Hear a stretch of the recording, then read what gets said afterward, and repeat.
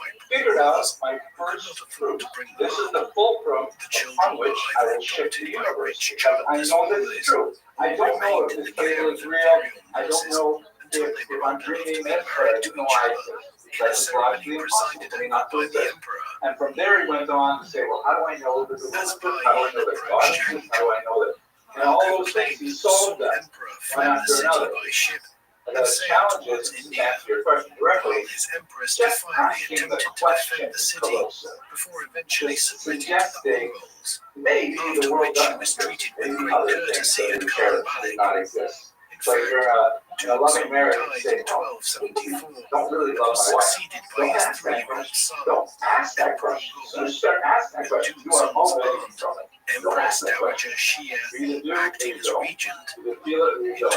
1276. After After a show of resistance, the Dowager led the child emperor to Beian's camp and submitted. The emperor's two young brothers escaped by sea to Fujian province, but after Song forces were defeated in 1279 in a naval battle on the south coast of China, Song Prime Minister took the uncrowned 7-year-old emperor, Jiao Bing, in his arms and jumped into the sea. Like what do they say in English? You don't want to know how the sausage is made. Province. Expression? His father and his mother allegedly played an important part in bringing the city under rule. According to Marco's account, all the rest of the Song Empire had surrendered to Emperor. The fortress at Xianliang continued to hold down for 3 years. The great Khan, in his frustration, turned to the 3 Venetians and asked them if they had any ideas to take the city. The Venetians informed the Khan of European mangonels, a type of siege engine or catapult which could throw heavy rocks against the walls of enemy fortresses and bring them down. According to Marco, Kobler then ordered the construction of 3 of these machines, which were brought by river to the besieging army at Xianliang. The fortress did not hold out for long against these new weapons and soon surrendered to the Mongols.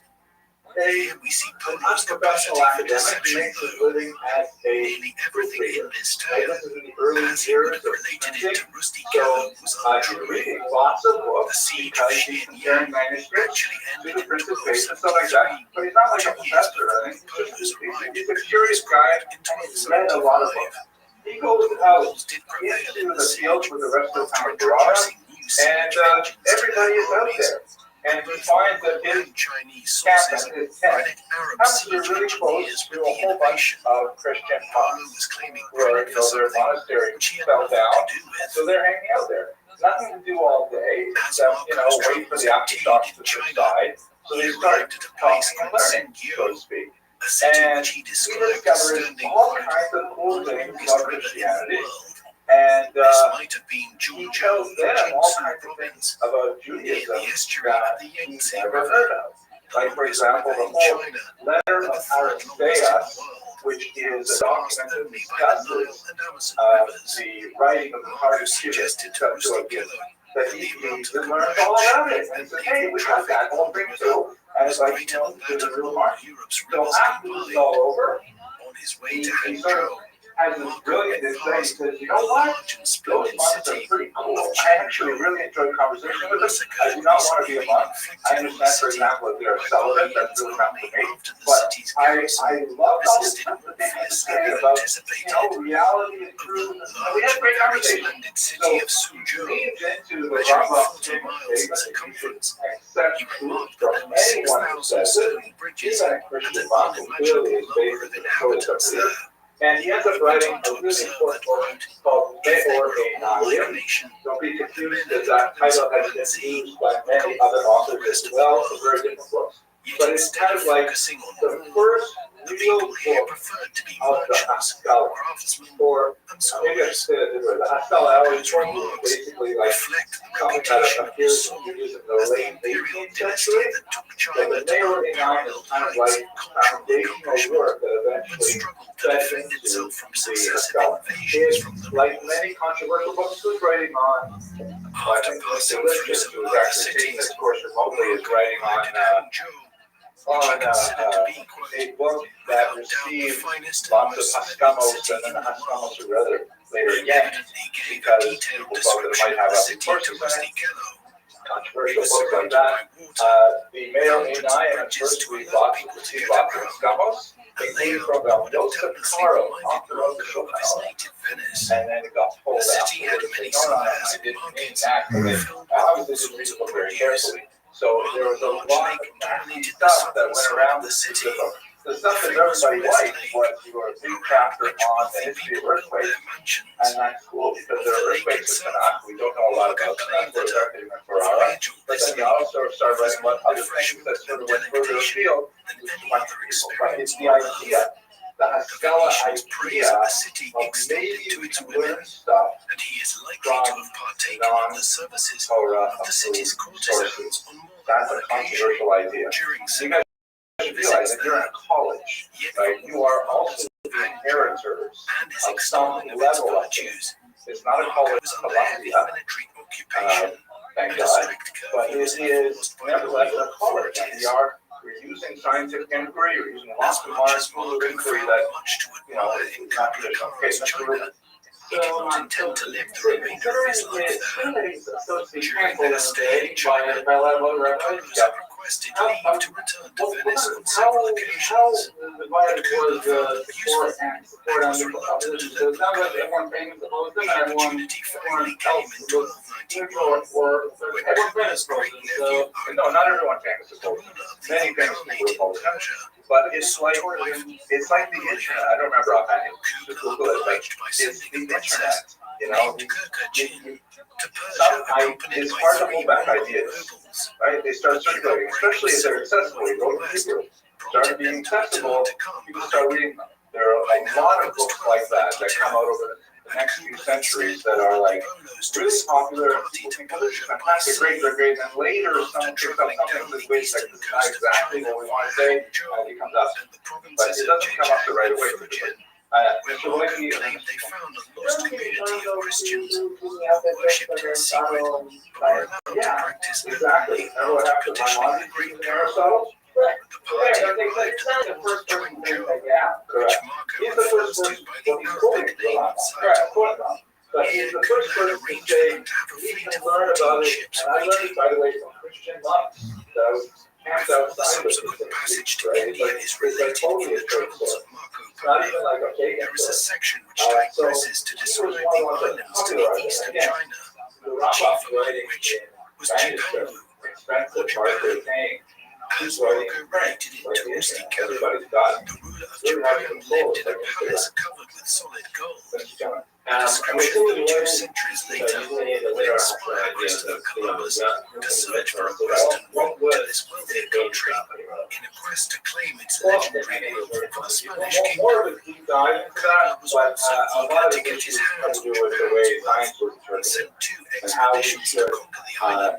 After the first attempt failed in 1274, the second campaign was launched in 1281.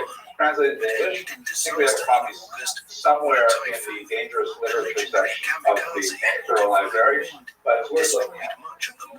Another big emphasis for the Haskalah, we have not discussed in great detail here, but a couple of you have been in my Sephardic history class. Really important is the Portuguese diaspora.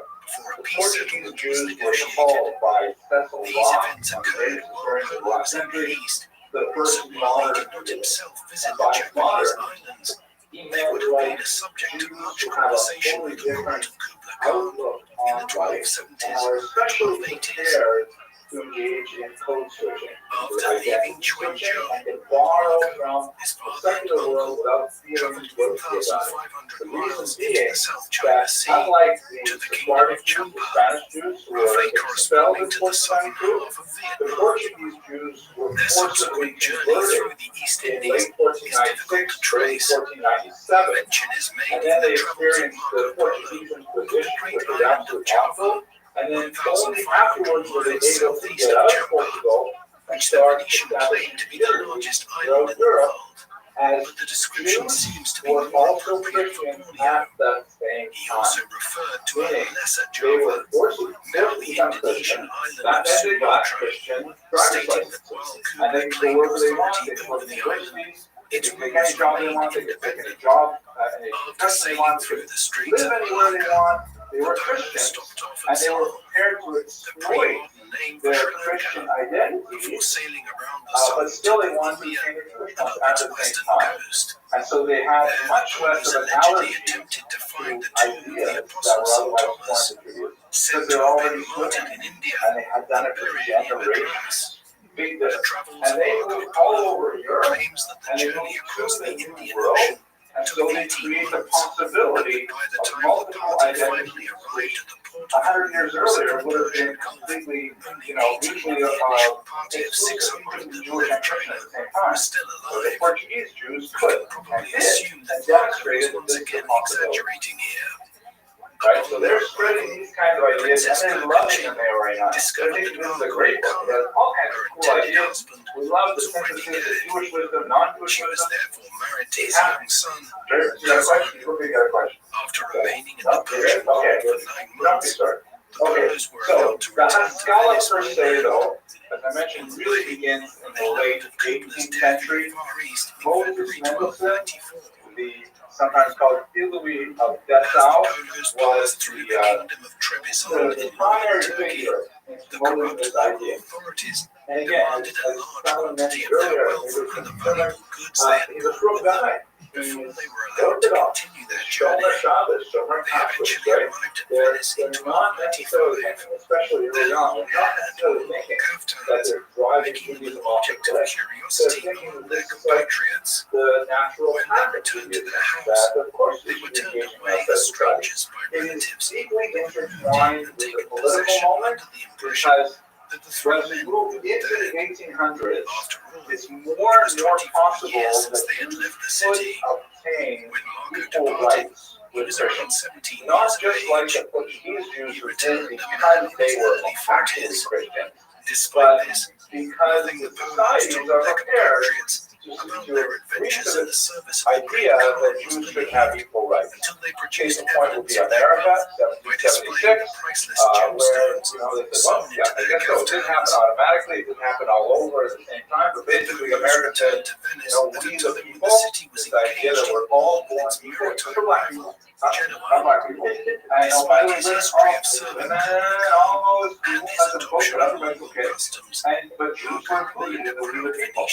And so that was like a pretty dramatic thing. The French Revolution we'll talk about after this lecture, massive impact. America was way over on the other side of the ocean, but France is right in the middle of Europe. And when they get to people right, that was mindful, right? And that's basically following on from the work that I wrote in biography. Nick comes from northern Germany, called Prussia. And he's a autodidact, self-taught genius. Exceptionally skilled in all trial areas of modern thought. And one of the most important areas, which, by the way, all of you identified as one of the most valuable things to learn here at this college, was his composition skills. To write really well in colloquial German. Let's remember the linguistic situation. Jews are still living a very, very insular lifestyle. Vast majority of Jews, top 10 friends are all other Orthodox Jews, but they have like lots of business contacts. So the level of communication that Jews have for most of Europe is a high degree of fluency in Yiddish, right, the mother tongue, the nominal. Typically some degree of facility and ability in Hebrew, because that's the liturgical language. Scholars would have stronger Hebrew and Aramaic, but the someone on would have enough to get to consider, follow maybe from a Rashi. But when it comes to German, it would basically be functional German. Just like, if people have Hispanic help cleaning their houses and doing their lawn, you might know enough Spanish to say, we're going to be on vacation next week, don't come, or, basic things are, hey, you please clean up the kitchen, whatever you might say in very, very basic Spanish, because that's what you need for, effective communication. Or like, I know 6 phrases in Korean, which I find immensely helpful when I get my driving license. I could almost all leaders in America and something like Korean. And I actually, fun fact, I have a Korean name. I know how to write it. Marco's tales seem Do I have a marker increasingly here? I don't know if I have a fantastical marker. to his The fellow word with a Venetians, finger in it. who knew him Then primarily as a sedentary merchant of their city. I'll show you my secret Korean According to name. legend, whenever If I he don't find a walked the marker. streets of the city, Maybe I will he not was be able to followed by realize it. children Why you shouting, might ask Mr. why Marco, tell us you have a another Korean lie. name. But I'll tell you. Another account, this one written by a When I was Dominican about 15, friar, I worked for a the Czechoslovakia and relates how they had after trouble Marco pronouncing felt seriously Henry. ill in They call me Henry. 1323, So his they said friends after about urged a him month, to they said, admit "Yeah, that the tales he had told for young several Sue." years were So made that up. means like Moshe Chaim or something like that. Man Young replied, Sue. So that was "Friends, my, I that's my have not Korean. written down half of those things I Okay, saw. well, how did I get to that? He would never You say, recover well, from his I illness, can't spell it and he in died on the Korean, 9th of but I January don't have a marker here. 1324 at the age of 69. Yeah, is this a marker? Yeah. Marco Polo enjoys a legacy as one of the greatest travelers in world history. A native of the Venetian Merchant Republic, Marco joined his father and uncle on their journey to Kubla Khan's court as a teenager, and would serve the Great Khan for 17 years, during which he traveled extensively throughout China, making detailed observations of local societies, economies, customs, and religious beliefs. After returning home after 24 years of travel, his participation in the Battle of Chula proved a stroke of fortune, as it introduced him to Mystic who helped him immortalize his travels. Thank you so much. Thank you. So my Korean is like really handicapped. I only know the very minimal. But if I lived in Korea, I would probably learn a lot more. Attesting to its popularity in Not that Italy I'd and be a France. literary genius, not that I'd write a book in Korean, or lecture in Korean, but I would be able to tell them how to Readers do across it, right? Europe, So it would at inspire that level future of explorers you and know, those also living in offered the a country for template 800 for the years. burgeoning genre That's of the extent of anthropological the studies of foreign societies skills in early largely modern because Europe. of what they needed. Ultimately, his story is one of strange paradoxes. The travels of Marco Kind of Polo like the were made possible representatives by of the the brief community peace who which spoke existed to across the king, Asia the prince, or the during the nobleman, who era had a of better level to this. that followed from decades of brutal And also war in the and tomorrow, the conquest. discussion of Soon, what kind of Central haircuts Asia you and the can Middle have. East There's would certain really collapse popular back long into haircuts warring that would be states and considered rival like powers. haircuts like, oh yeah, you couldn't get those haircuts, but if you were close to the king, you didn't have that, so you could have that haircut. Full discussion, I think, you were Nasi's son-in-law, or her Rebbe's son-in-law, yeah, had that kind of haircut. Tangents. Why am I going on tangents? But Moses Mendelssohn had that beautiful German. He had an excellent speaking ability in German, and so much so that there was an essay competition, and he beat Immanuel Kant, one of the greatest philosophers of the 18th century. You know, coming in first, and Immanuel Kant comes in second is like a mind-blowing thing. Mendelssohn, Moses Mendelssohn, he's probably called the genius of Gestalt, because he was like really brilliant. And he wrote a ton of material in German and also in Hebrew to explain Judaism to the rest of the world. He was kind of like the Oprah of Judaism for the rest of the world. Everybody said, wow, maybe these Jews are not so weird. Look at this guy. He can stand up and he Blocking the route of Europeans to he has good arguments, right? He actually makes a lot of sense. So he was extremely influential to history as Marco Polo was there born were around other figures who were 1254 contemporaries who, by contrast, were sort of the Solomon Lyman, in the city who of comes from Venice. not too far away from him, Marco's on father the Russian was side of the Niccolo border. Polo, He a also prosperous was merchant. deeply The involved in origins of the Polo family are unclear. One tradition suggests that they were originally from Šibenik on the Dalmatian coast of what is now Croatia, and that they only relocated to Venice in the early 11th century. Another study suggests that the family only moved to Venice in the mid-13th century, and that Marco was actually born on the island of Korčula, near modern-day Dubrovnik. At the time of Marco's birth, the Republic of Venice was one of just dozens of Italian city-states, though one of the most powerful, dominating the sea routes of the Adriatic Sea and with extensive trading connections and colonies in the eastern Mediterranean. Not everybody Numerous agreed, studies have obviously. proposed Most that Mendelssohn's Marco books was were actually famously born in burned one of in some Venice's circles, trading which is stations generally while a good colonies sign that your abroad. book sales are going to keep Perhaps going even in up, because Constantinople, burning got to the be what's medieval going on in name there. for Istanbul But he and really the capital of articulated the a path Byzantine that Empire at the time. was The extremely wider influential consensus, for the however, next few centuries. is that Venice I'll itself give was you his some of place the of comments he birth. made. By the way, this According to background the you will see here traditional is from a account famous found painting in of The him and a Travels of priest Marco named Polo, Lavater. Niccolo and his brother, Maffeo, left Venice in 1253 on what would become an extensive trading voyage. Early the following year, Niccolo's pregnant wife gave birth to a boy named Marco after St. Mark, Venice's patron saint. Marco's mother, whose name is unknown, died when her son was still a child. As his father was away on his trading mission, young Marco was brought up by an aunt and uncle. Away from Venice, it is likely that Niccolo Polo would not have even known that his wife was pregnant when he left the city in 1253.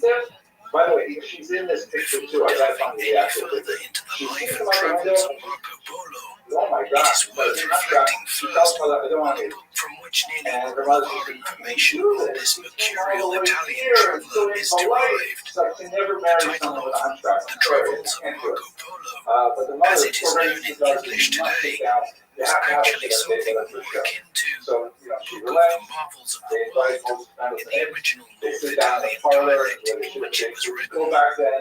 It was not, as is sometimes suggested, written by Marco Polo himself.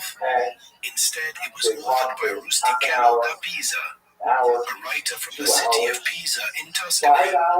Sometime around the mid-1280s, Rustichello was imprisoned by the Republic of Genoa, which was engaged in an extensive conflict with Pisa during the 13th century for control over the island of Corsica. He was still in a prison in Genoa years later when he was joined by Marco Polo, who had himself been detained by the Genoans during the conflict with Venice. Polo was soon released from prison. By that time, he had related the stories of his travels across Asia extensively to Rustichello, and the Pisan later wrote them out and published them. This was in manuscript form, and in the 14th century, hundreds of copies in various French and Italian dialects were circulating around Europe, indicating its popularity as a travelogue. Nearly all of what follows is based on The Travels of Marco Polo.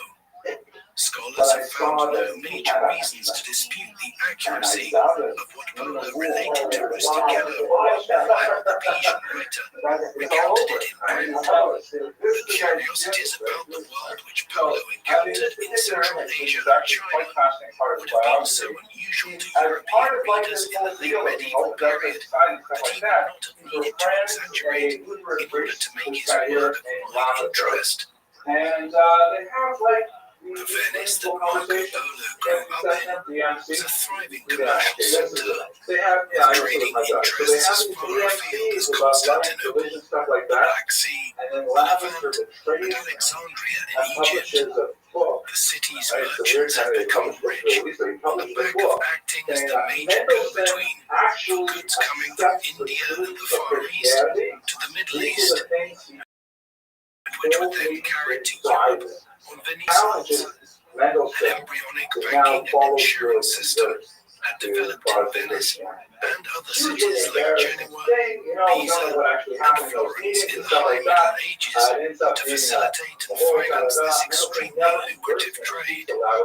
Venice had also become a major naval power in the process, with a huge merchant navy and a substantial fleet of war galleys. Indeed, so powerful were the Venetians that half a century before Polo was born, the Venetians had largely co-opted the Fourth Crusade into conquering Constantinople and for a time occupying much of the lands of the Byzantine Empire. It was only in 1261 that the Byzantines managed to retake their capital, and when Marco's father and uncle had left Venice in 1253, it had been to head east to extend their trading interests at Constantinople. Though they soon relocated northwards to the Italian trading stations in the Crimea. As significant as Venice's ties to Constantinople and the Eastern Mediterranean were, Marco Polo's life would be shaped by developments much further to the east. The Mongols, a major tribespeople from the Chinese end of the Asian steppe, had burst onto the global stage at the beginning of the 13th century after a warlord named Genghis Khan had united the divided tribes into a confederation that had begun extensive military campaigns in both China and in Central Asia. By the time of Genghis's death in 1226, the Mongols had expanded as far west as the Caspian Sea and launched raids into Eastern Europe. This continued under his successors. By the time Marco was born in the mid-1250s, the Mongols were campaigning into the Crimea and Ukraine region and into the Levant against the Muslim powers. They sacked the city of Baghdad in 1258. While the Mongol Empire would soon be divided up amongst the descendants of Genghis Khan, at its peak, their combined territories extended from the Black Sea and the Syrian desert in the west, all the way to the Yellow Sea and the eastern edges of Asia in the east. This all had major implications for European merchants like the Polos. Firstly, the Mongol campaigns that destroyed some of the old powers who had played a major role in bringing Chinese silk and spices from India and the East Indies to the Middle East for merchants from Venice and Genoa to buy them in cities like Alexandria for the European market. But conversely, the creation of a unified Mongolian polity that stretched over more than half of Eurasia led to what is termed the Pax Mongolica, the Mongolian Peace, a period in which the Mongols facilitated trade along the Silk Roads that led from the Mediterranean all the way east to China. Marco's father and uncle, Niccolo and Maffeo, were two of the first individuals to see the potential for direct trade to the east under Mongolian rule. In the process, cutting down the Muslim merchants who had made the Venetians pay over the odds for their goods in Alexandria for centuries. Hence, the two brothers set off east from the Crimea in the early 1260s, traveling to Bukhara in modern-day Uzbekistan, a rich trading city where they lived for 3 years and learned various Mongolian dialects. In 1265, they received an invitation from the most powerful of the Mongol lords, Kublai Khan, of China, to head east to visit his court at Khan Balik, on the site of modern-day Beijing. There, the Polos found Kublai to be a wise and intelligent ruler. His mother was also a Nestorian Christian, a sect of Christianity that believed in the separation of Jesus Christ's human and divine forms, one which had flourished in Asia in medieval times. Thus, Kublai was sympathetic to the Christian Polos, and they soon acquired trading concessions from him and a right of free passage around the Mongol territories. Armed with this, they loaded up on expensive goods like silks and spices, which were often worth more than their weight in gold back in Europe, and headed back west. By 1269, they arrived at the port of Acre in modern-day Israel, and then headed on the last leg of their journey home to Venice, arriving there either in late 1269 or into 1270. When Niccolo Polo returned to Venice after a 16-year absence, he met his 15-year-old son Marco for the first time. Rustichello did not provide much by way of detail on Marco's early life in The Travels of Marco Polo, and little is known about his childhood. He would have received some practical schooling in basic mathematics and about foreign currencies and commodities. The better to continue in the family mercantile mercantile trade in years to come. He would also have had some experience of being at sea by the time his father and brother returned to Venice. Such was the manner in which Venetians lived astride the Adriatic Sea. What we can be much sure about is that it was quickly decided in the early 1270s that when the Polos headed off on another trade mission, Marco would accompany them. There was not long to wait. They left Venice in the spring of 1271 to head for the Holy Land, where Italian mercantile activity was busy at the time to supply Acre and the other Crusader ports for the Ninth Crusade. There the Polos visited Jerusalem while they waited for the election of a new Pope in Rome, in the hopes that the new head of the church would provide them with messages to take east to Kubla Khan. Eventually, though, they tired of an inordinately long election process and decided to strike out east for China once again.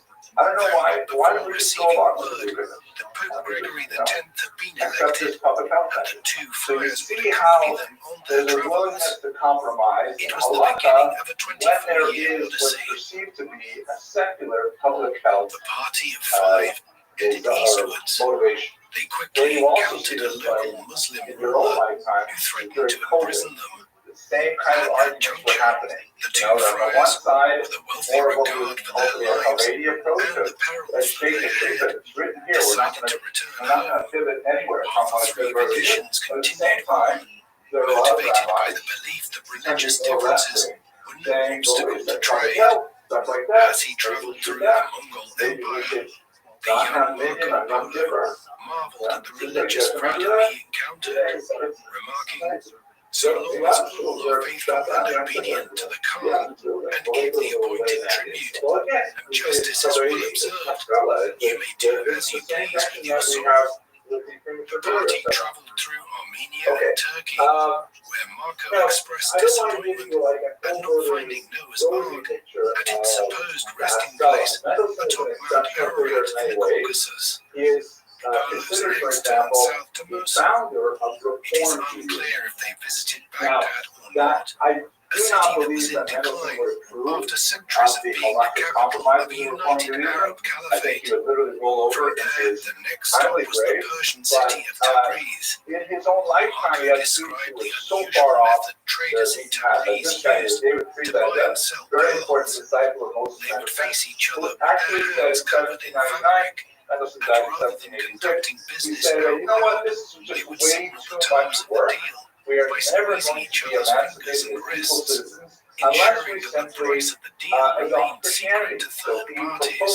The Venetians journeyed across Persia to the port of Hormuz, hoping to board a ship and sail to India, from where they would travel to China by land.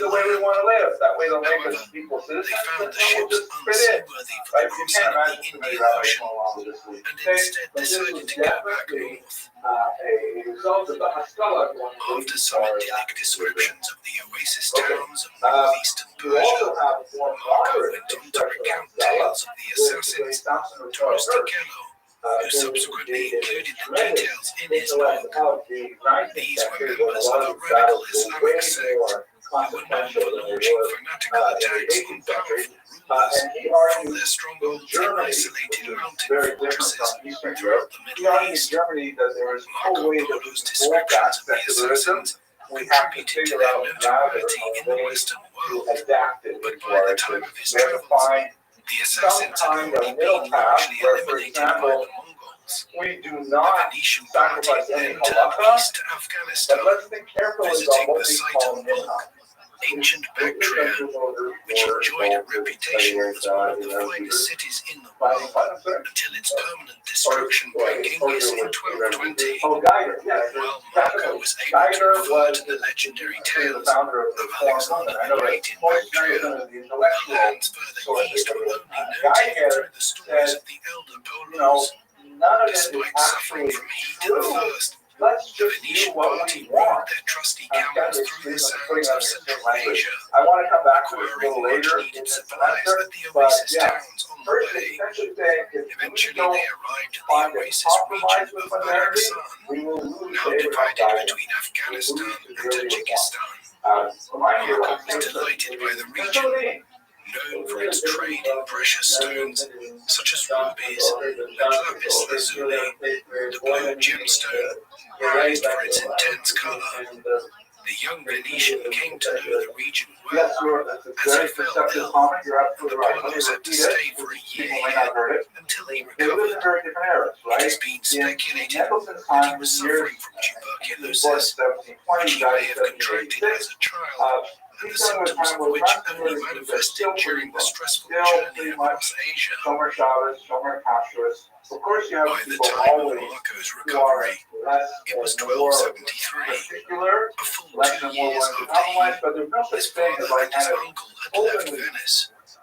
A few weeks later, they faced a formidable obstacle of the Pamir Mountains, which Marco described as one of the highest places in the whole world, observing that there were no birds at the high altitude because there was nothing for them to eat. However, once he reached the expansive plateau, nicknamed the roof of the world, he was surprised to encounter a large lake accompanied by the best and fattest pasture of the world, on which grazed multitudes of wild sheep. The plateau was not as friendly to humans, and the Paulos struggled to keep their campfires going in a low oxygen environment. 2 months later, having crossed the Pamirs, they arrived at Khotan, on the edge of the Taklamakan Desert, where they replenished their dwindling supplies. The arduous trek through the Taklamakan only brought them to the edge of the considerably larger Gobi Desert. The temperatures fluctuated wildly each day in this desolate landscape, from 40 degrees Celsius during the daytime to below freezing at night. Marco later recollected hearing a phenomenon called the singing sounds, caused by the wind on the dunes, which many interpreted at the time as the souls of those who had died in the desert crying out. At last, the Venetian party arrived among the Tangut, a Tibetan people who had ruled over a sizable domain in western China before the Mongol conquest. Though he had been confused about the religion of the Buddhists during his earlier encounters with them, Marco expressed admiration for the devotion of the Tangut Buddhists and drew a number of parallels with Christianity, likening the worship of Buddha statues in different forms to the veneration of saints. He was less impressed by the morality of the lay people outside the monasteries, observing that the men frequently took up to 30 wives, and those who were too old could be replaced by a younger sister. Marco was more intrigued by the customs in the oasis town of Kum, now known by its Chinese name of Hami, where the menfolk were so accommodating of guests from afar that they would invite them to sleep with their own wives for the duration of their stay, and the women were more than happy to oblige. Marco, who was in his late teens at the time, strongly implies that he was the beneficiary of such hospitality, a practice that enabled such remote communities to replenish an otherwise limited gene pool. Not long after Licour, the Paulos spent almost a year carrying out their business at a place which Marco called Camp Chou, which has been identified with Zhengyue in Gansu province in northwestern China. The longer he spent in the Mongol Empire, the more he praised its accomplishments. Despite Genghis's reputation as a bloodthirsty savage in Europe, Marco later stated, quote, Genghis Khan was a very upright man, eloquent but of great valor, great wisdom, and great prowess, placing him on equal footing with his childhood hero, Alexander the Great. He went as far as to claim that Genghis protected the inhabitants of cities that resisted him after he had conquered them. In his description of Genghis's life and conquests, I actually had to Marco look at the refers German to a battle frequency to between figure out what Genghis the and English Prester was John, made because the it's so legendary complicated. Christian But it's a ruler really in the great East, philosophical who was treatise of defeated and what lost is his the life.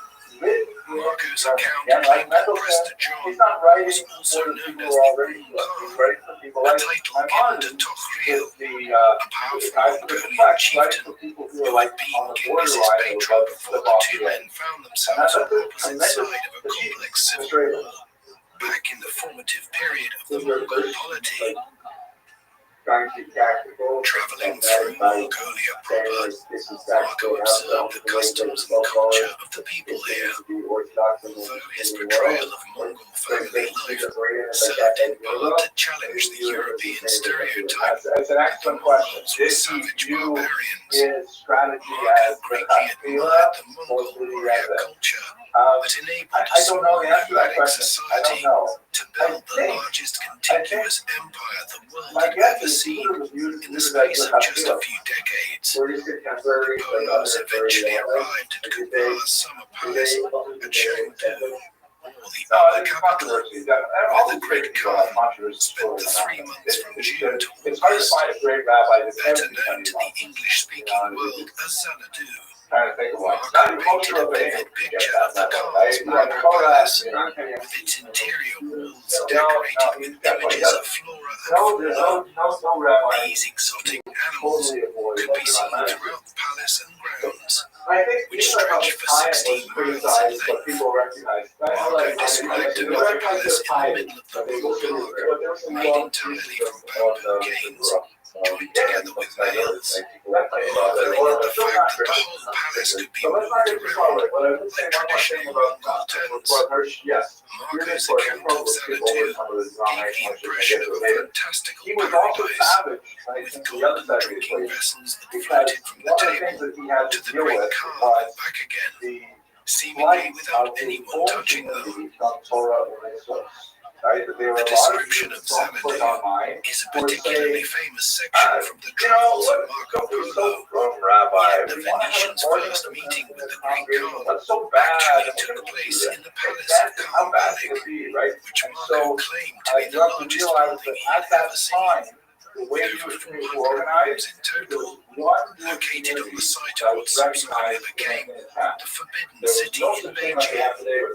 After prostrating themselves before the Khan, the 3 Venetians were received with honor by Kubla, who was curious to learn where Niccolo and Raphael had been in the years since they last met. The 2 brothers presented the great Khan with official documents from Pope Gregory, as well as a gift of the oil from the Holy Sepulchre in Jerusalem, which particularly delighted Kubla. Niccolo then presented Marco, referring to him as, quote, my son and your man, who as the dearest thing I had in this world, I have brought with great peril and ado from such distant lands to present him to you as your servant.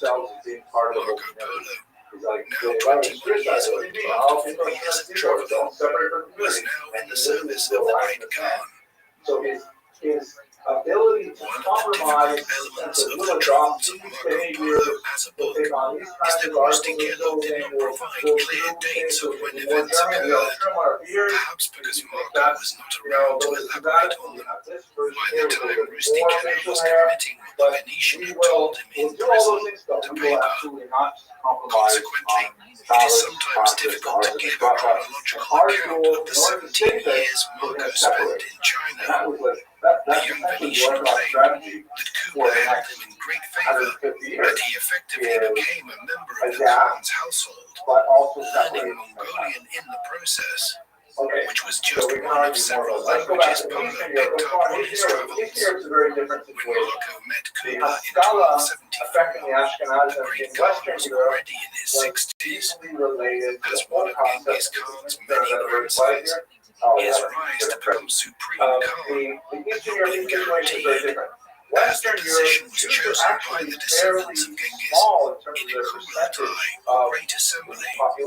Kubla owed his early rise to his formidable mother, Sorgatani Beki, who promoted the interests of all 4 of her sons, Ger, all of a sudden, Uleku, Jews are Kubla, concentrated and in Arik Berka, smaller all settlements, of whom villages, achieved distinction. settlers, During and the sometimes in large 1250s, cities, but Kubla their proved population himself is as a sometimes military leader, over half. helping his But brother Odysseus, Urka for example, conquer the had kingdom about of Dali 78% Jews. in southwest That China. was the population. When That was not Urka Jewish. died in And 1259, the kinds a of power struggle assimilatory followed between pressures Kubla that and his were brother, affecting Arik Western Berka, Orthodox Jews from which was Kubla totally different emerged victorious in from 1264. And so it has a The slightly great different Khan kind treated of his younger context. brother For one, with magnanimity. Jews Arik regarded Berka's German unexpected culture death 2 as years being later high fueled rumors value. that he had been poisoned. Jews thought, and this is part of the tragedy Once of he the had 20th secured his century. authority We among the speak about this Mongols, thing called the German Kubla Jewish resumed his synthesis. campaigns So in we China, really wanted to and these be were like the backdrop Germans against so which badly. Marco spent We his thought time Germans in the had the Far best East. literature, The the best Mongols had science, already the best adopted music, many the Chinese best art. customs, They really did and have Marco was an impressed amazing by the collection of sophistication of cultural an artifacts. economy that So used much paper so money. that when As it a gets traveling expressed in some merchant, he denominational sense, appreciated like how we a thought, paper I know currency it's not the that was planned lecture, accepted but we throughout kind of the go in that empire direction. was much Abraham easier and Geiger safer to carry reformed compared congregations to that large typically not quantities of called gold and synagogues, silver what are they called? that European Temples. merchants Now, why used do as they their call them means of temples? What other way to exchange. call them temples? In 1271, Kubla laid claim to The the Chinese thing empire that the by service like proclaiming the when Yuan they're dynasty, landing a little, with we don't have himself it, as so emperor. And by okay, very good. A little bit 1279, sharper, he Mr. had Rubin. eliminated the Yes. final vestiges How of many resistance from the temples Song are dynasty there in southern China. Judaism? However, even as he consolidated his Well, power in okay, China, one Kubla's at a time. authority Exactly. elsewhere was in decline, One at a time. And and where the is that empire temple? began to fragment into Jerusalem. 4 distinct So entities: why, what does it the mean Yuan if you dynasty build a in building China in and Berlin Mongolia, and you say the this Golden is Horde in my Russia, temple? the Chagatai Move the Khanate center in of Central Judaism to Asia, Berlin. Thank you, Mr. ruled Rubin. by the Exactly. descendants Move of the center of Genghis' Judaism second to son, Berlin. You say, Chagatai, oh, and forget the about all that Ilkhanate in the biblical Middle stuff East, about wanting to go ruled by back. Hulegu and his descendants. Moving all reference to Mashiach. After This is our entering the temple, Great right here Khan's in Berlin. service, This is where we Marco belong. performed Of many course, you different should give us roles. equal rights as He citizens spent because most look, of we've his already time made this at the commitment. Khan's We've court at abandoned Khan Balik our and temple in Chengdu, Jerusalem. We're creating it here. informing Kubla about That Europe kind of and its thing people and is not customs. happening in He Russia, also traveled in the Russian extensively Empire. throughout the Jews empire are not on business for the Khan, admirers in the 19th collecting century taxes, of Russian literature. participating in local administration, and gathering intelligence about the local people. His first mission was to a place called Karachian, a Turkic name for the kingdom of Dali, which after its conquest by Kubla in 1253 became Yunnan province in southwestern China. During these missions, Marco took notes about the customs and economic potential of each region, which he would report back to the Khan. These notes kept his recollections of the lands he visited clear in his mind, and they later informed the composition of the famous account of his travels. Born in 1910. Marco had a good eye for administration, and he left a detailed account of the postal system that allowed Kubla to administer his vast empire from Khan Balik. If they needed to, the emperor's messengers could travel up to 250 miles a day on horseback by carrying a token that enabled them to change horses at each post house. On the main roads leading out from Khan Balik, these post houses were found 25 miles apart from each other. All of them accompanied by what Marco later described as a large palatial hotel to cater for the needs of any travelers staying overnight. Each of the post houses had at least 400 fresh mounts, ready for the Khan's messengers speeding across the empire on horseback. Marco claimed that there were 10,000 of these post stations throughout Kubla's territories. The Venetian was also struck by the sense of order in Kubla's empire, remarking on how the urban centers were laid out according to a grid pattern of the kind that would later be used for urban planning in the United States in the 19th century. On his travels across northern China, which Marco calls Cathay, after the Khitan people who ruled the region 2 centuries earlier, Marco described people burning black stones for heat and light, which lasted much longer than word.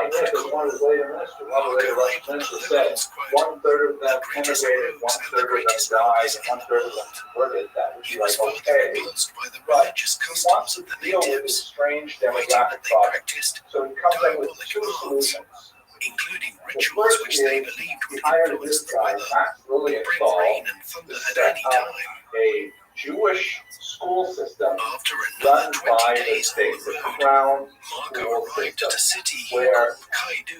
Jewish kids Now who Shichao in enroll southern in this Sichuan, school having will already get described a the use nice of big paper money dose earlier in his of account, Russian training. Marco They'll get outlined how the Russian people here language, used which will blocks be a of big salt deal. as currency. They'll get This math, could be and science, exchanged for gold, and they'll get which all was kinds of plentiful things in the to region, gain as the political. people who lived in the We will mountains probably could also find it throw in easily there in a the little lakes and bit rivers of by simply panning conversion for it. efforts to get them to This convert enabled to traveling Christianity, merchants but that to would make be a healthy not good. profit by And Max arbitraging the different Blumenthal, rates in the city Big and Pascal the more supporter, remote says, areas of the country. fantastic, here's my Marco chance himself to may have get made some this money in this backwards manner. super religious After his people trek through and Tibet, launch them into the Marco 19th arrived to century. the province Let's of get them, Karachian, modernized, let's eastern give them Yunnan, proper training where he overall. later claimed he encountered a I'll hideous handle creature, those which he Russian Orthodox described as a priests who serpent want to come in and with give the 2 short occasional front legs, conversionist a lecture. large I'll head, handle them. and a mouth Ended up in a so terrible large as to failure. swallow He a ended up man in leaving one in go. disgust. He actually moved to These were Cincinnati crocodiles, afterwards. the But gall the of which idea was was used by the that Chinese the for whole medicinal system was supposed purposes, to be a both to heal pathway wounds to and to increase assimilation fertility into among Russian women. society. Again, This Nicholas was the highly first prized motivation, although and we could can't say fetch he was high a prices, Philo-Semite. while the He was meat from the primarily doing crocodile it for was social also sold reasons, as a not because he delicacy. hated Judaism, but because he wanted the Jews to be more like Russians. Marco continued his journey west Why would to a any place Jew he even called consider Unxian, modern-day Baoshan, in western Mr. Yunnan, Knight?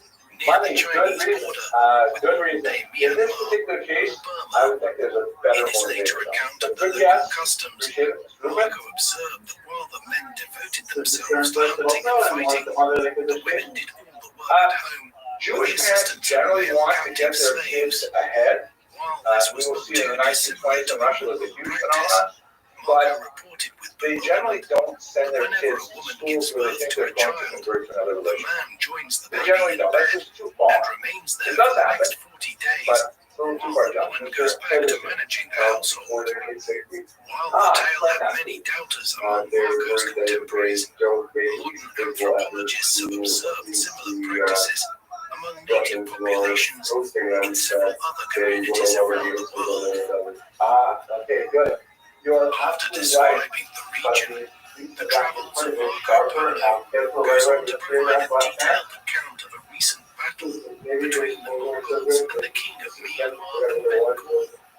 The whole region, including parts of modern-day Myanmar, had been part of the kingdom of Dali, which was founded in the early 10th century AD and later became a vassal of the Chinese Song dynasty. Kublai's conquest of Dali in the 1250s allowed the Mongols to threaten the Song dynasty's western flank, but the region was subject to frequent rebellions. Amidst the instability of the region, the Burmese attacked the Mongols in 1272. The battle that Marco noted was fought near Baoshan in 1277, pitting a Mongol cavalry force against a far larger Burmese army of 40,000, with cavalry and infantry, as well as 2,000 elephants. Though the elephants caused the Mongol horses to take flight, the Mongols dismounted to fight on foot and managed to drive off the elephants with bows and arrows before engaging in hand-to-hand combat to seal their victory. The Mongols captured 200 of the enemy elephants and presented them as gifts to the Khan. This Mongol invasion of Burma took place in the years after the Polos arrived at Kublai's court, and Marco would have known a lot about how it proceeded from reports reaching the Mongol court. Years later, Marco also described the country of Myanmar, to rustic yellow, and the reason included these details in his book. According to Marco, the journey to the capital of Myanmar took 15 days riding, quote, through vast jungles teeming with elephants, unicorns, and other wild beasts. Marco does not give any further detail about these unicorns, but he was most likely referring to the Asian rhinoceros, the horns of which were prized for medicinal purposes. After leaving the jungle, he arrived at what he called the city of Vienne, the ancient Burmese capital of Pagan. The city was famous for its pagodas, and Marco focused on a pair, one in silver and the other in gold, which were built on the tomb of one of the Burmese kings. He then went on to relate the Mongol conquest of Myanmar, claiming that Kubla had sent forth a large number of court jesters and acrobats, reinforced by regular soldiers. After they defeated the Burmese, the Mongols were astonished to see the pagodas and proposed carrying off the gold and silver for the Khan. But Kubla refused, since he did not wish to cause resentment among the Burmese by plundering the tomb of their great kings.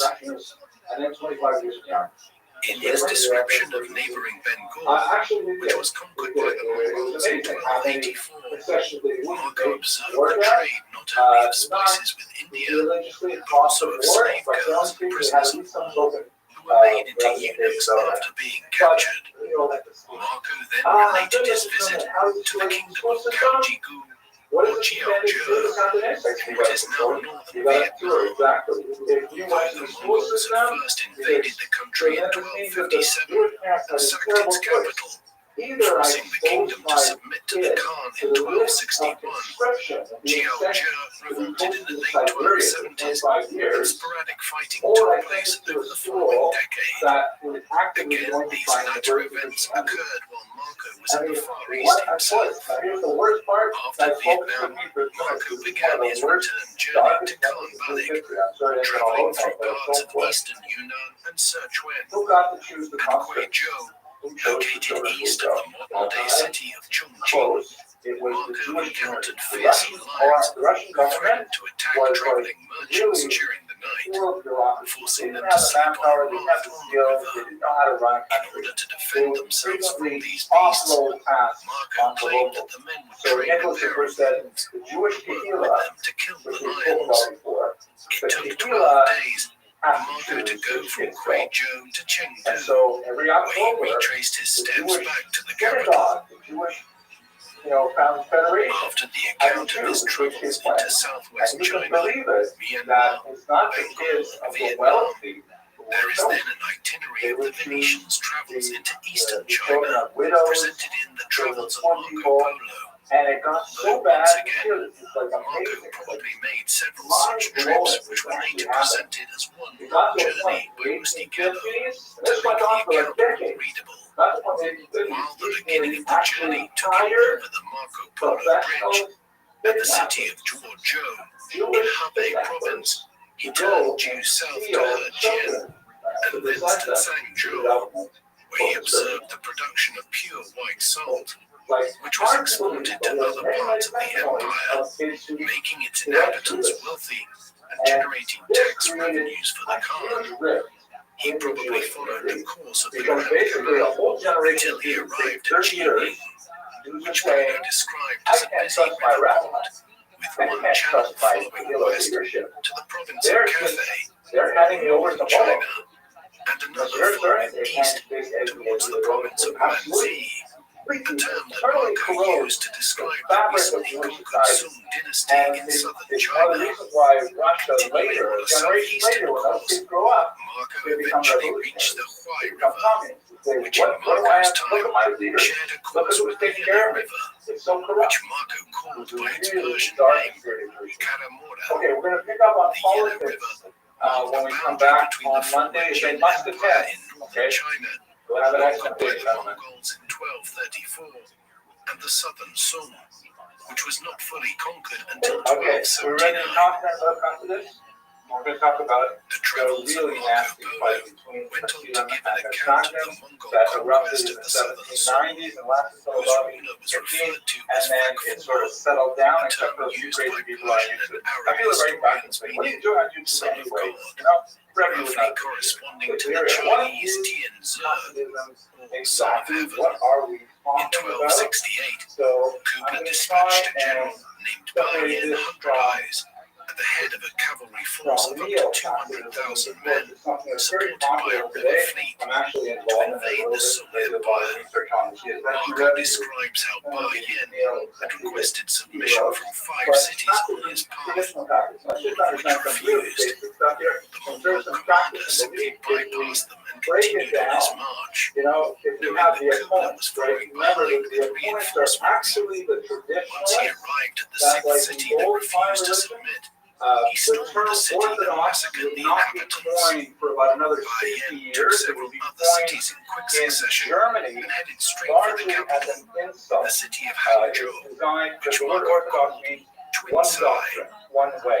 That was meant to be sort of a nasty thing to say to the traditional Jews, saying, you think there's only one way to be Jewish, as opposed to us Reformed Jews who have like 17 different ways to be Jewish. So that's why the Orthodox term was originally intended as an insult, a slur. Later it became adopted as a term of pride. Saying, yeah, this is the way we are. The truth is, as you all know, there's no such thing as one way to be Jewish. There's knowledge, halakha, and you can put about 6 or 8 people inside Dalai Lama. There are lots of different ways to be Jewish, but there are boundaries. So the term that would have been used if people were struggling to find a term to describe something that had not had a contrast before that, they would use the term al-Salal Empress defiantly attempted to defend the city the old way. before eventually So submitting to they the later Mongols, became called after which she was treated with great courtesy at Khan. In fact, Dudzun so in died in terms of like, do 1274 they believe and was in succeeded by his Let's 3-year-old the son, answer is obviously yes. Emperor Both groups are on the same page with Dudzun's that. aunt, Do they believe Empress Dowager really Xia, key acting as elements regent of Judaism, like for in example, a person is going 1276 to become a after heir, a show of and you resistance. have to The Dowager led teach the them the child basics emperor of to Judaism in Beyan's order camp for them to and join the submitted. club.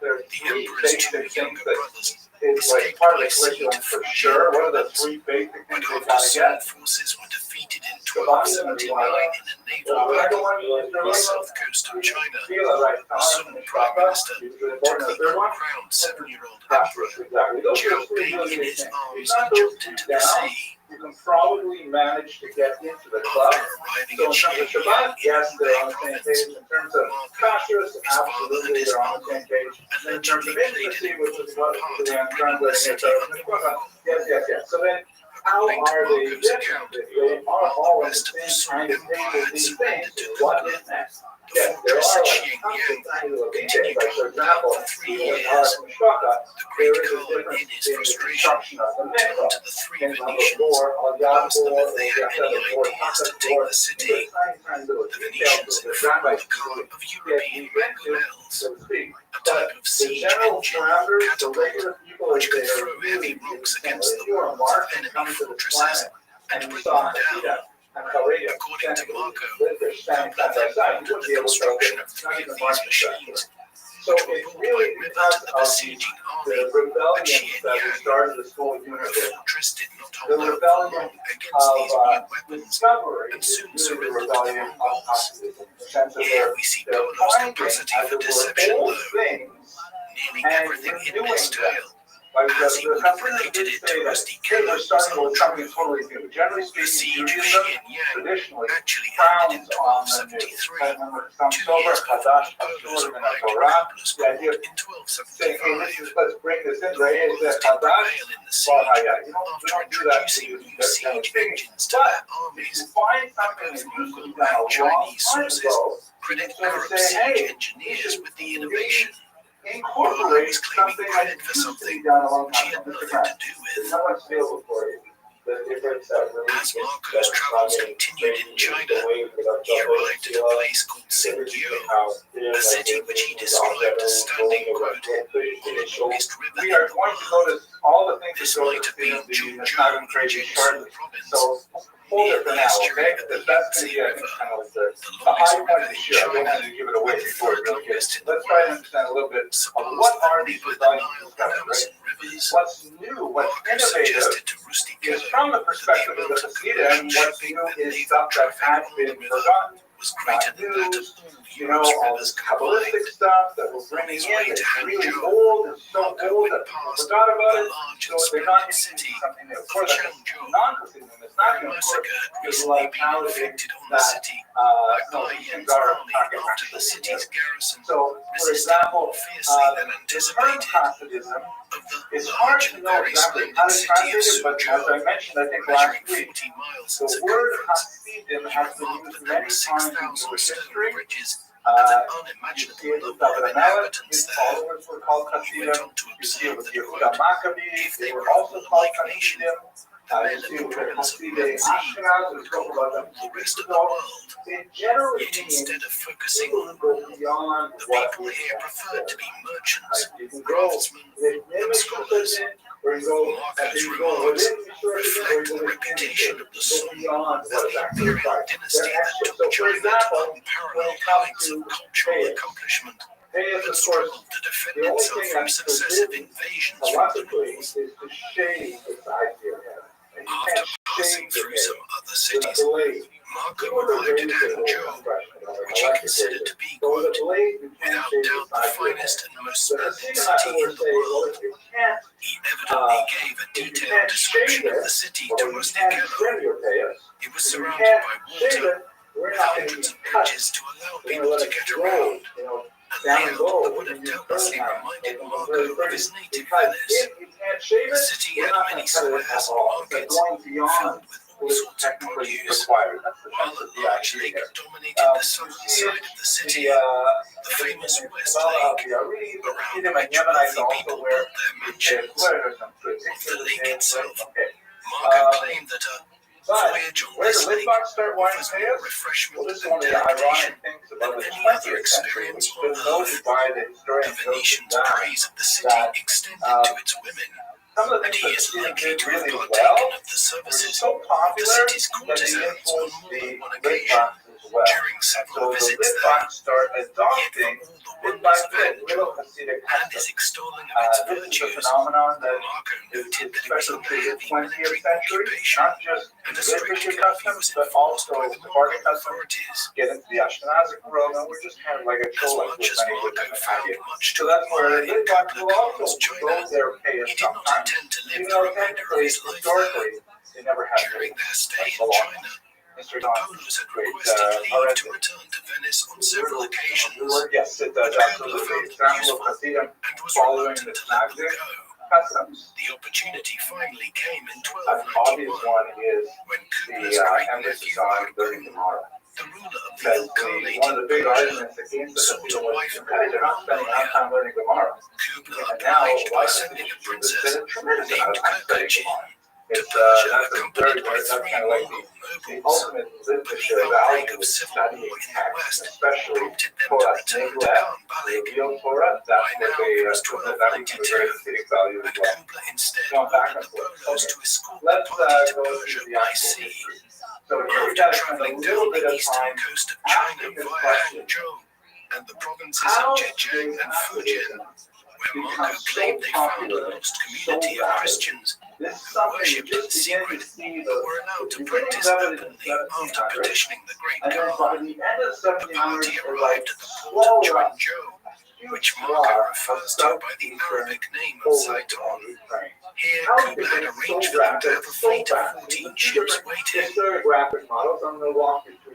Before the subsequent passage to India is related in the Travels of Marco Polo, there is a section which digresses to describe the islands to the east of China, chief among which was Japan or Japan. As Marco related it to Rustichello, the ruler of Japan lived in a palace covered with solid gold, a description that 2 centuries later would inspire Christopher Columbus to search for a western route to this wealthy country in a quest to claim its legendary wealth from the Spanish kingdom. Kublai was also eager to get his hands on Japan's wealth and sent 2 expeditions to conquer the island. After the first attempt failed in 1274, a second campaign was launched in 1281, but ended in disaster in August when a typhoon, the legendary kamikaze, or divine wind, destroyed much of the Mongol fleet and forced the Khan to abandon the campaign. Marco describes how a small band of Mongols left behind in Japan managed to seize a local fort and hold onto it for several months before a peace settlement was negotiated.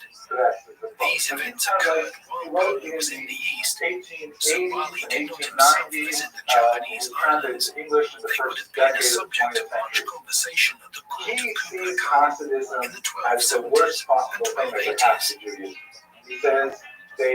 After leaving Zhuangzhou, Marco, his father and uncle, traveled 1,500 miles into the South China Sea to the kingdom of Champa, roughly corresponding to the southern half of Vietnam. Their subsequent journey through the East Indies is difficult to trace.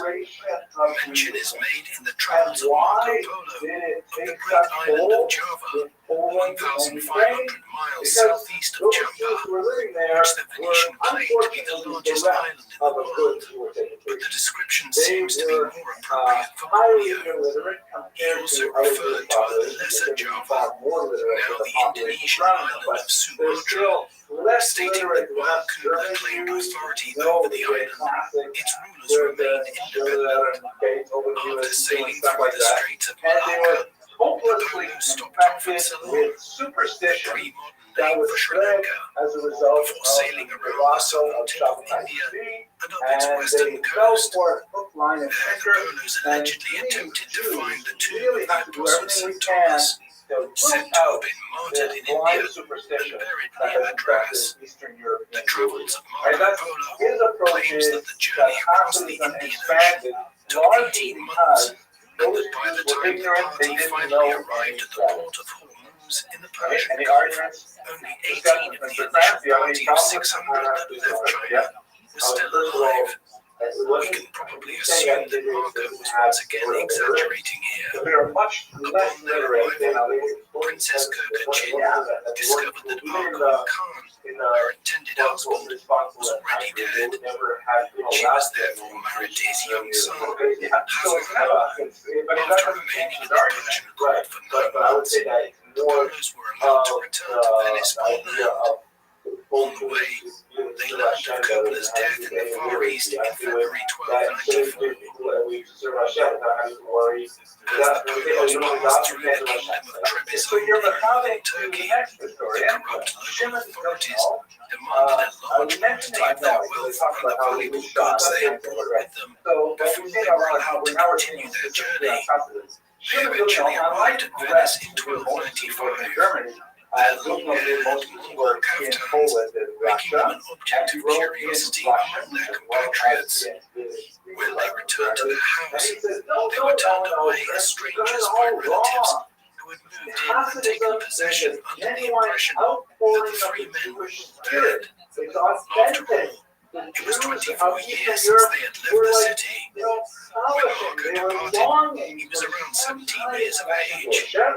He returned a man in his early 40s. Despite this, nothing the Polos told their compatriots about their adventures in the service of the Great Khan was believed, until they produced evidence of their wealth by displaying the priceless gemstones sewn into their kaftans. What the Baal Shem Tov did was, the Polos returned to Venice at a time when the city was engaged in war with its maritime rival, Genoa. Despite his history of serving Kublai Khan and his adoption of Mongol customs, Marco remained a proud Venetian and sponsored and captained the Venetian ship. When the Venetian fleet was defeated at the Battle of Corchulo in September 1298, Marco was taken prisoner. As an esteemed Venetian figure and a wealthy one after returning home from the Far East, Marco was allowed to spend his captivity in relative comfort, while his Genoan captors sought to organize a valuable ransom for his release. It was during this time that he met Rustichello of Pisa and began telling him about his many years of travel. We would probably know nothing about Marco Polo and his father until today, had Rustichello not recognized how extraordinary his story was, and began writing down what would become The Travels of Marco Polo. The book is often disjointed and incomplete, with unfinished sentences and abrupt shifts in the narrative. No two manuscripts are the same. Despite this, Marco's account would become more influential than any other European account of the Far East, influencing subsequent generations of merchants and explorers who dreamed of finding new routes to China and Japan. The lands described so vividly in the account of Polo's many years of travel. Now here's my favorite. Genoa and Venice soon made peace in May 1299, and 3 months later, Marco was released from prison. on He returned to Hasidism Venice, as where his family had acquired the a large next palazzo. stage of Jewish There, mysticism in after 1300, Shabtai speak. He already does in his draw a mid-40s, direct he line from married a Shabtai Venetian speak woman to the named Hasidic movement. Donata, Shabtai with whom speak, he of had course, 3 daughters. was a huge By this debacle. time, He his converted to father Islam and Nikolai everyone was was dead, suppressed and stuff like that. but he But continued Shabtai to speak work with did his uncle open up to a Raphael large in the family's population trading the company until possibility the of latter's death studying around Kabbalah. 1310. People began to say, By wait then, a Marco second, was in his you're missing mid-50s all this and really had cool stuff inherited coming most out of the front, the family's Albedo. assets. Wow, No so longer a amazing. traveler So and adventurer, he said it really he has was to more do focused on with the increasing his intellectual already approach. substantial And in wealth. fact, there are a By lot the of early textbooks that 1320s, ridiculously Marco's embarrassing number of tales seemed rabbis increasingly who became fantastical followers to of his fellow Shabtai speak, Venetians, and even after who he knew him converted, primarily they as a stayed secondary on merchant of their city. quietly or According to you know, legend, under the whenever table, he still walked the being streets of the Shabtai speak city, believers. he was There followed was by for about children half a shouting, century "Mr. a Marco, long, tell us another you know, lie." number of Another surprisingly account, important this one rabbis written who by are a still Dominican serving friar as the head of their nation, named Jacopo serving as Gacui, poskim and stuff like that. relates how And we after know that they're Marco still fell writing seriously pro ill in Shabtai speak stuff. It's 1323, very, very difficult. his Very. friends Mr. urged him Grant, to quick admit that the question. tales he had told for so many years were made up. And you also The bedridden man replied, "Friends, I have not written down half of those things I saw." He would never recover from his illness, and he died on the 9th of January 1324 at the age of 69. Here's my favorite. This guy's my favorite.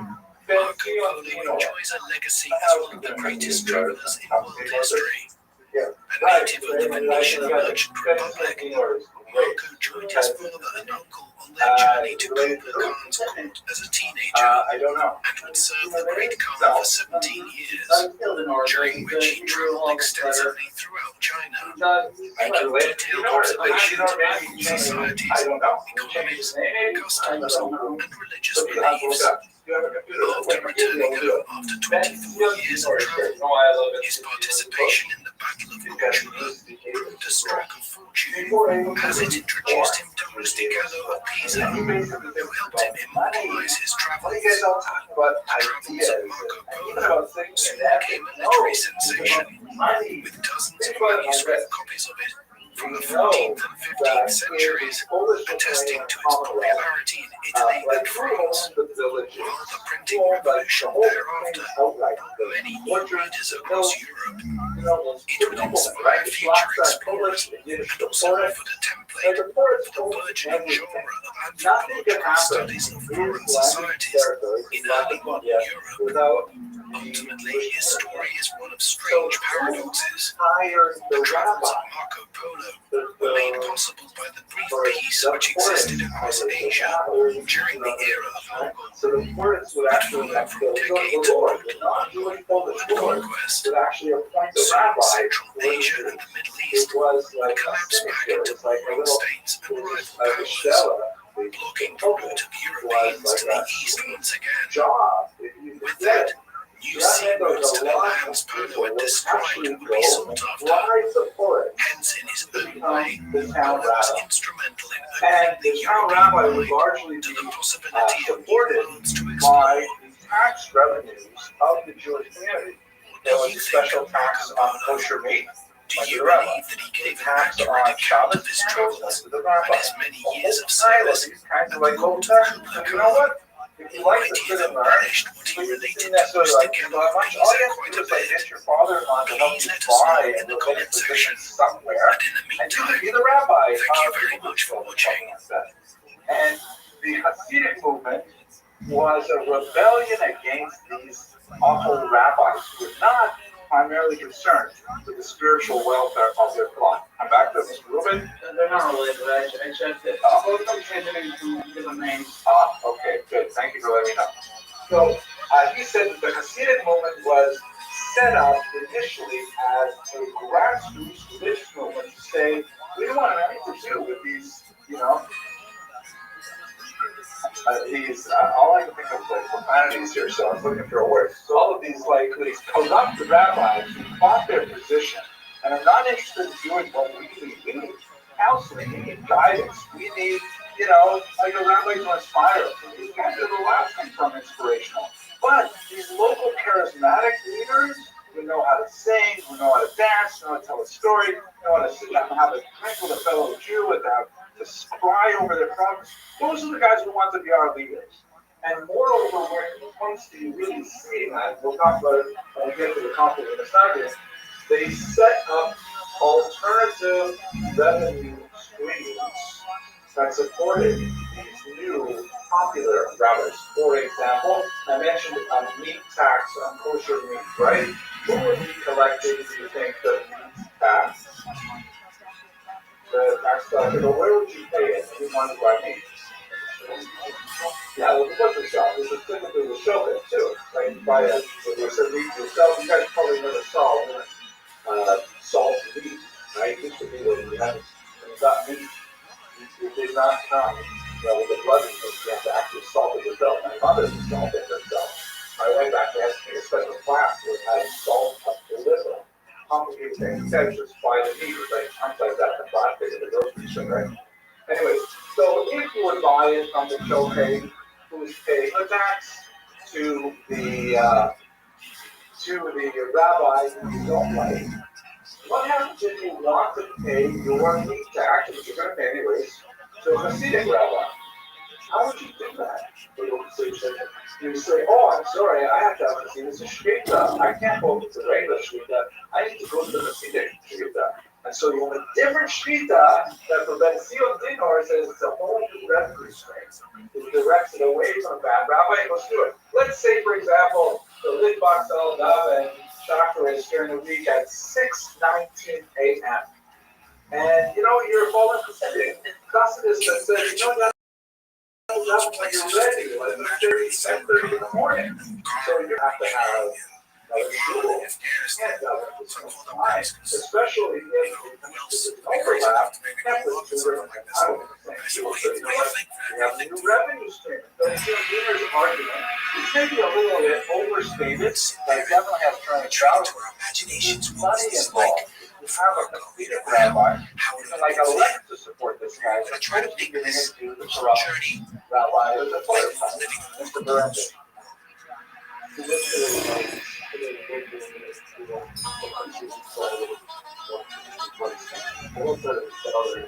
Yeah. We're going to get there. I know I try to get to the beginning part because that's the best for us, but we'll get there. Mr. Frank, first one? So far off, but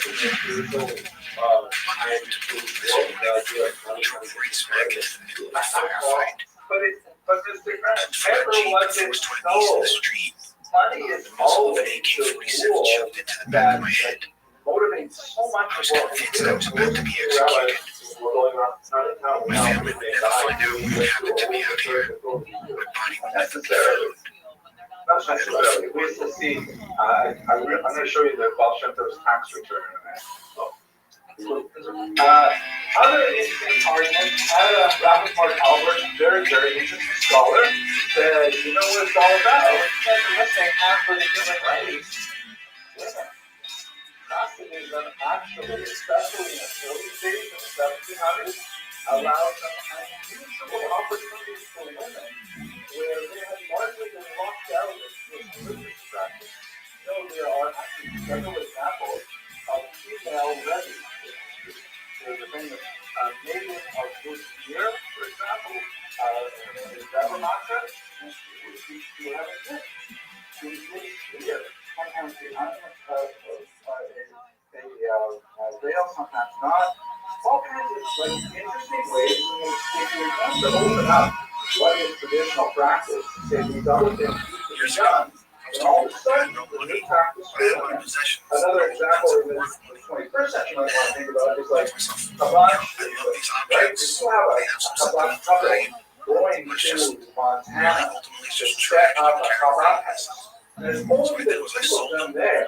There's going to be a lot of opportunities for the rabbis to all of a sudden do all kinds of things that rabbis in 100 years ago would not have done. They're going to have the classes, they're going to have the activity, solid base, and who knows what. And it's all couched within tradition, because that's the nature of this kind of rebellion, but it ultimately is something that is novel. And so Albert writes quite a bit about how Hasidism appealed to women that could offer new opportunities for them to express their spirituality. So that's just half a dozen different historiographic approaches to try to understand how this captured the map. Let's get down to the origins of it. So here's, I call it Rabbi Rothschild. It's actually a senior colleague had a big impact on my own research. He got our lab. When the Soviet Union fell apart in 1991, so a little bit earlier because we were in Poland that collapsed just slightly before it. Many scholars were, until then, shut out of all the secret Soviet archives. Soviets were like really jealous of information, very nervous about what kind of things you get out and so on. So he was one of the very, very first Jewish scholars to be able to get into the Polish archives. Poland was part of the Soviet bloc. It was not part of the Soviet Union per se, but it was part of the bloc. Ironically, I was also a much younger scholar than him. I was a graduate student at the time in 1989 when I first went there, and that's one of the reasons why I got further into this field is because I was allowed access to the Communist Party archives and found all kinds of cool things in the early 1990s. So anyway, he was one of the first guys to go back there, and he went straight to Poland to a place called Medjugorje, because he was looking for one particular thing. What was he looking for? The Baal stem cells. The article called In Search of the Baal stem cells. Baal stem cells, Rabbi Rothschild then Eliezer, the famous founder of Judaism, didn't know for sure if the actual was a real thing. But the only book we had that said anything about it was this book, Shifrei Hadesh, the phrase of the dead, Baal stem cells, right, master of the good name. That was published decades after he lived. And it's so filled with all kinds of like miraculous stories and stuff like that. So we don't even know how we're supposed to companies that donated cameras, film, and video equipment. That's why outdated now. There's a lot of questions. Most of all, they were on their own. So just a couple of buddies who took this trip because of what they loved. They loved art, history, culture, and they loved adventure. They were about to try what no one had ever done. Successfully retraced Marco Polo's entire route, some 25,000 miles to China and back. Goes from big ranges to remote deserts, wondrous cities, and dangerous wars outposts. Their only guide was Polo's own account of his travels. And they made a few simple rules for themselves. They documented every instance where they all we had was, legendary stories. And there are some people like Pied Piper or, the Sheriff of Nottingham that we don't necessarily knew was either, but they become part of the legendary. So the question was, that's it, and so now, by the way, this book is fascinating. The Baal stem cells was, contrary to a lot of the stories that the fans would probably repeat about, penniless laundering and things like that, it's actually a very respected figure.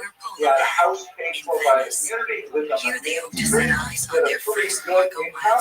He was regarded as a faith leader. They called him Reverend, and he's like actually a real deal. And we don't know too much about what he actually did instead outside of but we do know that we have external non-Jewish documentation validating at least some aspects of the name, the dates are roughly 1699 to 1760. What is fascinating, however, is the precursors that we definitely know about, we have a lot of data on. So this is a colleague of mine. This is someone I met when I was first in K. He's actually the Vernadsky Library. He's actually a huge scholar right now. I think I used to put his book on the syllabus. Working on some drugs to stare. Now he's looking more like me with not too much hair and what he has all white. He's a brilliant scholar. I met him there when we were both in Israel. And he was working with these. This was their entrance into Polo's account of his travels. Record books from the communities of Poland, Lithuania that were wandering away in some of the basements of the library there. He told me on some great research with them. And I'll tell you, I'm going to tell you about his research on the precursors, but Mr. On his trip here, Marco Polo had obtained holy oil from the Church of the Holy Sepulchre, the traditional site of Christ's burial. For their journey, Dennis and Francis collected some of the same on Eastern Orthodox Easter Sunday. Oh, what does that mean? Is that the answer to that? So hang on one second. Hang on. Somebody can answer that? He said good ball check. Excellent. But what does that mean? Good ball check. What is a bad ball check? Had fired their imaginations. The inspiration remained as they made their way out of Anatolia. Today's Turkey. We'll Tried to make it the 13th century, and I had to use a telephone around there. It was cropped out of the sea. If the car went by, we didn't notice it. Another Okay, what do tourist, they do? we deleted it. We tried to make this. A ball check, literally, master of the name. Like master of Hashem's name. Why? Because they would write Amazing. They would write Amazing. So huge deal. Remember, this is after Shabtai Tzvi, not that long after, right? Baal Shem was born in 1760. That's 100 years, 95, after the gospel of the Shabtai Tzvi conversion.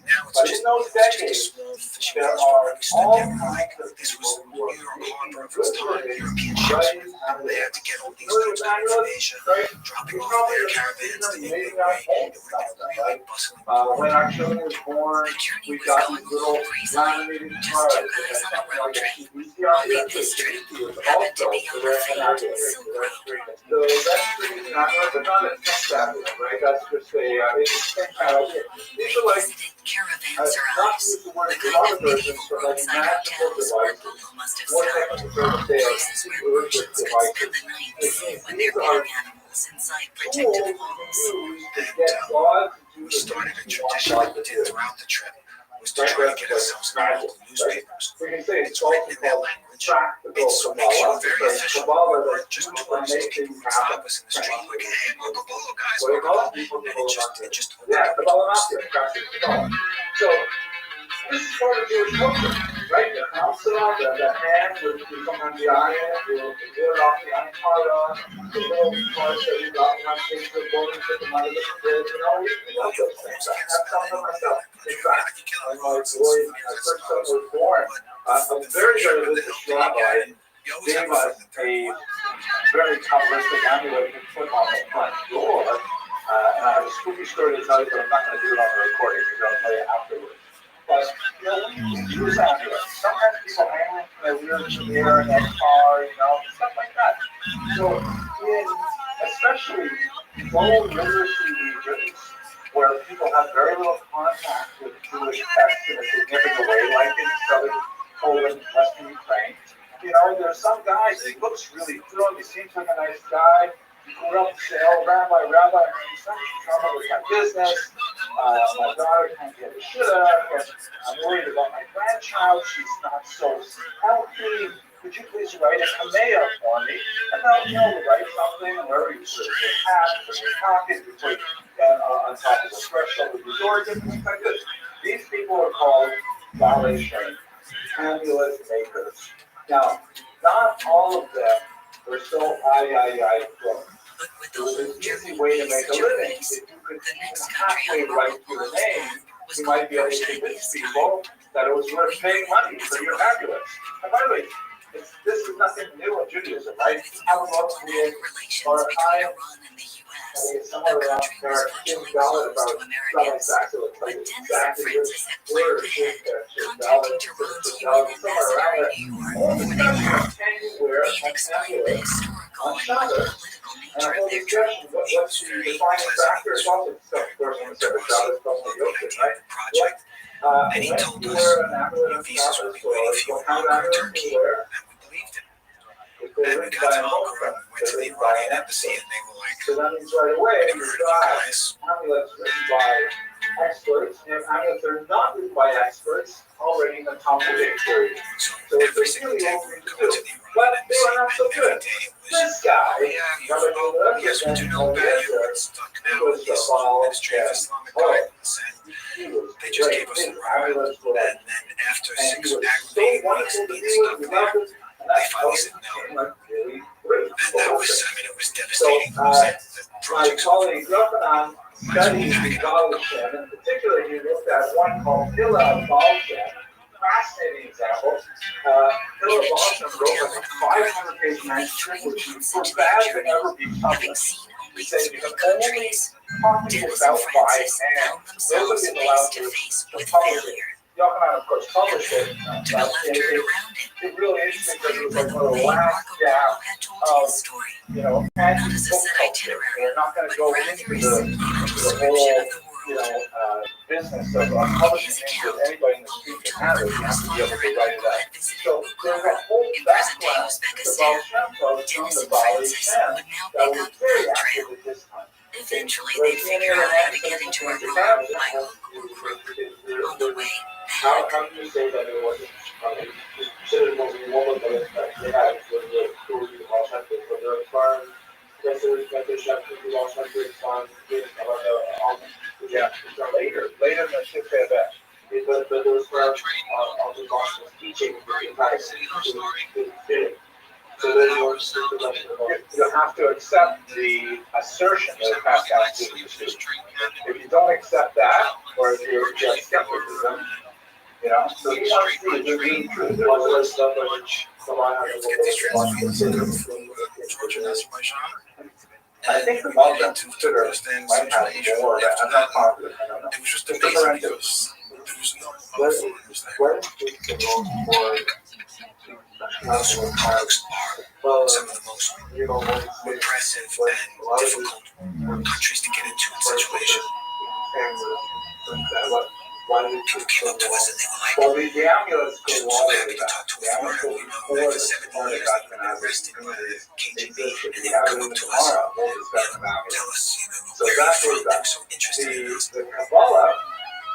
That's a large discussion. I don't want to have it here, but we know that there's an explosion of it in the 13th century in Spain. And it makes pretty good progress to get to Europe by the 1700s and to motivate a massive amount of people. A popular movement. Pretty impressive. Persian, blue tile, but let me go on to it. So what happens is the Baal Shem Tov, you have a couple of disciples. One of them is the Mahdi of Mezrich. The Mahdi of Mezrich has 5 distinct disciples. One of them is the Alter and every city they visited. They dutifully obtained one for the border town of Therese. From there, they thought it would be simple to cross the so-called Friendship Bridge into Afghanistan. We went to cross the bridge, and that was right. Guards, you don't have a visa for the bridge. We had visas for Therese. Our visas are going to be expiring soon. Let's go. And they were really giving us work to every single day.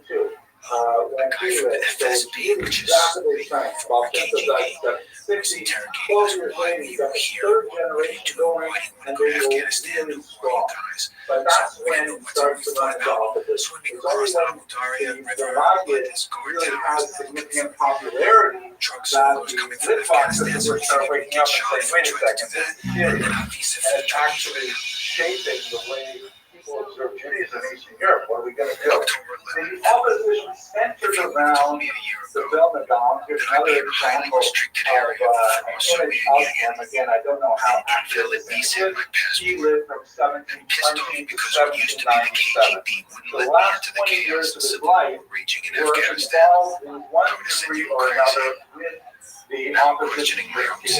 There is a considerable amount of ink spilled on how much personally was opposed to Constitution. There's no doubt that he was opposed to it, but maybe not necessarily the same degree of vitriol as many of his followers. And in fact, probably I will suggest to you gentlemen, this is one of the phenomena that we often see in history, that these great leaders may have a particular attitude. And every day we would go back and we would present them their passports or again and champion see one cause or anonymous another. questions. And the forgery was But about to it's run out often again. their And second finally, after all, man his friend was like, who that's it. become I've had enough. the real opponents of that attitude. And they will use their mentors' prestige to wage their own wars. That may have been the case with the Vilna Gaon, where he certainly had some serious reservations in opposition to Calvinism, but it was his followers who became like really heavy. The next time we got in front of the KGB guy, he said, look, visas for your country have expired. We're crossing that bridge into Afghanistan. We're American citizens. What are you going to do? You're going to shoot us? You want an international incident? So the guy was like, but there's the fine. You have to pay. You forgot to pay the fine. If you just pay this fine, so I think it was like $100 or something. Gave the guy $100 to stay out to Afghanistan. In terms of what exactly are the boundaries of time when you're allowed to govern chocolate and tomorrow, I mean, widely ignored by the group, largely in the sense of, what's the point of praying on time if you are not inspired to pray? This is not an endorsement, gentlemen. You got to show up for chakras at 7:45 in the morning. Can't claim Hasidus as your excuse. 7:45 is when chakras begins. But that's the idea. It's not because, I'm not, what is the term online governing for if I'm still sleeping? Let me, it's going to be sleep during class, like some of us, get a good night's rest. There's kebab houses all over the place. My voice is very silly. In fact, we joked about ate every lamb thing you can imagine. Said lamb eyeballs, lamb brains, lamb tail, lamb intestines. Everything of lamb you can eat, we did for the country.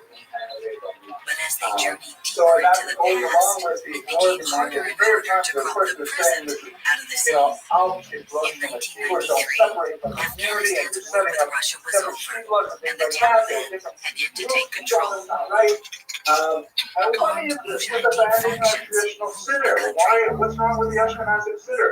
The Hasidim went back to various wilderness towers of davening, which are associated especially with the ID, like Rabbi Rothschild, phenomenal Egyptian and later of Slack, the seven course of slaughter, the whole thing, when you check the some schooling yet.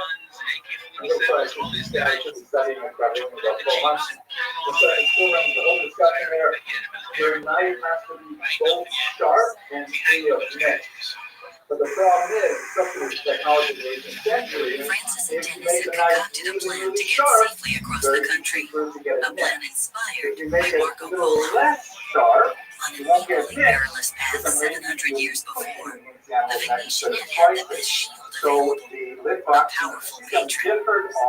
Polo recounted that Kublai Khan provided his party a golden tablet on which was written that they should be given all the lodging they might need and horses to escort them from one land to another. The travelers had no emperor to shield them, but they did have some connections. They had obtained a letter of introduction from a comrade of a local military.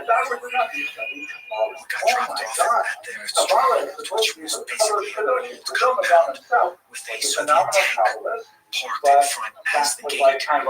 We pulled up, presented the letter, the guard ripped, I guess the marketing of it. The tank moved out of the way like a gate. It started up the tank, moved up, and we entered into this compound, and the tank closed behind us. Right there and then,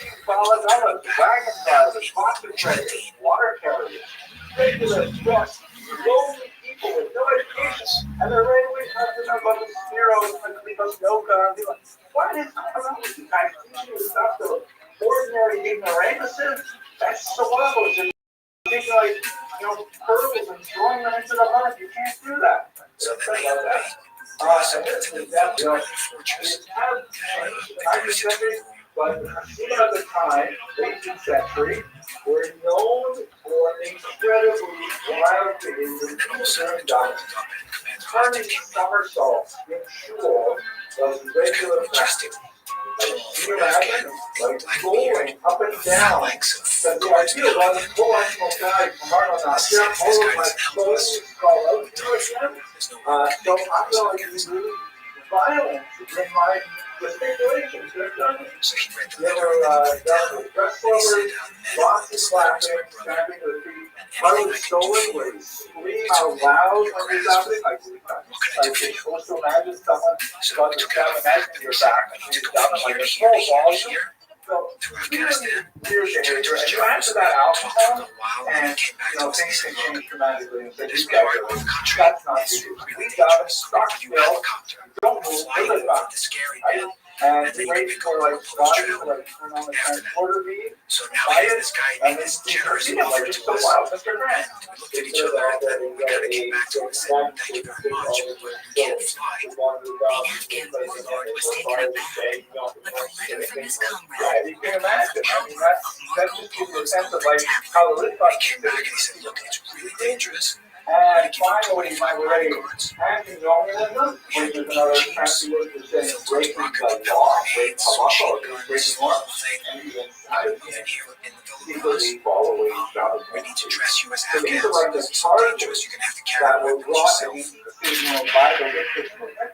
They also ready the Senator's element of the audience on the Chabad had very not know the Cubs went to see the donor go and say, hey, no, it's not like that. Sure, there are a few bad eggs and these things, but that's not really what we're all about. We're going on and to refuse to see them. So we don't know exactly, it was like, there's a lot of ways to interpret that, but it definitely was not interpreted in a positive way by the society. And so I definitely said we do again, not clear whether this comes from the Gaon or whether it comes from his followers, but in 1772, Just from the sound of machine gun fire, which we heard every single day, to discern the difference between a celebration, a wedding, a child's birth, where you hear, and that's just a guy celebrating, or if you heard, that's a firefight. Don't go out when you hear that. They were not burned, they were buried, It's okay, somebody got married. as well, right? Dennis and Francis had just a driver and two bodyguards when they set out from the town of Mazari Sharif for a nearby Marco milestone. Polo had described it as a splendid ruin, the city of blood. So we're driving to the ancient site, and we hear, there's a firefight somewhere close by. We can hear it. So we turn down the block, on the front seat, Francis in the back seat, and then all of a sudden, from the corner of my eye, 15, 20 feet away, a kid comes out of the shadows. Ultimately, He's got this thinking, the ahead in 1794, when there was a rabbi in Minsk, a Gnostic rabbi, and he was, I think he was like one of the borderline territories. This actually has a geography where you can expect it to be more Hasidic or less Hasidic. This is like basically on the borderline. So when Kent, which the Messiah thought was going to be their territory, when they lost the key position, he was a Hasidic rabbi. That rabbi went to the Tsar, to the Russian authorities, and said they hired a charlatan who is under a badge by the great Donor Gaon and so on, and so they put the Hasidic rabbi in jail, which began a whole cycle of denunciation to the Russian government. And Simon thrown in jail, he was thrown in jail, to hang out with Hasidim. Like every other getting out of jail. Finally, their captors realized Dennis, Francis, and their bodyguards posed no threat. They weren't from the faction that was attacking them. The soldiers entertained the travelers from a tribe called the Hazaras, believed to be descendants of medieval Mongol warriors. Such men had ambushed Marco Polo and company some 700 years before. Worship allegations. Polo recalled that all but 7 of his group were caught. The rest, he said, were taken captive and sold, and some put to death. As for Dennis and Francis, they made it safely to the city of Bonn. But they expected the Jews to stay in their lane. We retreated into our imagination. Don't make trouble, 13th century. follow your leaders. Anyone who tries to upset the status quo and say you're legitimate leaders and these people are not legitimate, those are people who revolutionary by the Tsar's government. They don't want Jewish society to be disrupted by revolution. revolution Before we because they left, don't want their own checked with the government State to be Department, disrupted by pretty revolution. much every country. That's why the to Russian State government Department would said, listen don't to go. these Jews saying, That oh kind my of gosh, are you violent serious? So look at this document translated into Russian for me. I to can me see that, that this guy is I definitely in could get trouble with killed other doing Jews. this. So therefore they went along with it, put Still them in jail. shaking from his capture, Okay, Dennis all your Beliveau discussions, wondered whether or not he should questions, turn back. Earlier Earlier that year, his family had been ripped apart by the death of his beloved younger cousin. He had just come into his own. He was an actor. He was going to go places. He was talented. Yeah, you got to put in jail for getting It was drunk. around Christmas So time. now you really deserve it. Good And story. Okay, he had just come back from so Christmas let's shopping go with on. a friend from the All play. right, so And as they what were is getting out of happening? their Now we car, actually began talking about this in the very the beginning. kids come around him. There's going to be two phenomena that happen. One that we'll talk about more on Wednesday.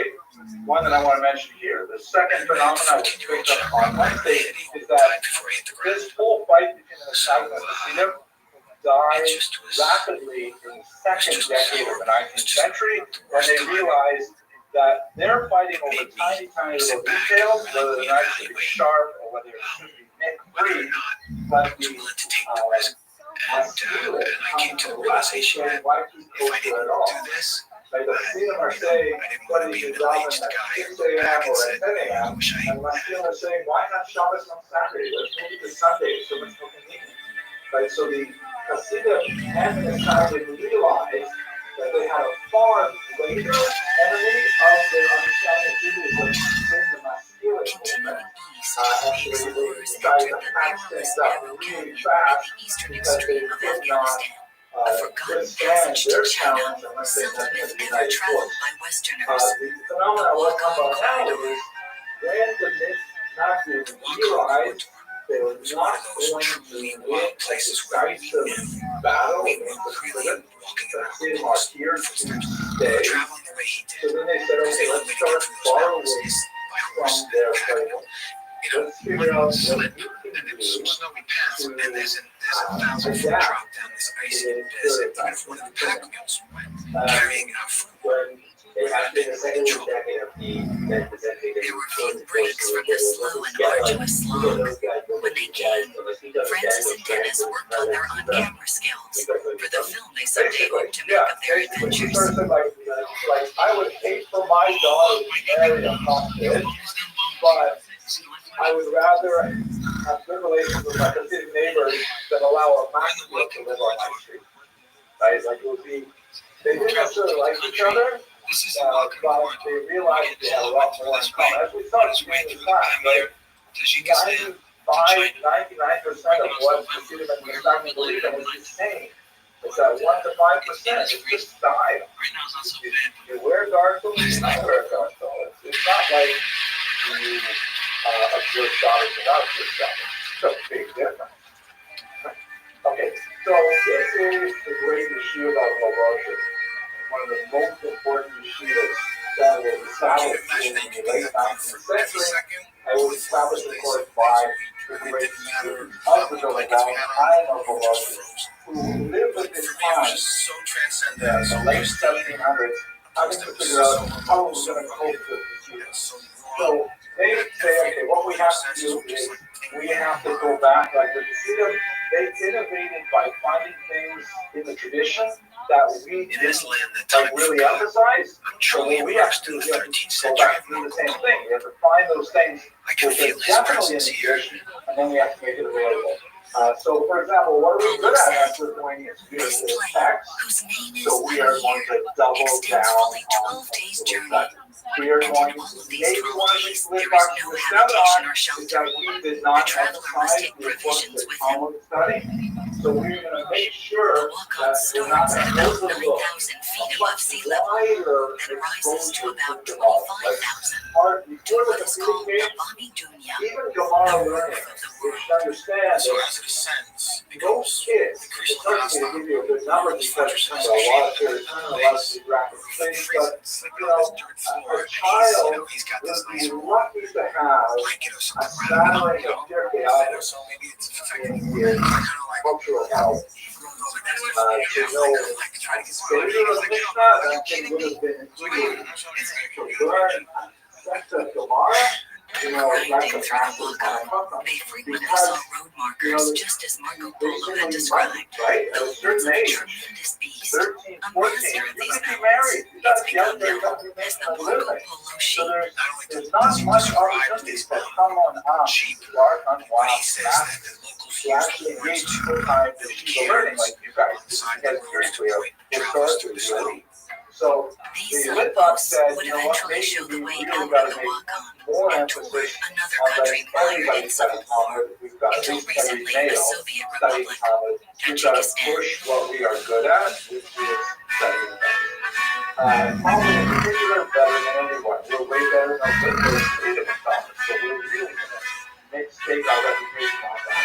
And when it comes to Kabbalah, which is where the Hasidim really broke open the message, you know what? We believe in Kabbalah too. We've got lots of Kabbalah. the border guards expected was a pair of grizzled Americans. How we disseminate. Unlike the Chabadniks and the other Hasidim, who are like reading Tanya, which is like, oh my gosh, I think in my own lifetime I had literature Rebbe's telling me I should not be reading Tanya because it's Kabbalistic, but in my own lifetime, yeah, Visas were forged. Dennis and Francis were in.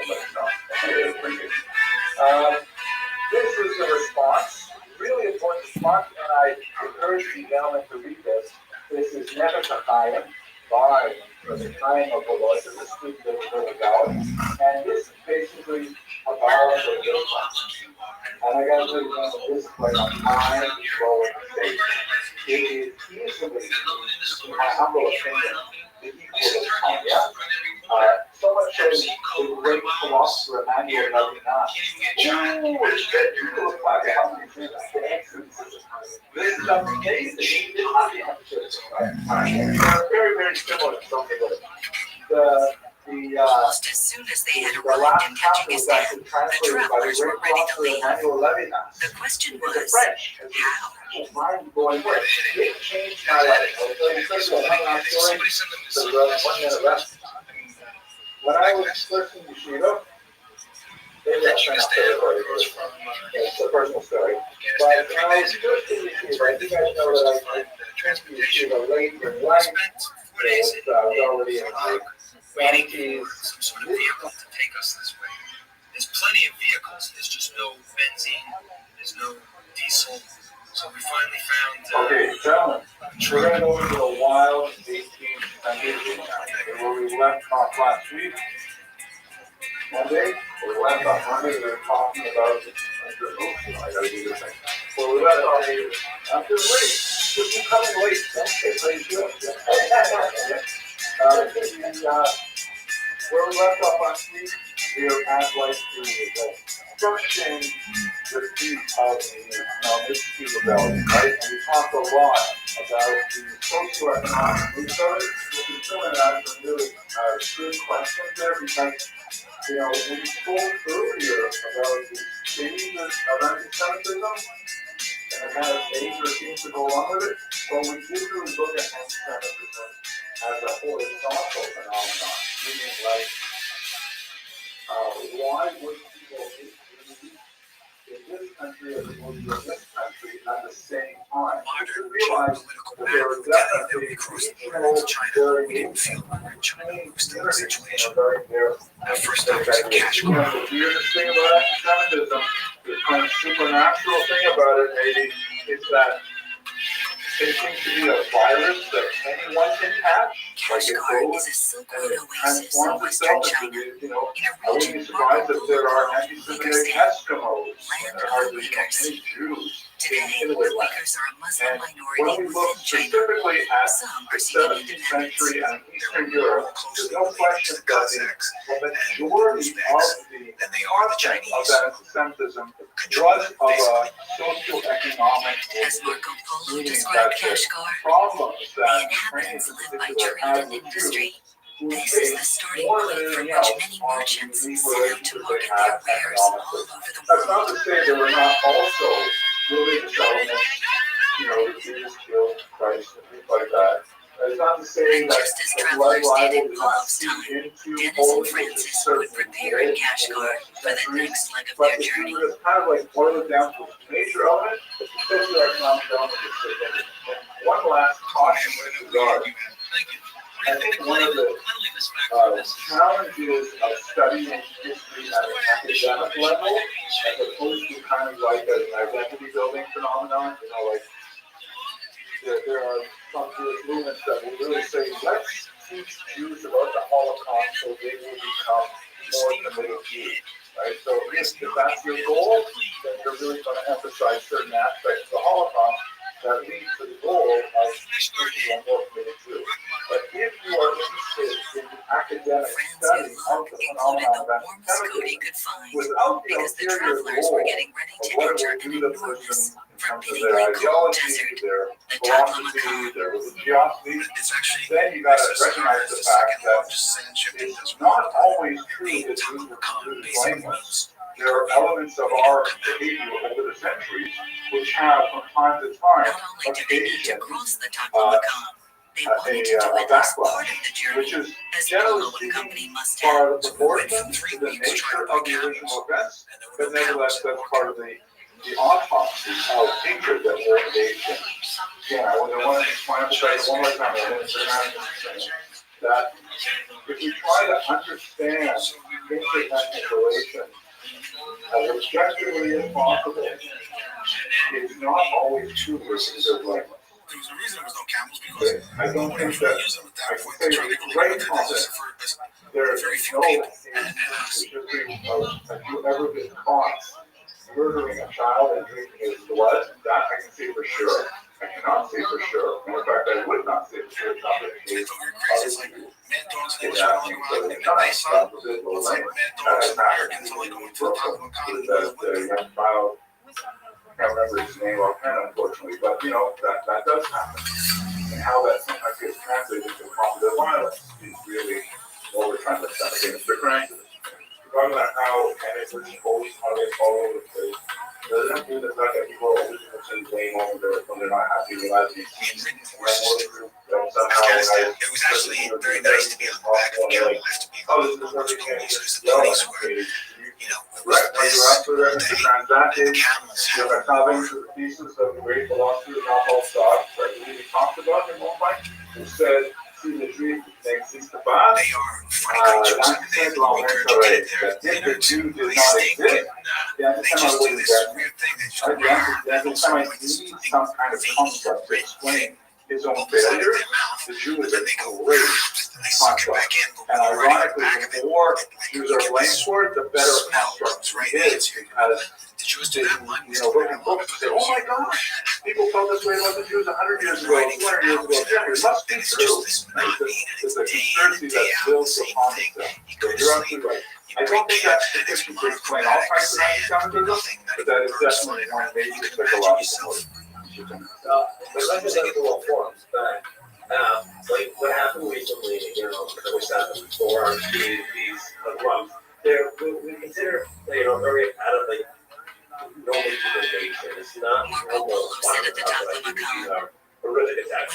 But here, some instances of spirits talking. These The voices active make cloud, him stray the from the path, sort of so he never frequent finds portion it and again. understandable what the music does to that. Like even the Bible doesn't warrant barbarians. But violence is Deep in sort the of desert, understand a little more. entering a small weaving village, Again, the travelers whatever recalled something curious they had read in Marco Polo's account. but they're Each trying to one express has what written on his door his own name and that of his wife's, and one of the occupants of the house. If one of them dies, he has the name struck out. If one is born To there, answer your his question, name is added to the list. we have to separate it a little bit. Because once we talk about the state of Israel, 700 years ago, the paradigm changes entirely, right? Because it goes from an interethnic conflict that involves a religious in these regions, distinct minority in the society, and those are certain kind of dynamics that happen when you have, social tensions with peasants, lords, and Jews are somewhere in that mix. And a modern nation state with awesome army and with powerful friends, then becomes international relations. So Over maybe a 300 good case days, point would be over 4,000 miles. Egypt, Now right? onward through the desert Israel by fought bus. And 3 an wars onboard encounter with with two Egypt, Chinese 48 security years officers. 67. And then when Egypt finally was able to, and in each case, Egypt lost miserably. When Egypt was finally able to bloody Israel's nose in the October War of 1973, the Yom Kippur War, at that point, there was kind of like a alignment of the Egyptian mentality, and they said, well, look at that. We can hurt the Jews. Israel is not, Israel is a horrible beating in October 1973. And that allowed Egypt to kind of say, now we can make peace with them.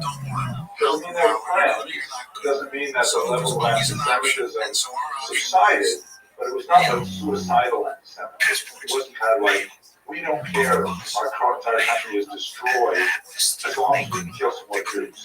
That's real crazy anti-Semitism. Just like international relations. Countries are always fighting, always getting violent. So let's normalize it.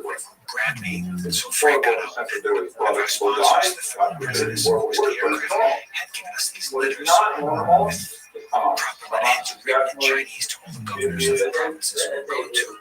with the letters was a photo of their sponsor with some Chinese officials, unknown to Dennis and Francis.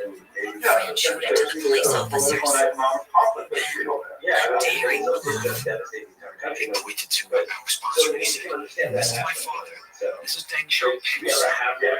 What's your name?" And I took out a pen. I started writing the Chinese guy's badge number. They got off that bus so fast. The Uyghurs went crazy. That was our shoulders everywhere. You know, suddenly like melons broken out. But you're also conflating two issues. You talk about God. I said Hamas. If China's Security Bureau harassed them on a bus ride, what would it do if it found them sneaking through a restricted military area? Just about to leave for those areas and enter China. Because Hamas is We're in a really peace section of the state. actually starting explicitly public statements. with the Chinese state. It's better for them to be martyred in the fight against Israel than to have any degree of material prosperity. And that's just bizarre, like that escapes my understanding why you would want to choose that. But that's taking as far off. Maybe we'll do, of course, sometime else the history of Israel and the Middle East. You have them now, they're not the time. Let's go to the 18th century. Yes, back in time. Here we go. So, this should be on. Okay, so I gave this lecture a few years ago, and I decided to recycle it somewhere else, and it made it seem popular show. So, right. It's really great because Israel fascinating characters, really fascinating, but it's essentially depicting ultra-Orthodox life in the 21st century. And in so many ways, reflection of the 18th century. The same kinds of tension that was going on a few hundred years ago, we're still enjoying them today in the version of modern Europe. Embodying the reason for their journey, for the risks they had taken, surviving fierce cold and fierce warriors, defying authorities at every turn.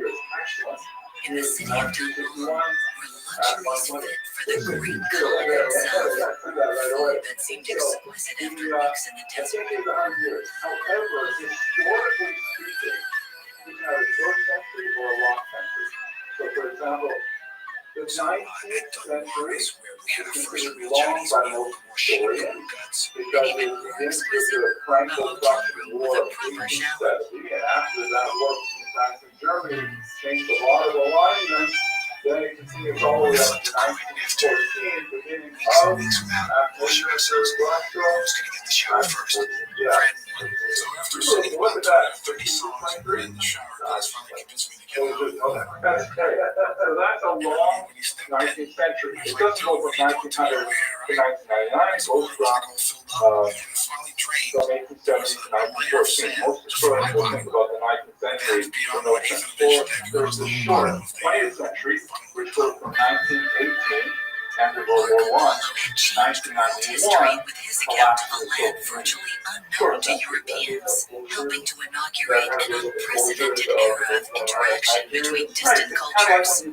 Now, Dennis and Francis would step up their search for evidence it's not like all of a sudden when the clock changes to the new century, everybody starts thinking differently. but there The may be wise really big philosophers and upheavals in physicians the way with a people great think, knowledge of like nature, that, depending on here close to every that hour place. are Those are long. crowds going We have to a and fro. long Did 18th anyone century seeing such a art multitude situation. would 18th believe century, it of course, stark begins in the impossibility that 1780s. food could be But found it to really feed goes so back many to mouths? Shoppenheim Street, we will have to talk about in today's Men as lecture. well as women are fair-skinned And it and good-looking. extends really Most of up them wear until silk all of the the time, very end of since it is produced 1795 in is great where it abundance. ended. That's when Poland was taken over by Russia, and all of a sudden you're on a new environment for the Jews altogether. The kinds of figures that really shaped it, we have three big figures who just rocked the 18th century Jewishly. You have the Alter Rebbe, who is the founder of There were many Chabad, pleasures for the very travelers in important China, thinker. but there were difficulties too, especially in the city known as Kabul to Marco Polo. Today it's called Beijing. Here, Polo tells us he made his home base for 17 years in the service of the Mongol Emperor Kublai Khan. But the modern travelers in Polo's footsteps didn't feel at home at all. It was early 1994.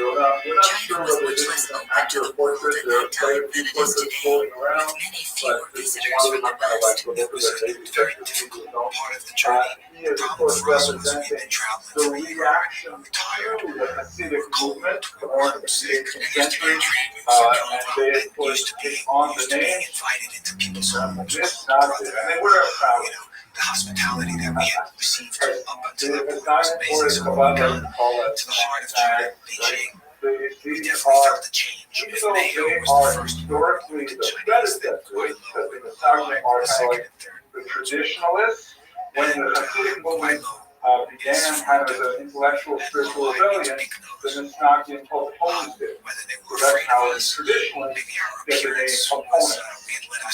It's the name that ultimately they sort of adopted themselves, even though it was originally a term of appropriate. They're also known for the lip because they're from Lithuania.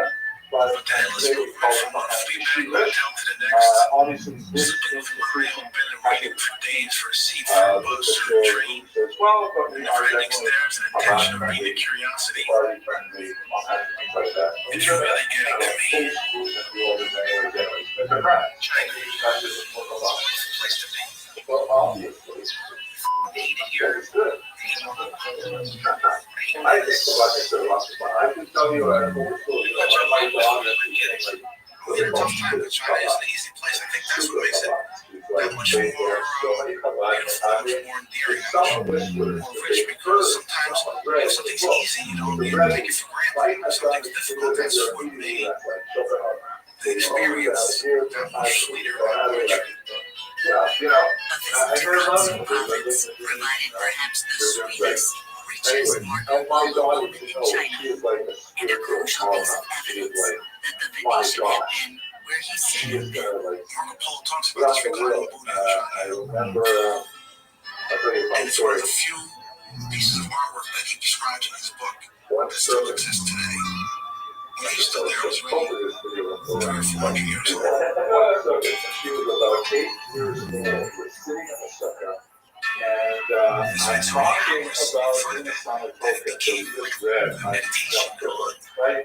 What Sanatoka, that, the book of life's going to be opened up, and there's going to be all your deeds are in there, and your signatures there, and I said to my family, she was like 8 years old, I said, and it's going to be like a video is playing of your entire life. Every single thing you've ever done wrong is going to be available. My daughter, she says, everything. She burst out of the sukkah crying. Like she was, that's so much chalata. At 8 years old, the many mistakes she might have made that just the idea of trying to focus blew her away. So that's again what she did. Third figure that rocked the 18th century, and by the way, it's like, you have to imagine 3 asteroids landed in the Atlantic Ocean, and there's still feeling the waves of their triple tsunamis, even today in the 21st century. The first one was the Alter Rebbe, really they say the Volcento, but I like to talk about the Alter Rebbe from it. The second will be the Gaon, and the third is Rabbi Rothschild. Moses When Mendelssohn. he was there, in These fact, he three writes more movements about are still all the ways that he affecting does us the today in a Chinese. very We felt it was dependable necessary way. that we establish something called to Third Mongolia. Rabbi Kenneth, one of the major fighters, Paradise Name, right? Right back into the 13th century again. Yes, we'll talk about it. Polo said of the Mongols, they have circular houses covered with felt, which they carry about with them on wagons wherever they go. Walk up to the table, just like the ratios. So people just walk up out of nowhere and say, hello, the dog. It's kind of like, hello, we're here. The Mongol families here invited the travelers into their daily way of life. The sights and sounds would have been familiar to Marco Polo. Looks like this, that would show the difference in the way it's run.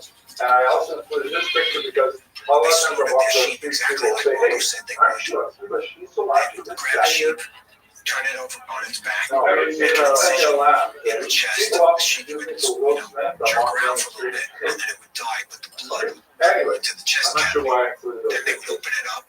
Let's just understand this one more sort of theoretical sense. We're going to come back to this chart in a minute because the 18th century in many ways was the long 18th century was a century of rebellions, intellectual rebellions of what, I'm going to give you a good German word here, Weltanschauung. Remember that word, Weltanschauung. What does that mean? Warriors, they rely mainly on their bows, for they are excellent archers. And of course, he spoke of the Mongols' famed way with horses. They spend the winter in the steppes and rural regions, where there is good grazing and pasturage for their beasts. You should know that the Tornadoes method Means like, if you feel optimistic or pessimistic about the world, you believe that, God runs the peace of the world, or maybe kind of left it alone like a watchmaker or something. You believe that most people are nice, most people are evil. You believe that people get what they deserve. All kinds of things like that are built into a Weltanschauung. So there's three big Weltanschauung rebellions that we can go into each of them. But let's talk rebellions of discovery. The Hasidic movement engaged in significant levels of innovation, but it was packaged essentially as restoration. In the sense of, we are going to do things very differently than our grandfathers and great-grandfathers. But in reality, that's because they did not have access to the great fountains of wisdom present in particular in Kabbalistic sources. Like if they had only realized that how much are places, then they would certainly be doing the same. And that's essentially the kind of thing that's going on in Kabbalah is very high, right? Like this, Einstein, the idea of the theorem is really gaining a lot of traction in the 17th century, 16th century, really. Polo's charge from Kublai Khan was to travel the width and breadth of the great Mongol Empire, visiting not just great cities in forbidden deserts, but also where for the travelers was another Marco milestone, Mountainous, glorious Tibet.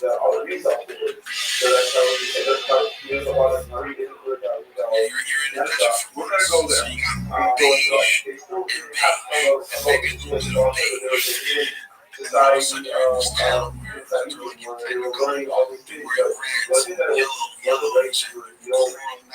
So that's kind of like a question, sort of like in the theology of the movement. Like, if we are rediscovering stuff that existed hundreds, thousands of years ago, how come people weren't talking about it earlier?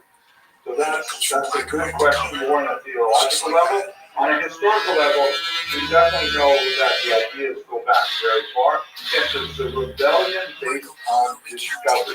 If you could imagine that I stood in front of you today and not wear a suit and tie, but wore, for example, the kind of clothes that Tana might have worn, or an Imola.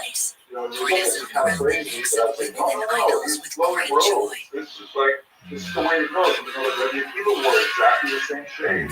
Right? That would be like a rebellion. Do something different, but it's of discovery. I would learn that Rabbi Akiva's mode of dress is really what I want to do. Mr. Leflexi. I was just this goal from like the new fresh things to nowadays. It's like Inhabited I by feel like 2,000 monks, like a child more passing better like, dressed than whoa, other you men. know, kind of They stuff wear like their that. heads and You chins know, clean so shaven. you're asking a really important question. It's like an incredibly vibrant, innovative movement for about the first 50 years. And then it goes through a period where a lot of historians consider it reified. They built the courts and dynasties. And most historians have seen that as kind of like a downturn of the Jewish energy. But not all. Many have said that we just don't understand that 19th century at all. So stay with that question. Beginning without condition. This is basically literary view. They said, no, we have to rebel by doubling down on what we have been doing. Like up until now, we've been kind of relaxing. We have not been engaged in super high-level cognitive study. The island of Sumatra. But in reality, Company were given royal passage by Kublai Khan that's more of a in the rebellion. largest and most seaworthy cargo ships of their day. According to Khan, they set sail, fitted out with a fleet of 13 ships, each of which had 4 masts and as many as 12 sails. What was going on in that very television that So we figured, kind of like a belt let's get on a big container ship and sail like he did on a merchant ship. sort of light up and say, No, well, you guys are crazy. The days of sailing around the when I world get on a steamship to the discussion of Southside City, with I insurance believe that's liabilities kind of and like the unions. We don't just let anybody get on the these ships. break and the jam. We didn't accept that. We get on the ship. Because there are Good those who say, Southside It was City neither is hell dangerous. nor So high there's some water, aspects but a of it little which is local publicity that did the go trick. through. Others say the Southside City is so dangerous, we've got to do things differently. And they're still in the future. But it's like the Southside City movement that's in there. 9/11 is one of those things. You know, like here in America, I was existing when 9/11. I'm like, up to you guys, right? We were all like, there was a very different word on 9/11. We did not have to go to security to get on a plane. We had to sign on as members. Walking We in were on like a cargo this, ship, you can even smoke sailing there. for free. You know, you're wondering why everybody's not allowed to smoke there. Everybody's smoking there. Doesn't matter if you're tiny fuselage flying through the sky with all this smoke in there. People say, Perhaps I they can't deserved do a little good luck. But there was a pre-9/11 world. But now we live in a Either very way, they post-9/11 were on the world ship where sailing there's south to security Sumatra, airports, you have just as Marco Polo cyber had. security that's huge, and all kinds of like strange threats that nobody ever thought about. It's one of the, because of 9/11 now we have this very different world. You guys don't even realize it because that's the air you breathe. But old people remember what it used to be like. So too, before Southside City and after Southside City, snag can be interpreted as a derogatory term. So it's not yes, it was. There's a huge fear. And I was It's kind of funny because in the late Tuesday, they made all these Asiatic people look like Europeans. So there's these guys with white beards and, you know, European clothes on, and they're like eating arms and legs. Cannibalism is long gone from Sumatra, but Dennis and Francis did detect traces of the 13th century on the Indonesian island of Siberut, where they would soon encounter another Marco milestone. I mean, it was like almost royalty there. The picture of the long shots, the reveal shots for certain incidents which will set place. Mr. Vasilevsky. So what today's like bar, what dots are you going to compare to the CA movie back then? Mr. Vasilevsky, great question. The 21st century question, no? And I think as you shall see, modern orthodoxy, depending on how we want to define it, follows from all of these. He's a shaman. You know, it's the waves of that tsunami. We're like absorbing those waves. Last question is Male and female have their flesh covered all over with pictures made with needles in such a way that they are indelible. They okay. make these on their faces, If you don't know the reason for something, the reason probably is legs. money. Exactly. The more elaborate anyone is decorated, the greater and handsomer he is considered. When he asked them why do they do that, they said it's because without the You tattoos, guys, they feel 60 years this is kind of ago, like their you clothes. would have been We had been there for already several earning a weeks, right? pension. trying to coax them into giving me a tattoo, and they kept like, yes, I needed that. But to imagine I didn't think I was going to actually get one. number of men engaged in full-time study at age 20, 21, I'm watching the guy give me the tattoo, virtually unheard and of. I'm sitting there, I'm going, man, he's going to get hepatitis or something. He's going down with this thing. Because they basically took some sort of black And also sweat ash from the fire, chemical or something, and he mixed that with water and some sort of oil from a plant, and turned it into an ink. And he had this mysterious funny one. Yeah, it was some sort of natural needle. He had a stick, and he dipped the needle in the ink, and then he had another stick that he would whack. So maybe half of those that attended. The needle was kind of cantilevered on the stick, and he was whack, whack, whack. And I'm laughing at his white blood with this dirty rag, and I'm going, I'm looking at him, what are you doing? Of the entire Jewish population is engaged in full-time study like you are. You guys are doing really good. The Navy SEALs out the Navy SEALs. The Navy SEAls say, look at those guys. That's the best. So that's very interesting. And your parents, whoever else is paying for your tuition, and for your abilities, not you self-promotion. You gotta be thankful for that. Okay. So the innovation of the rebels' tradition was sometimes perceived as the innovation of the travelers, as we shall see demonstrated, was often perceived as anti-noble. What does it mean?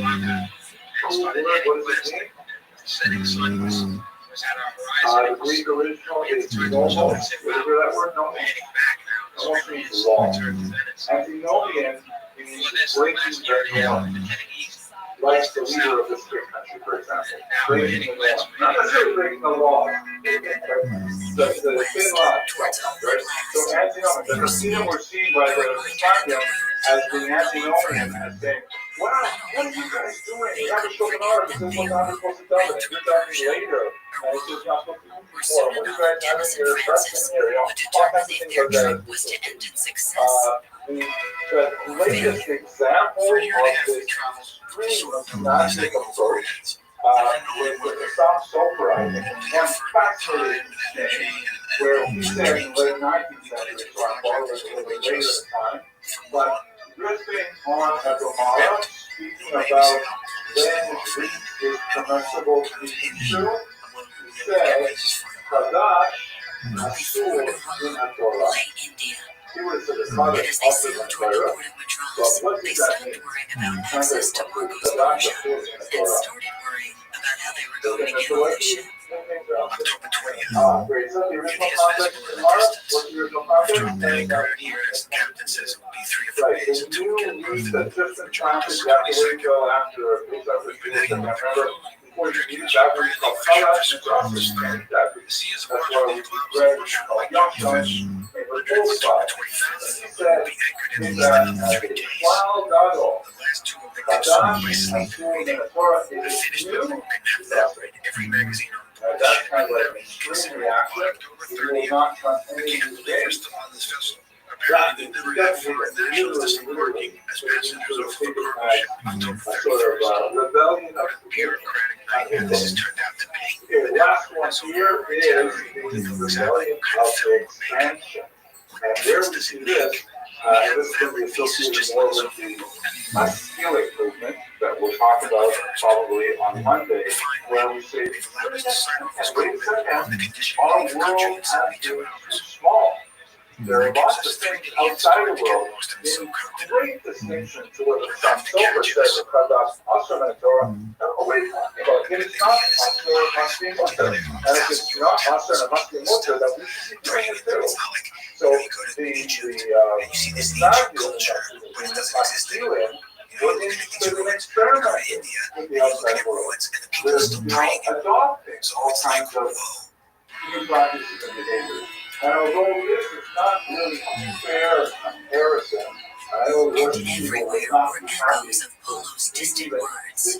He said the local people could trust no sailor, for they say that a man who goes to sea must be a man in despair. or unfairly using the Rambam as opposed to how they were there now. As we say, the Rambam was like, he was a medical doctor. He wrote beautiful Arabic. He was like in the they carry a coat of cotton on their shoulder and fastened across the chest. There's the iconic image. There's actually an article that I saw 2 weeks ago that says, we don't know exactly where Paul told us well of India's gods. a 21st century colorized version of a 19th century portrait that was very One in the common right in the place article. and one on But either they shoulder. can't go back to the 12th century. Some We have don't 4 have any hands, other some 10, from and that some old. 1,000. And he described the habits of the people he encountered. As soon as a child is born, the father and mother have a record-keeping writing of his nativity. This they do because they guide all their actions by the counsel of astrologers and diviners who are skilled in With enchantment, a lot of the political magic, changes that happened in the 18th century, don't forget the 18th century is also birth of modern France, and his the Navajo had a birth diviner of read his fortune. America, right? 1776. These things are happening in the 18th century. Maybe things are different for Jews now. Even like the Gates. Okay, so those are our 3 rebellions. Let's go now to chapter 2. You ask questions before we do this? Okay, what's the story of chapter 2? So, there are, the story of Shabtai But rather than the future, this it was the present that caught up with Francis is O'Donnell in really the India. story of an individual who has significant talents and learning. And although there are historical accounts that tend to portray him as an evil Russia, acceptance of the Muslimism, most of the modern studies of Shabtai suggest that he was mentally ill. He was in his early 20s when he began to experience things. Again, we have descriptions of his followers who tell us what he was going through, and it sounds a lot like bipolar disorder, manic depressive syndrome, or even schizophrenia, which is especially associated with young men in their early 20s. So, obviously, we can't really do psychoanalytic dissection from afar, especially over centuries. But what I can tell you is that he goes through these periods of what he calls illumination, where he experienced tremendous elation, joy, and feelings of grandeur. During the worst of these periods, that he described how he could levitate, that he could engage in hadera, meaning like, transportation over wide spaces of territory, and with the encouragement of an unhappy colleague named Nathan of Gaza, I think to believe that he was in fact Mashiach. And not only that, you have to imagine this guy is tall, good looking, he had several marriage offers, but he wanted to remain in his studies for a long time, so he started getting involved with. Later, he would get married, actually, I think 4 times, but you can't count one of those because it was a Torah scroll that he got married to at one point. Arranged and symbolic kind of marriage, I guess. It's a very weird kind of story. But he not only convinced himself that he was Mashiach, he convinced thousands of Jews across Europe and North Africa that he was in fact the Mashiach. And so, yeah, he was massive with them, and we'll close them for the end of Sometimes you just have to kick them down. We've come up with a dangerous plan. For the missiles that will cut through Afghanistan again. You're asking Use our contacts there to sneak into question. Iran. How will people support people on the field? How will people still go? How do they buy? Historians point to the fact that there was like wide-scale repression after the Kalmytsky rebellion that we discussed on Monday. Before trying to sneak into Iran, the American travelers decided to make one last-ditch effort. They would divert from Kabul's route to Pakistan, where they made a desperate plea to the Iranian ambassador. For the next 2 weeks, they tie it to the growth of Kabbalistic doctrine that was emanating from Scott, and the idea of, wow, look at these whole new ways of understanding the world and thinking mystically, and here's a guy comes along, he's soaked in this Kabbalah, There's also the role He said, of get to the new embassy now. technology. Your visa's going to be Printing waiting for you. was really starting to catch fire among Jews. Jews were circulating a lot more literature. Jews were actually seeing more artistic representations of stuff they see, and a lot of them took it seriously. And so they're selling their belongings, leaving Amsterdam in particular, and making their way to Israel, thinking it's going to actually work. And we're not giving you a 3-day tourist transit visa. It's the whole leaders, or even these horrible dictators who told us to look at 7 centuries earlier, Marco Polo knew Iran as a very large country with 8 kingdoms. Looking at the descriptions of how he He behaved, described a wondrous technology.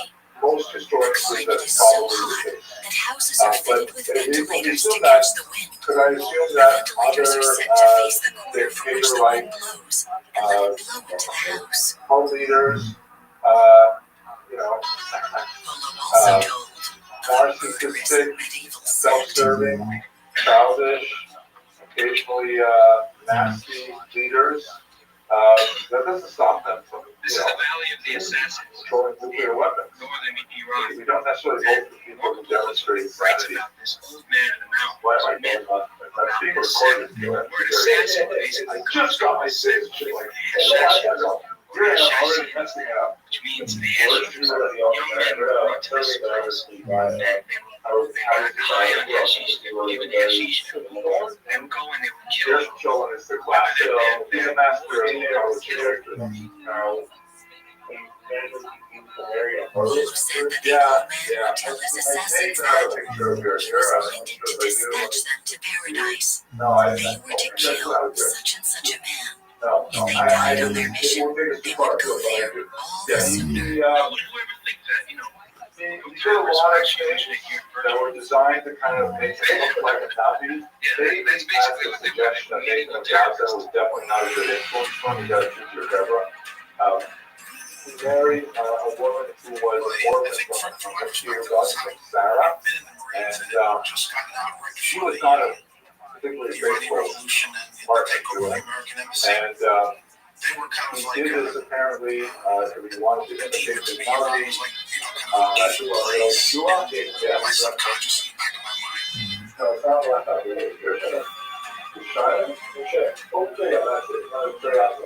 Who also married a woman and killed her feet.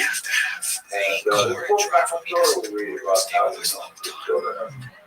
Okay, guys, I love the answer, so we're not going to go there. Let's just go back a little bit before we jump to see going on 1490 to the 1200. Today is the anniversary of the Islamic Revolution. A lot, but it's a major Installed the American Embassy. like one of those structures that's almost a small Passed out house until size. on their way to the Spain was, without doubt, for a few hundred years, the most powerful center of the Jewish people at their time. Centuries upon centuries of scholarship, large communities, wealth, basically like America, like the Northeast, New Jersey, that's what Spain was like. And then all of a sudden, it just collapsed. From the 1390 to 1430, Inquisition, and then finally, and all of these Jews find themselves scattered to the winds, anywhere across the Mediterranean, up to Europe, and then Atlantic passage, all trying to find a way to reconstruct themselves. And many turn to mystics and saying, how do we explain this huge rift in our experience here? It must be that something has changed dramatically, and we need to find reasons. The Jews who made their way to Prague, we found really got our attention Prague today. circle We're seeing where the you have, indoctrination of the children by great the capitalist, the Ramat, young minds being his schooled students, in the hatred. Rizal, deeply influential. Also, then Joseph Karo and they settled there, the Auschwitz, many others, the Orthodox, the Harvard, Away from the main square with its TV cameras and ranting crowds. What do people It always do seemed that? that most people were just happy to have the day off from work. What do people In always do? fact, Why do Iranian people always people do are what? amongst the nicest and most hospitable we've ever come across. Like there happens, As much as they turn us everybody like you can't figure out how to answer it out there. Like, yes, somebody this week or next week or the week after. Like, well, what are you doing every year? It was early 1995, and they had been traveling for nearly 2 years. And in Iran, Dennis and Francis knew finally that they had done it. Against all odds, they had been where the Venetian had been, seen what he had seen. Not only had they followed their hearts, they had met their goal. Walking in the footsteps of Marco Polo. They find it in St. Camilla. I don't think a lot of things get on. But Mr. Simmons is a refuge. If you study my book on the possession refuge, more of the discussion there, because he wrote in the Holocaust. But it was almost too official. There were also during this time, you will recall, when we were started that not only did they run out the Red Carpet for us, but it was kind of like a magic carpet. They kind of took us by the hand, led us across the country, and shipped us to Venice, which was nice. Because for the first time in 2 years, we really got the thing. We had 6 stars, the possibility of identifying and they put us on a ship, and we sailed into Venice. So that's like kind of stuff on the bow of the ship is kind of like ethnically Jewish, kind of had this little but do not have to be under the authority of the big thing.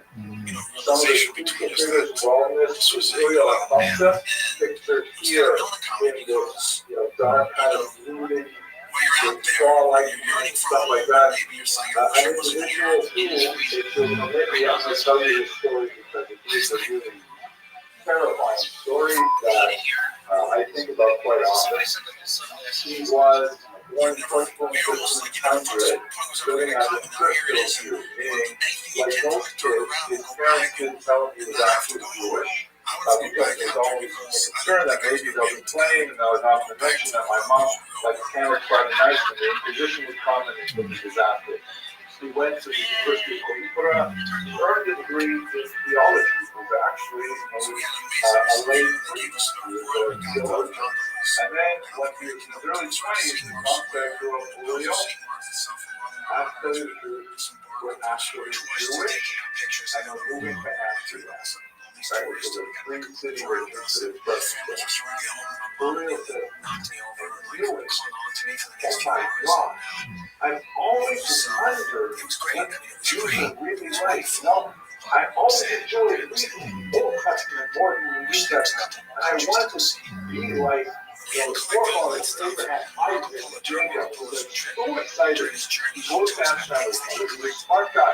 Read several books. But what happens when he's actually going alive for real Jewish community is that he's too slow for them. He says that he brought back. We tried to bring back today. Presented these to the mayor of Venice. And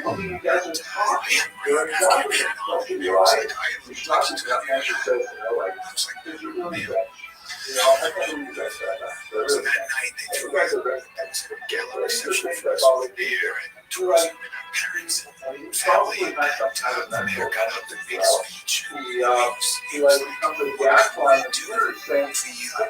To Americans who have invested in so much in how raised we just said, I read this guy, he's told me he's not a pastor. How is that possible? How is it possibly commit a crime? He's like going around and he's like speaking to too many people and he's like, and the base in Amsterdam, we don't want to rock the boat, right? They actually have it pretty good in Amsterdam. The Dutch have this unusual policy called gedogen, which means basically if you don't step out of line, you guys can do whatever you want religiously. So they actually have synagogues and things like that open in Amsterdam when Jews are technically not allowed to live there, but they just ignore it. That's kind of like a Dutch thing. And they don't want to have this guy running around complaining about the Jewish community very loudly. So they put him in a harem 2 separate times. He actually tries to make it on board, was moved away, same kind of problem. Finally, he goes back and says, let me back in. I promise I won't, do anything bad anymore. I'll stop writing books like I did. I know there was that one time when I told these guys thinking of converting to Judaism, but they really shouldn't because the Jewish community is like full of liars. I'm sorry about that. And And so they say to him, and I'm making a joke with it, but really, it's a really sad story. They said, well, you're fine. We've already done this twice before. The third time, it's going to be the last time. We require you to stand in the middle of the synagogue, to recite our faith and a confession of all your sins in front of the entire community. Everyone's going to be there. We will flog you, publicly witness from 1980, and then they have him lie down on the front steps of the synagogue as the entire synagogue walks over his stone floor. He does it because he wants to be among the Jews. He writes later that if I have to, I will be a faith among faiths. There's a few others that special meaning that I just have to have an actor. I brought back my son from Xinjiang province with medicine. I rode 400 miles from Kashmir to Hotia. And it's a beautiful art object. It's not very practical as a sound, but I don't really think about the hardship that it was endured. I think about the majesty of our journey. The example of Mennonite, and I really don't need pictures or artwork to remember these things because it's locked in my mind. But his problem was he was living in the wrong century, right?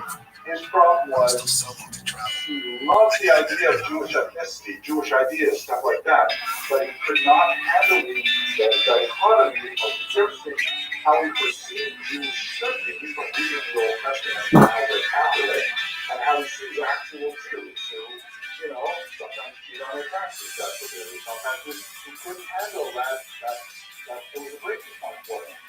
And there's definitely more going on in this package that we can talk about here, including probably the mental illness, but he represented a great grace in that community of being within the community and being under the auspices and prohibition of being completely outside. He did not want to convert his soul. He already was a Catholic. He did that. He doesn't want to do it again. He wants to be attached to the Jewish community without the requirements of the Jews. So while this is an amazing portrait by Rothschild, he's portrayed as like this non-Jewish professor type. He was pretty fair. The child on his lap, who was his younger contemporary, who's now called Spinoza, who has a lot of the same story, but Lord Spinoza, of course, one of the great philosophers of the 17th century who, you know, made a huge impact, a corrosive impact on religion, because he adopted a lot of the ideas of the real concept without the self-destructive. So Spinoza is shown as language with hands, flowers, pearls, bright colors. That's shows kind of intellectual evolution that exists in view. Here's another example of this is when Spinoza, who went through the same thing because the Amsterdam community was having difficulty controlling these Jews who were like kind of stepping outside the boundaries. They also put him in Pharaoh, a terrible, awful Pharaoh, and he basically just ignored it. He said, well, okay, fine, you guys can say what you want. It doesn't change how I feel about myself or how what I feel about the universe, the world. Here he is, just walking lost in a book as a result. And the background you have these Jews portrayed in the negative aspect, cowering, afraid of him. This guy looks like he's picking up a rock to throw at him. That's what's changing big time in the 17th century. Judaism, as experienced and expressed by Jews, is suddenly seeing kind of like a different way of existing that's radically changed from what previous generations have done. And that builds on the horrible massacres of ethnicity that we talked about, and the crisis of Shabbatai Tzvi that we're talking about now. Okay, questions, arguments, discussions? Whether it's comedians or whether it's like let's call us another serious guy, legitimate actual like like people trying to go back to people trying to go about gay life and like all these guys really are. So I don't want to use modern terms like Modocs to characterize these people, but there was a legitimate vagueness in the sense that I think there is a form of legitimate vagueness. were like famous people. You might lose their words in base measures, but they're like big cities, and they did not find the right formula for how to control a guy's little bit culture, and they also couldn't control Father Spinoza at all. Although it's interesting when you mention that context, a little while ago, there was an incident where an Israeli historian wanted to get access to the famous East archive in Amsterdam, but he had written some nasty things about, some critical things about the Beethoven family of Father Spinoza. So they surprisingly, they banned him as well. It's a story, he didn't ban it. There's a fair amount of people coming into our library. Some of the famous libraries that exist in Europe. That's the real message about it. We're going to borrow space from our ancestors and put a fair amount here. Intellectual. Shabtai. Okay, so we talked a little bit, we started with export right off the Portuguese. This is one of dozens of portraits we have in Shabtai. It was very popular among Christians as well. Christians were fascinated by this story of Shabtai. Isn't that interesting? The Jews claimed to have a Messiah here. What's going to happen? So there's lots of broadsheets. We're going to this one to tell you that by Christian, how there's a story, right? This is like, they don't know what people look like, so you just kind of put some gibberish down here, that's their French seven, so we don't know that. Maybe that's a picture of the rock, we don't know what it looks like. This reading of, we say just over there, there's also, this says like your pastel, baby, lama, Zion, right?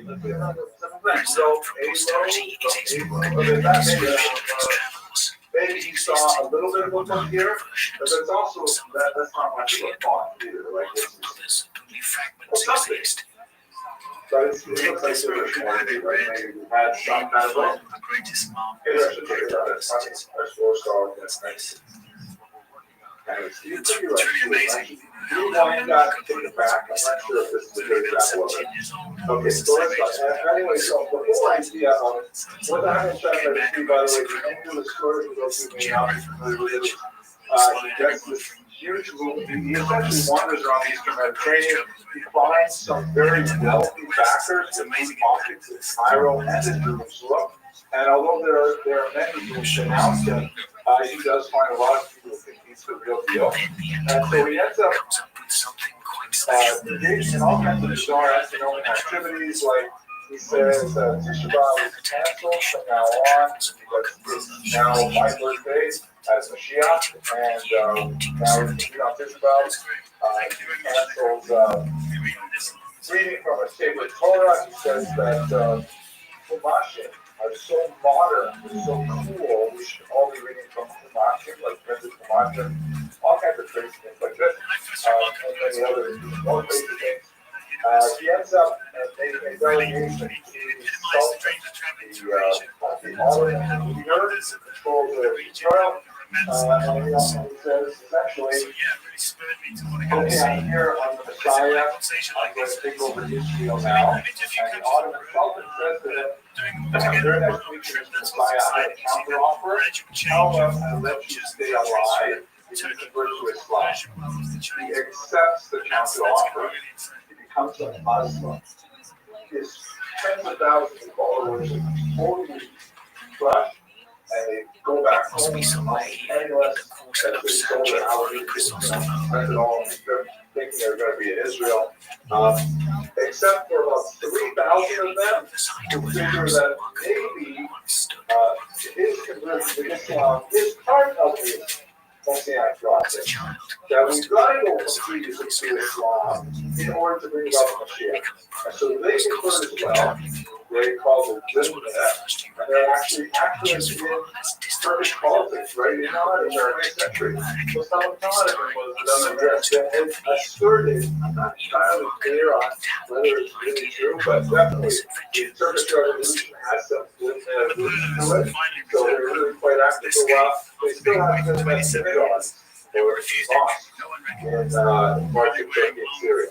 But after this in 1666, where the Shabtai Tzvi really loses it, he becomes increasingly erratic, and eventually the elders sort of puts him in jail. At the end of his life, his last request is for a Yom Kippur Matzah, because he wants the daven, so maybe he kind of came full circle in the end. But definitely, his movement lasted for a good century and a half afterwards. Because everything was described in gigantic numbers, thousands of armies and soldiers, horses. No one really quite believed it. Afterwards, there are a lot of these kinds of things, tornadoes that were commissioned. These are essentially like amulets for a variety of things, parnasa, shidduchim, things like that. And quite frequently, very prominent rabbis were accused of having Sabbatean leanings or being secret followers of Shabtai Tzvi. Perhaps the most famous of those, Jonathan Irish was the subject of a massive attack based on argument that he was a Sabbatean. The Ramchal was horribly pursued throughout Europe. I'm just curious, you guys have all studied parts of the Messiah Sharp, right? Do you guys know about the secrets of the Sharp that was discovered in 1991? What is that? Yes, it is. What is the secret play? If we did our goal to do with the show both together. It was originally Mahan Opek, but yeah, he wrote an earlier version of the Sharp discovery in the Soviet archives, and it's really, in my humble opinion, way better than the one we've been studying for 250 years, because it's a dialogue between. Okay, I'll tell you quickly because it is really important. I have a personal ambition to study Messiah's Sharp 101 times. I just finished 30 about 2 months ago, but it's such an amazing book. But here it is. The original Messiah's Sharp that he wrote has this guy who, it's hard to really characterize him, but if we were to make this 21st century guy, he would be kind of like a well-rounded guy. He appreciates Torah, he likes learning, he also likes science and sports and culture. And he's got to have like a broad, everything sort of personality. But, what is it with those fancy guys? What is it with really talk about how they what are those most likely left in a convoy of trains. What day, right? Yeah, the book. High school graduated across the east of Yeshiva, and now he's like all black and big black hat, about 6 feet across. And he says, oh, great! It goes up to Sean Ray, how are you? It's high school stuff. Strange life. I noticed that you can't like already already century. He says, like, what do you see in it? How can you let the same thing so long? How can you do it so long? What's going on in your life? And they begin this conversation that goes through the entire Messiah's Sharp. And of course, within a few chapters, by the time you get into the regular guy who called the Chacham is completely blown away by the question, and he just says, well, you can take the wheel and drive me anywhere you want, because I really need to hear about how to appreciate the world. And that's what this difference, the original version is now, why did the Ramchal publish the first version? He had it written in his own handwriting. Why did he publish the second version? Yes, Mr. Blaschman. I think that's an interesting. I'm sorry,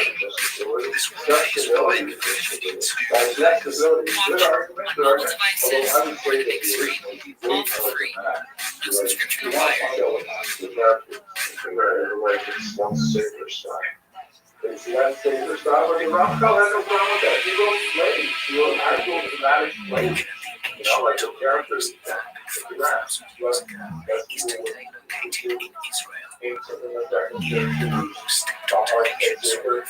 I would think I'd rather more people be interested. But you guys, if you don't know the answer for sure, back then, 40,000 people were sent to the steeply ancient Crusader castle. Oh, he got persecuted so badly in his lifetime. He was put under house arrest. His writing proceedings were prospered, and because people didn't know whether it was out of choices, they actually buried it, and then lost it. They forgot where they buried it. Somewhere in Central Germany, there's a massive chest that was on Carl's writing that had never seen the light of day, that maybe one day we can sell it. But I'm waiting for this guy to give me, to give me a little history. Exactly. David Sklar wrote a PhD dissertation on this, argues that the reason it's published first because the publishers would not print it. They lost the background. People were paying for the publication. Why? Because the original version translated as a few things that you know the people involved in identifying. In 20 years of his arrival, Roman armies were at the gates. They were outnumbered 100 to 1. After a 2-month-long siege, it was all over for the Crusaders. He gave up. And his students said, no, Rebbe, this is such a great book. The world will love it. Please, we have to just do what the editor says. Let's remove those personalized material and let's publish it in a standardized version. And Rothschild said, you can read this if you read the introduction and conclusion of the book where he's saying his students were working on it. He says, okay, whatever you want, you take care of it. And his students edited the version that you guys read now. Way more sanitized, way cleaner, but it's just a mind-blowing experience for real. Now, why was he persecuted? That's why I was putting it here. He was persecuted because there were individuals in Eastern Europe, including the Motion Peace, the son of the Constantine Steve was the number one sabotage any hunter of the era, looking for anybody who was looking up their history. His son continued it, but by the time he got to the Rothschild age, there was very few big strategies left. But the emotion of Jesus identified him as pursuit of Europe, until finally he ended up in the relatively liberal city of Amsterdam, where he could be more active. But the facility charm itself is an artifact of this quest for heresy that was the remnant of the post-17th era. Okay, arguments, questions, discussion? Okay, so let's look at a map here. Just to orient ourselves, and then we're going to dive into the soldiers are training to be This is Jewish population in Europe in the first half of the 19th century. Looking at the infinity we're looking at, you can see great density, particularly in what we would say Poland and Western Ukraine. That's the greatest concentration. Still some significant concentrations in Western Europe, because even though we have this massive migration to the east, as we discussed last week, there's still some constitutions where we talk about not so much in France, because they have been actually banned from there since 1306, although we will have a Greek assertion of Jewish population, particularly in the south here, and not in Spain, because Spain is still officially Judeanized, and major concentrations in the regions of Lithuania, Poland, Belarus, and Western Ukraine. How is that mapped onto the three great asteroids of the century? So the Hasidic movement is primarily in the southwestern part of the Russian Empire, down here in Western Ukraine, southern Poland. But there are definitely Hasidim who are active further north. The one example that I've been concentrating on Chabad is ironically an exception, because Chabad is a Lithuanian Hasidic movement. Then you have the Misnagdim, the opponents, who are definitely much more concentrated on the Baltic coast, in the regions of Prussia, and of course the homeland, Lithuania itself, with its epicenter at Vilna. And then finally you have masculine, the appearance of the Haskalah, that's most feminine, who are much more associated with Germany in particular, the West. But what we notice about a Venn diagram is that they overlap. Right? So you can have regions where you easily have Hasidim, Misnagdim, and Maskilim, the cheek to jowl, arguing with each other, influenced by each other, and so on. Mr. Brandon. At close quarters, like Christian churches, the Al-Aqsa Mosque, and the most sacred place of Judaism, the Wailing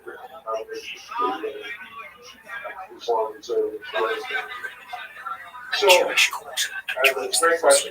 How does the denominations? The denominations derive primarily from the Haskalah.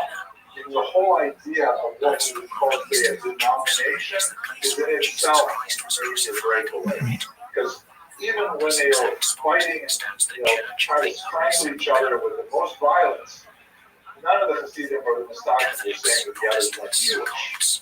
And none of them were arguing that we don't have to follow Tariq mitzvos. The Mashkilim were the ones that kind of broke that open and said, well, wait a second.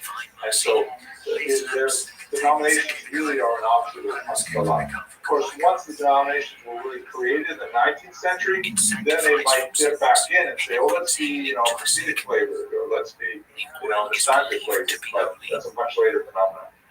Mr. Krabs,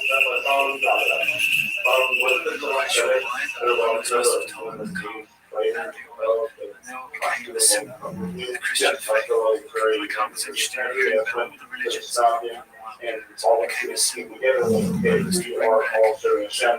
We're all trying to get most of that these guys are personal. I have a one-word answer to Mr. Krabs. Monday. Okay, at this point, it makes sense to stop. That's impossible. Bradley has to come up with a different route.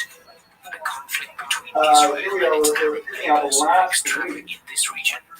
Last century, we were talking about the negative structure, and then with the security checks and the visa, Israeli visa stamp issuing your passport. We'll have pressure. We just keep rolling on, and you can plan your group, whatever you can, this Western Europe, follow their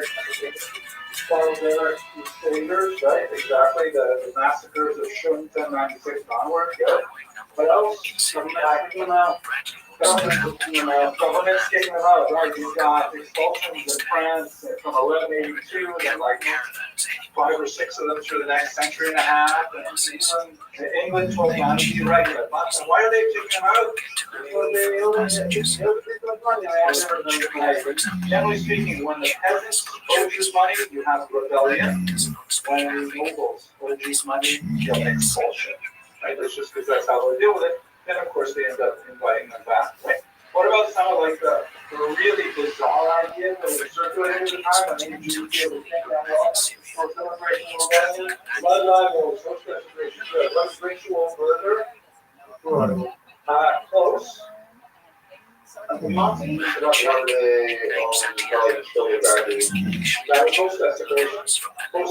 the crackers.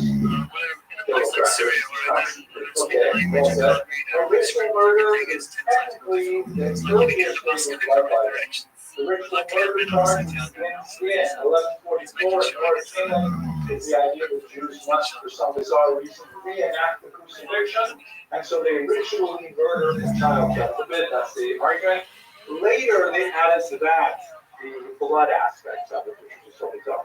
Okay, so we've definitely got an environment where Jews are distinctly uncomfortable in Western Europe. At the same time, we're going to have this this actual invitation for Jews to please come to Eastern Europe. Like one door is shutting, another door is opening at the same time, and this is going to be the basis of the great Eastern European Ashkenazic center. Because even though, as we saw in our very first class, looking at the genetic history of Ashkenazi, even though the vast majority of Ashkenazim descend from the eastern region, the Poland, Lithuania, Ukraine, and Belarus, to a certain degree Russia, they really, that's the phenomenon from the 13th to the 18th century, in particular, they moved from Western Europe. Okay. Historical observer. Let's just think for a second about history. Obviously, before we get into this unit, you've already seen Salomon, right? We talked about him a few weeks ago. He's a very important 20th century historian. I think he died in 2008, something like that. He was especially known for his conception of the lachrymose version of Jewish history, meaning that he's criticizing the tear-filled definition of Jewish history. That, oh, it's all persecution, and yet we overcome persecution with great things and stuff like that. So we talked about him for this, and I'm going to come back to him in just one second, but I want to introduce you to two other great historians who made a huge impact on the way we think about history.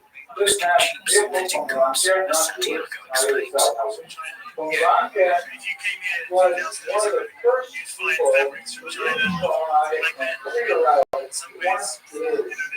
what do we mean by this discipline we call history. Notice his years, right? He's really quite late, 19th century. That means that all those people who wrote history centuries and centuries before him were not necessarily writing history the way modern historians write history. What we find is different. History written in the year 1000, the history written in the year 2000. What's different? Okay, good. More sources. Let's even more basic and less sources. What do you mean by that? Direct back. What is direct back? It's I'm so glad that you said that. Can you repeat that? No, before you said that, you said exactly quote. You were Metabe to the great from Doctor when you said things that actually happened. Remember you said that? Right? The history is Geschichte ist was eigentlich gewesen war.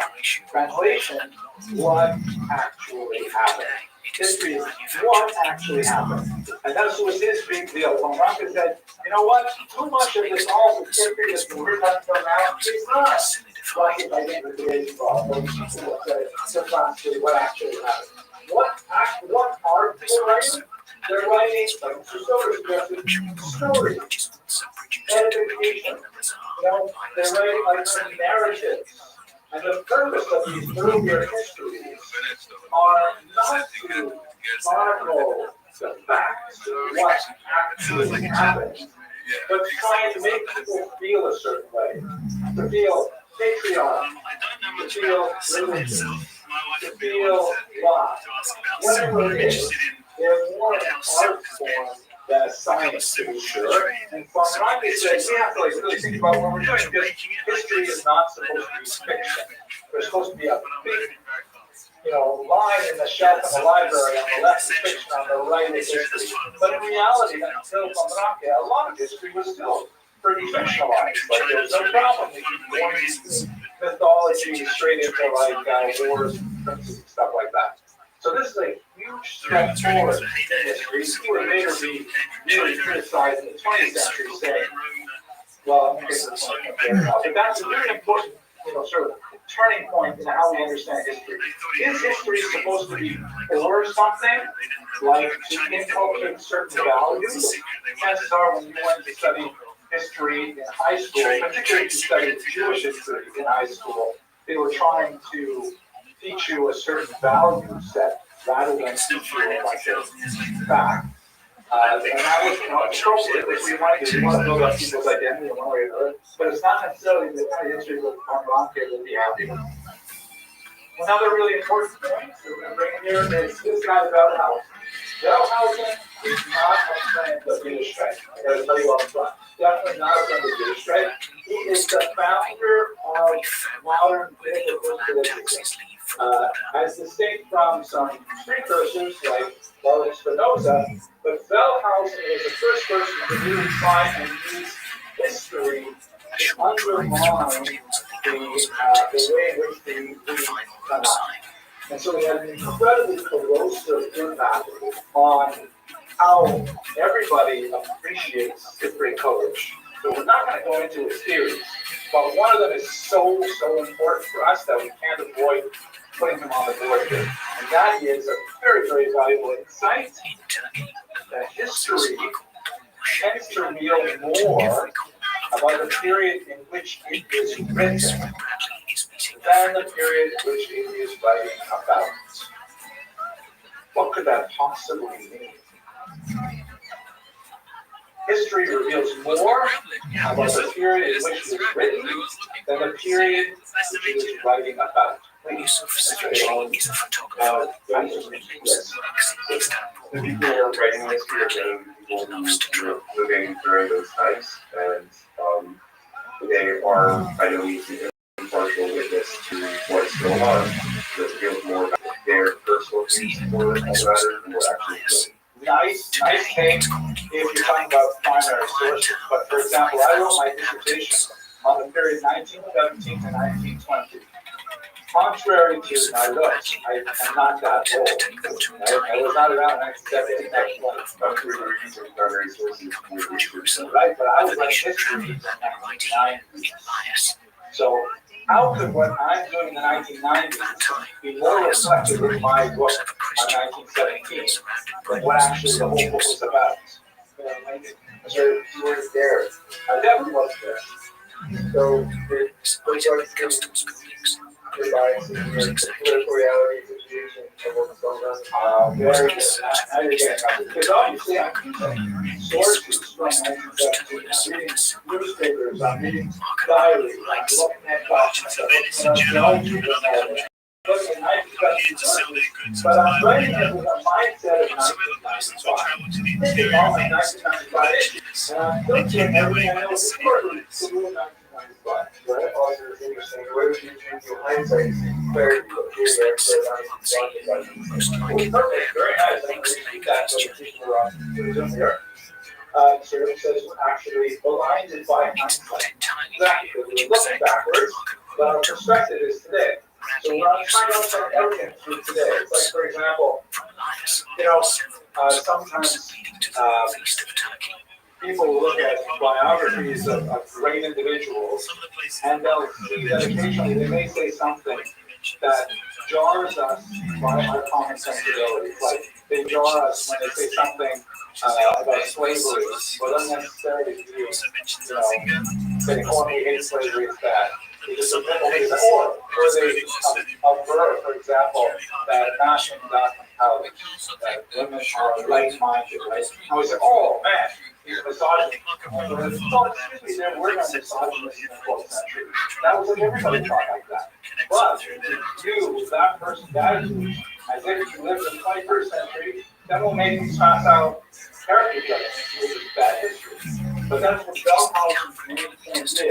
So we tend to view history from the perspective of where we're living today, and bring to that understanding history all of our contemporary biases, and it takes a tremendous amount of intellectual work to try and break free of them. Some historians, some philosophers would say it's impossible to break free of them, but that's not the right perspective. Brian Scott Bridgestone, he says that's what's going on with it. Here, we'll look at today, which has a tremendous amount of biases built in by our contemporary situations. We tend to look at what actually happened, but we only look at a narrow slice of it without looking at a broader picture of what actually happened, as I hope to demonstrate in the next 45 odd minutes. Like, for example, if you think about what's going on in Ukraine right now, and I made this part of this lecture a couple of years ago, when the war broke out in 2022.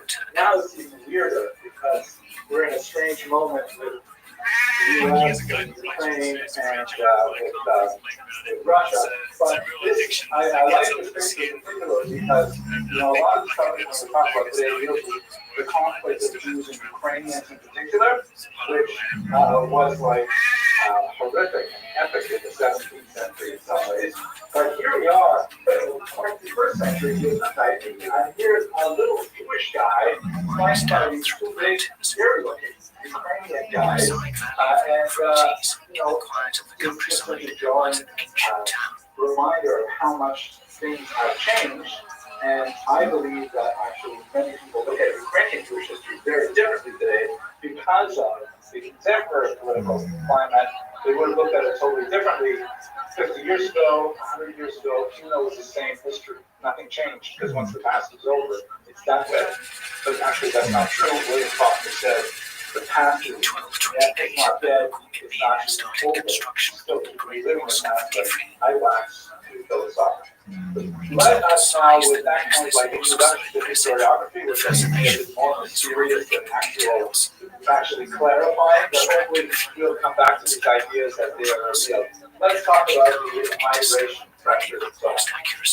Here's a map that basically shows the movement of Jews from central Germany. It's a little bit, I want to put this yellow part a little bit higher as well. But this is making their way specific years to many communities in what was later become Latvia, Australia, not so much Latvia, here, Lithuania, Poland, Belarus, Ukraine, and Russia. This is here's labeled just as Russia because this map is sort of reflecting the 19th century Russian Empire, as I'm sure all of you are aware. The Russian Empire is succeeded by the Soviet Empire, fell apart in 1991, revealing itself to be full of much smaller important countries like Ukraine, Poland, Belarus, and so on. So we've got this significant eastward movement of Jews, pressure from the nasty things we talked about last week, but at the same time, invited Eastern Europeans. So I have to figure out, why are they invited Eastern? Okay, let's look at it. Here is the political map of the largest country in Europe for much of the later Middle Ages and early modern period. It's a country known as the Polish-Lithuanian Commonwealth.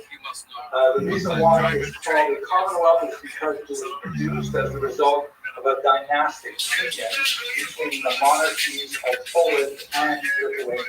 As we see, it's not that it stretches all the way from the Black Sea, the Baltic Sea, almost down to the Black Sea. Here, this would be the southern part of Ukraine, this is Crimea, still a contested region on contemporary Ukraine held by Russia. Actually, that's how we're on to. This is more or less the front line of the Russian-Ukrainian war today, too.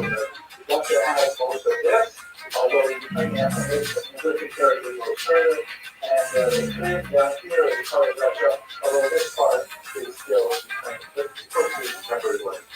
Very close. They're going to be over here. So, Central Europe, way over here with the England, right? Big country. And more significantly, it's actually filled with several distinct ethnicities. There are Ukrainians and the Belarusians who are Eastern Orthodox, right? The Christian church has an Eastern section called Orthodox. It's ruled by 7 patriarchs. The Western church, Poland in particular, is under the Catholics. There's a little chunk of Ukrainians here who are also Catholics. And they're also speaking closely related Slavic languages for the most part. Ukrainian and Belarusian are both written with a Cyrillic alphabet, like Russian, with a handful of letters different, both in shape and in pronunciation. Poland is also a Slavic language, but written with the Roman alphabet, the one that we use for English. Lithuanian and Latvian, Estonian are a totally different language family altogether. So many different people in here. You also have a certain amount of Greeks and Armenians, but the next biggest minority, of course, will become the Jews. The Jews first entered this area, as far as we can tell, from the Crimean Peninsula, where they were first there with Greek trading organizations back like around the year 0.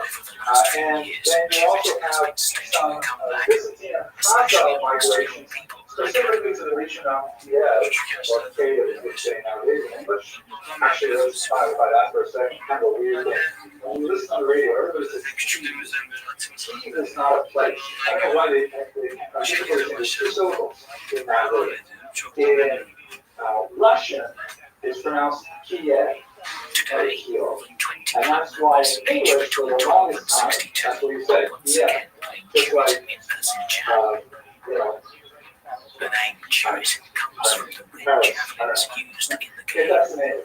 But in Ukrainian, they have slightly different vowel combinations. The sounds are scientifically, and it's pronounced K-E. Two syllables. I don't know why people say E, but it's K-E. So, Kiev, K-E, the city right about here, was actually the center of a massive princedom, a kingdom, that was later divided by Russians, Ukrainians, and Poles, and the Russians as their homeland. But in many ways, they were totally separate, and in fact, after the Mongol invasion in 1240, they were literally separate, because that was it for the Syrian and we do know that there's lots of Jews active in Taylor from the year 1000 on. There's lots of archaeological evidence, there's topographical evidence, places like the Khazari and David and so on, and I believe we even discussed, we did, the famous Moses the Chronicle of Bygone Years, where Prince Vladimir had to decide between religions. So that dates from about the year 999. So we definitely know that Jews are very active in this region from a very, very long time ago. Then you've got this massive influx that comes in from Germany. And this is really where there's a huge bulk of Jewish population. So much so that they're really involved, among other things, in the very first myths in Poland, making money, literally making money. There's a whole pile of very early Polish coins, and you notice anything unusual about them? They have Hebrew all over them. They're like totally Hebrew. Why are the Poles minting money with Hebrew letters? Nobody else can read them anyway. They're like, Polish jokes are written on them or something. Yeah, exactly. The Poles are non-literate, and the only people who are really producing these things are the Jews. The Jews are the ones who know how to handle them, know their value, and so on. And they don't know the Latin alphabet anyway. They're making money in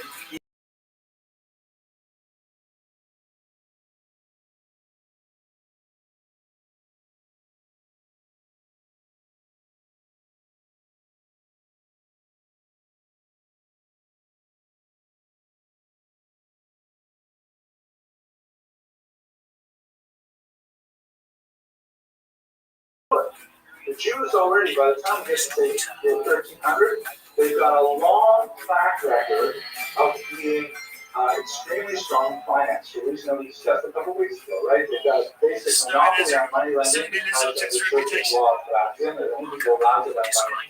They're literate and numerate. They have extensive experience by now with producing coinage. And so the Poles were saying, it's so hard to get us from this old barter economy where people are buying things with like rabbit skins and bushels of grain. We need to move to that more advanced money economy, like they're doing in Germany and France. Let's get some Jews over here to do this for us. And the Jews are very happy to come in and start working on these things. You see lots of little folks out here. This one's my favorite. It's Caro. King Neshko. It's great. Caro is king. In Polish, which is amazing thing. Going back to this here, a lot of them settle in particular in right bank in Ukraine. Explain why that is so significant. Well, what this term right bank means is because there is a major river that bisects Ukraine. It runs from Chernobyl, right? Chernobyl already, Chernobyl disaster. It runs from the north down into the Black Sea. And as it flows southward and you're facing the water's flow, the right hand is called the right bank. And the left side is called the left bank. The Jews are hugely concentrated the right bank primarily because of an economic institution that was especially welcoming for them. That's called the Avenda. So hang on to that word Avenda. Something like 40,000 Jews lived there in 1648, which is an important date because it's the outbreak of the Great Khmelnytsky rebellion that we're going to speak about later. But you look at this map here, it just gives you a sense of the tremendous scope of Jewish settlement. Each one of these place names represents a place that has Jews living there by the time you get to the 17th century. Huge spread of Jews, unlike in fire Bloomington mines, where you have a tiny little group concentrated in 3 places. Here Jews are spread out. They're small numbers, but they tend to be village and town based. Some cities as well. This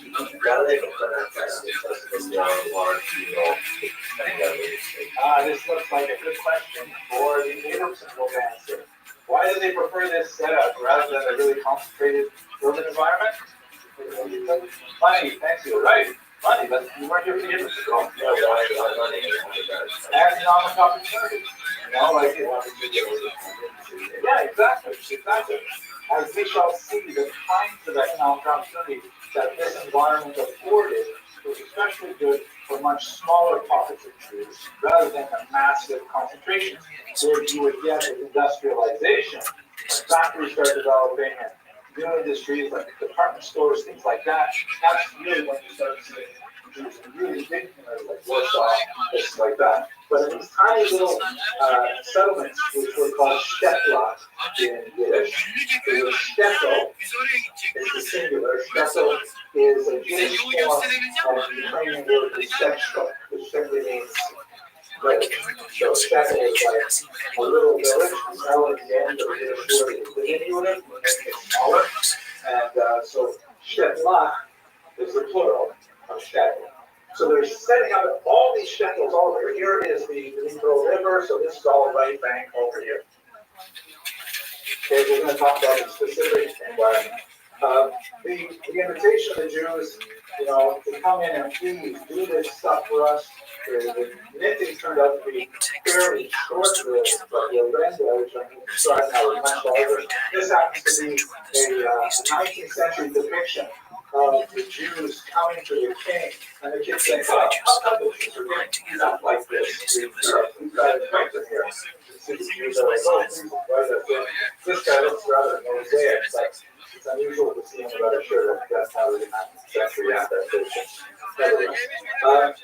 It was so good for the Jews for hundreds of years in Poland that the tradition arose that Poland, or Poland in Yiddish, was really an acronym for the Hebrew words O, here, Lin. We will rest. Lina. O, Lin. Here we will rest. After all our wanderings to Western Europe and North Africa and the States and the blood idols, finally here, O, Lin. Here in Poland we will rest. That's it. And we talk about that. Things that was pushing them over there and so on. One of the most important things that brought them there was this thing called Magdeburg. This is really important. Magdeburg is the name of a town in Germany that was one of the first to codify the rules of being a citizen of that town. Use the word citizen, but I don't mean to imply like equal rights, because that concept is related. But if you were an authorized resident of Magdeburg, you had certain rights that were carved up for you and your community group. And the Jews in particular have this Magdeburg Recht, which gave them, when they came into a specific town, gave them specific rights and responsibilities. We spoke about it briefly when we talked about the early economic development, but the kinds of things that you could insist on, for example, was that they could be given monopolies in certain industries. Such as, as we shall see, for example, alcohol distillation and sale. They could be allowed to be the only people allowed to sell alcohol. They could be allowed to be the only people to engage in taxation, toll, things like taking toll, whatever it is. I know sometimes if you go to get your driving done here, anywhere in North America, I think, 9 out of 10 times you're going to be dealing with Koreans. Why that is, I don't know. But like a lot of Koreans, I guess, gravitate to that industry. If you get your hair cut in Korea, for sure it's going to be a Hollywood guy. Like every barber in a 50-mile radius of agriculture man is a Hollywood guy. Because there's some kind of like sort of say, what am I going to do with myself? I have to make a living. No, I know, you should be a barber. I'm trying to make a barber work. No, well, it's like this. So there's one of those industries that was really big for you was alcohol production, as we shall see that more here. Magdeburg Rep also reinforced a lot of the tejanos that the tequila imposed, including the Karen Ayeshu. Anyone remember what the Karen Ayeshu was? Exactly. The Karen Ayeshu was literally this ban on settlement. That you can only move into town if you have permission of the town. You can't come in here and open up a competing Asian restaurant. Even if your egg rolls are way better, doesn't matter, we control how many people will be engaged in whatever. So Magdeburg Rep is kind of like, more like, you know, these are pretty modern societies. They don't have extensive bureaucracies. This is pre-Doge, right? Nobody is downsizing these massive bureaucracies. And so the government essentially hands over a lot of the self-governing tasks to the cities, and the cities will set these things up. Why would they want to give these kind of rights to you?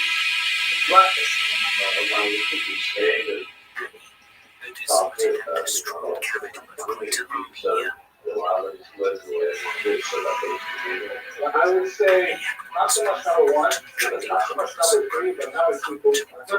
Your three actions you gave there, first one was allow those kids to live, and the third one was, allow them to sort of like happily. I don't think those are big concerns, but make money. Everybody wants that. Look, once again, right? The whole idea is that the Jews are prosperous. They're paying them tax. They're not the only ones that tax them. There's open municipalities that tax them too. And so there's an open recognition that Jews are very good at making money through a lot of skills that are not widely shared in the population, like literacy and numeracy. And so let the Jews live here. Give them the privileges they want to set up shop, and then we will tax them. Right? Kind of like Lahavdil, why a traditional community might want to open up a gambling casino. Right? They might not like here in Queens, there's no gambling in Queens. So if there's a gambling, it's by the highway or something. Okay, by JFK, it's like a original. Yeah, so people, why would you want to have a gambling casino? You think it's going to attract people who are maybe lots of salutary, maybe a lot of despair. So why would you want to have that in your neighborhood? Money, thank you, right? Because you can tax it. It's a vice. People are willing to pay taxes on vices. That's why it's so expensive. But you don't want to put it in the center of the residential area. Because that's too much pushback. So the Jews were a little bit like that. Somebody really wanted the Jews to live there. Somebody, they're not Christians, they don't believe like us, like that. But you know what? It makes a lot of money. So as long as we can make it to themselves, we'll be happy with them. And Magdeburg Rep was like a whole body of laws that was good for Jews. It gave them rights and protections and privileges, and it regulated the degree to which they could stand aside. Yes. Okay, thank you. It was started, it's named after one town in Germany, but it was copied over and over again throughout Eastern Europe. How the Jews were least were they saying, oh, you want us to move to this town? Fine, and we'd like to have some Magdeburg Reps. And they'll say, well, they're Magdeburg Reps, I'll tell you. And they would set up the same kind of thing. That's like a classic thing. So by the time you get to the 18th century, it's just a little bit of density of Jewish settlements. You get what would be put in the Pennsylvania. It's massive, right? Really concentrated, especially in right bank, Ukraine. Okay. Now, I really got to get to the other thing. I'll talk about capital last first. Here is one of the most amazing things about this period of time, which was the early dissertation and work of the great Jewish historian Shimon Lippmann, who was a phenomenal historian of Eastern Europe. He lived until 1941 when he was shot dead by the Nazis. His last words to his students who came crowding around his body as he let out, he said, says in Yiddish, Schreib und Vorschlag, write and record. And it makes the idea that Siegel would do his last will. Keep recording, keep writing it down, let people know what happened. Anyway, he goes into dissertation on the Great Council of Lands. This is what happened. You have, like, in all of these tiny shedlocks all over, you have kahal. We talked about the kahal structure, like the basin, and the parnas, and the feathers, and stuff like that. So each kahal is making its own rules, which are basically Talmudic in nature, but they're going to have some variation in local customs, things like that. But after a while, they say, you know what, there's so much stuff that we share amongst our heroes, and that we could actually standardize ourselves if we organize ourselves into a kind of super kihila, one big kihila, one big council that would pass legislation for all kilos in opposed to the way in Congo. And so Kahara, that's what they did. They set up first in what they call 4 lands, then they gave 5 lands. I'm just calling it the Council of Lands for simplicity.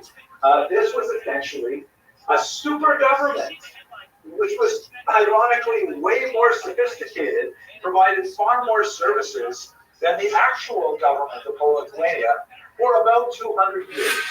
This is like an incredible high point of, Jewish self-government, where, every single kehillah was operating under the same legal system, same kind of avenues of appeal, and allowed for tremendous expansion of the business. So like, exactly, so the council of the 4 lands. So really an amazing institution. I'm just curious, what kind of things do you think that they were involved with? What did they pass legislation on? Sure. Taxes. Taxes are good, right? Internal taxes, group taxes, definitely good call. What else? How to deal with people who are out of line. For example, somebody, good point. You're absolutely right. How to deal with people who refuse to recognize authority. Like, let's say you're living in Minsk, and the basin sends you a seru, you've got to show up to court. You say, I'm not going to listen to the court. I'm going to go over and move to Minsk, right? So if there's no central government, so now you live in Minsk. That's kind of like America is like that today, right? You don't like the base in Detroit, so then you move to Seattle because you can, right? And unfortunately, our base doesn't have the power to kind of chase you to Seattle. But the Vada or associates, they can say, oh, really? You think you're going to escape the rules by going to Minsk? No way. If there's a harem placed on you in Minsk, you are also going to be under a harem in Minsk, which was like huge. Again, remember, there is no secular Jewish identity at this point. The only way you can escape the power of religion is if you become Christian. There's no third like becoming a country. That's something that happens. The 18th century, long afterwards, first Western Europe, eventually throughout Eastern Europe as well, but it's not at all true of the council. So in other words, wherever you went, there was an incredible system all around. One other area that you might go, like where you don't see a lot, for example, is in Eaton. The guy wants to not give his wife a gift, and he says, I want to punish my wife, I'm going to move to Minsk, and his wife is stuck in Minsk. Well, there you go, send the buy-in to Minsk to pick them up and bring them back to Minsk important to give again. That's the power of this imperative thing. So stretched again, through what would be today, 6 countries. Yes, true. I know in Bohemia they had prisons for Jewish people who, if it's better, they said they're under Jewish hands than being treated in another prison. Was people about that? It was absolutely acceptable, although flogging was more common in prison. Because prison involves great expense, right? You've got to keep you have cleaned up, all kinds of things. But if you flog them once, it's done. And it's a physical pain, people are afraid of it, so flogging is far more common. You go through Eastern Europe, you find like some, flogging villages where they actually see where we flog. Lightly flog, all that. Okay, one other thing you might find surprising, but I guarantee you see it every single day, it is an innovation of the Vada of Sotos. Can I give you a hint? I don't know if I can give you a hint.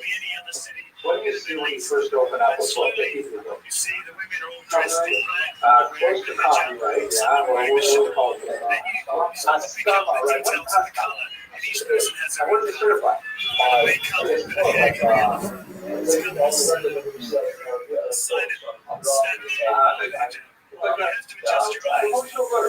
Yeah, right. That's right. Credibility and consent. Like who writes those as scholars? Big rabbis. Right? Big rabbis. A big rabbi writes, I didn't have a chance to read this book, but everybody tells me that the author is a really nice guy and he signs it, right? Until he later reports that he kind of did not make it right? But that's how we use Haskamas today. But Haskamas were invented by the Vad of Sos because of the new technology of linking. Because it used to be when you wrote and signature, basically once anyone had the manuscript, they could, if they wanted to, spend the time to copy it out. Maybe expensive procedure, but copy it out. But once you're ready, printing happens, this time, and the price of printed books dropped significantly. And then suddenly became a great adventure. Oh my gosh, I found this manuscript here. I can just put it into typeface, print it off, and I'll make a million zloty, which is about $12. I didn't, but I didn't push it on the screen. And so, and you also do that when someone else is printing it. So let's say, for example, you live out in Danzig, and you visit Krakow, and you see this great book. You say, well, this is a fantastic book. You grab a copy, you quickly go back to Danzig, you typeset your own version of the book, you print it off, make a lot of money before you can possibly ship his books out to Krakow. And it was a real problem because, it was upsetting authors, it was upsetting people who put a tremendous amount of money into the printing process in the beginning. So the Vad of came out with Haskamos, which originally were just agreements that nobody else was allowed to publish this book for a certain number of years. So we're back to what Mr. Roman said, copyright. That's essentially what Haskamos were at first. They did not say anything about the quality of the book or the book by the author. They basically said nobody else is allowed to publish this book for 5 years, 10 years, whatever it might be. And that was how we got evolved into that that we have today. Ironically, the Haskama that we have today is close to what the Catholic Church uses, called the Yiddish, which is basically the sign that the Catholic Church says this is okay reading, which you've probably never seen in any of the books that you read, but sometimes you see a Catholic Church. So these are the kinds of things the Vad of did, and they continue to fulfill its function at various levels, really up until 1844, when the Kahal was finally abolished by the Russian Empire. But very, very active, and really up until the late 1700s. Okay, are you going to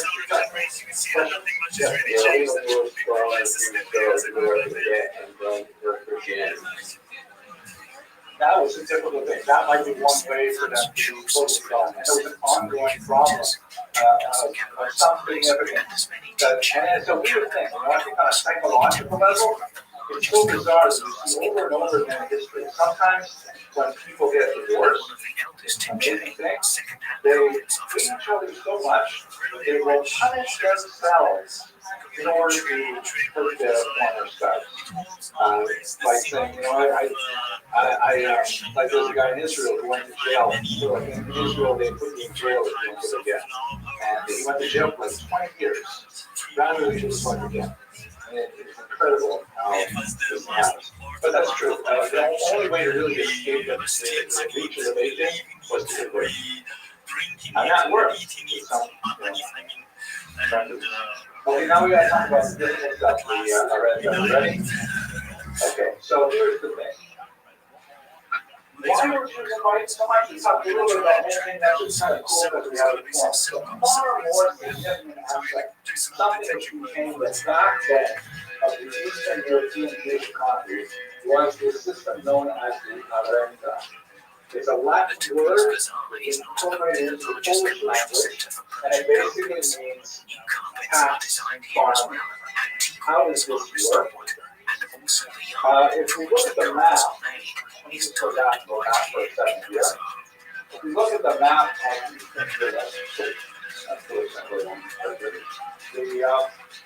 you have a tremendous number of noblemen from Schloss there, no, it's not very Schloss there, but it's not the same word, that are living primarily in Poland. And they, through conquest, are dominating right now in Ukraine.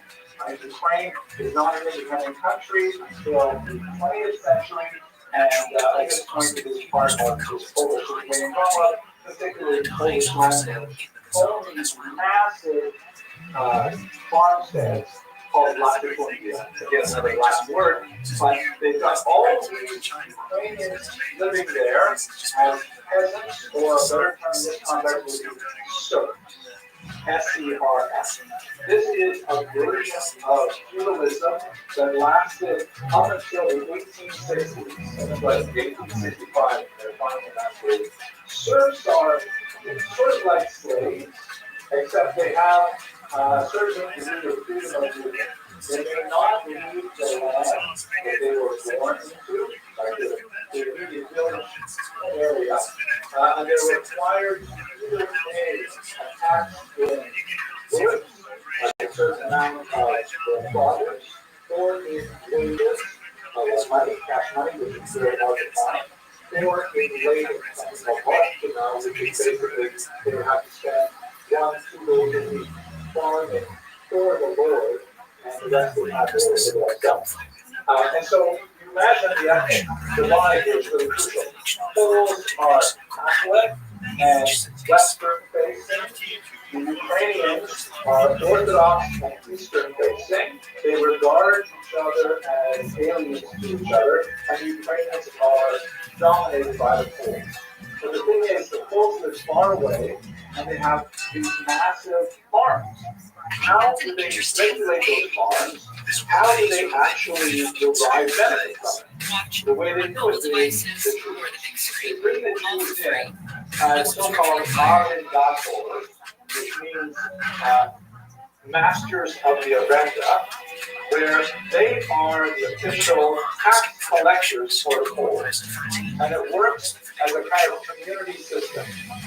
So the Polish noblemen, let's say in Warsaw, will bring a Jewish community to the shtetl. And it's important to note here, very importantly, that these shtetl, these little villages, and the surrounding farms, they are literally owned. Soil, buildings, everything owned by the noblemen. Even to a certain degree, the serfs, the people, are owned by the noblemen. But he doesn't want to go there and like be riding around in the buggy all day making sure that the serfs are working. So what he does is he says to the Jewish community that's planted there, okay, you guys are my tax collectors. I want you to collect 10,000 zloty for me next year. I want you to collect that money from them. And the Jews say, we will accept this contract to collect 10,000 zloty for you. And the nobleman says, fine. Go ahead and do it. He does not want to get involved in the nitty-gritty of how exactly they collected, and this is not a modern bureaucracy. There's no IRS going on here. And the Jews have to go back, and they have to collect that money from the peasants. Now, two things are important. The first is that who's paying the Jews? The nobleman is not paying the Jews. The Jews are paid by the amount that they collect, minus the amount they have to pay to the nobleman. This work is so in other words, if they agree in a year, we're going to provide 10,000 zloty, then the nobleman says, okay, that's your contract, come back to me next first of Elul with 10,000 zloty. The Jews go back, they've got to collect 12,000 zloty, and the 2,000 they collect is for the Jewish community. That becomes their mainstay of their economy. And the nobleman doesn't care how they do it. He doesn't really want to get involved. So they involve all kinds of tax collecting devices, such as most commonly a tax on produce. meaning you bring in 10 buses a week, you've got to do one to open. You trap 100 rabbits in the Netherlands forest, you've got to give over 10 of them. You want to cross the bridge over the lake, the nobleman built this bridge, you've got to pay a toll. And in some extreme cases, the documented, if you want to use the nobleman's church, you want to baptize your child, you want to get married, you have to pay a tax to the church. And I can imagine this must have been incredibly galling to the population. We don't know how extensive the specific tax to get the Jews to the church really was, in terms of historical reality, but in terms of Ukrainian perception, it's massive. They have these popular folk songs that were memorized by blind guitarists called Rabbi. And they all go on about the cool Jew who were charged a huge amount in order to get into the church to get married and stuff like that. And you can imagine that this would build up a tremendous amount of resentment. But first of all, the Jews that were the 6% they were really impoverished, they were the lowest class as well as peasants. I think they were the best of all the money and finding them and well, there you go, Mr. That's like Salaveras, right? And there are elements to what you're saying. First of all, we should understand that our depiction of death of life, we're talking about something that lasted for about 700 years. And there are definitely good times and bad times. And also you have to understand that we're looking at stress of life when we've got, like, we don't even think about the fact that we have running water. Right? We're going to the river and getting water for the daily chore for everybody. So the overall standards are much lower than ours. So we tend to be distracted by that. But generally speaking, if you were like a Martian coming to the planet and you went to Eastern Europe in, let's say, the year 1600, and you had to choose, do I want to impersonate, do I want, like, invasion of the body snatch, do I want to impersonate a Ukrainian peasant, or a Jewish tax collector, or a Polish nobleman?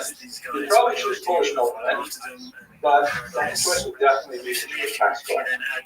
They were definitely far wealthier than the typical European peasant. They're also the scapegoat that the Ukrainians did. There was actually the Netherlands, they were actually confused. They would be hated. You are absolutely right. I mentioned the year 1600 because in 1648 this was all blow up. As you can imagine, huge peasant rebellion, all kinds of anger directed at the Catholic Polish lords and their Jewish middlemen representatives right here in Ukraine. But you can understand the economics behind that huge explosion of anger. And in fact, I'm not like, being really counterintuitive. We tend to have sort of like a vision like the South Bell House. We have a vision that's sort of colored by Fiddler on the Roof, and whenever seen that movie, Fiddler on the Roof presents a certain kind of image. A lot of it is true, but that's the presenting, let's say, a 1905 image, which is very different from 1600s. We can't take it back to the 1600s in the same way. And it's a rosy picture.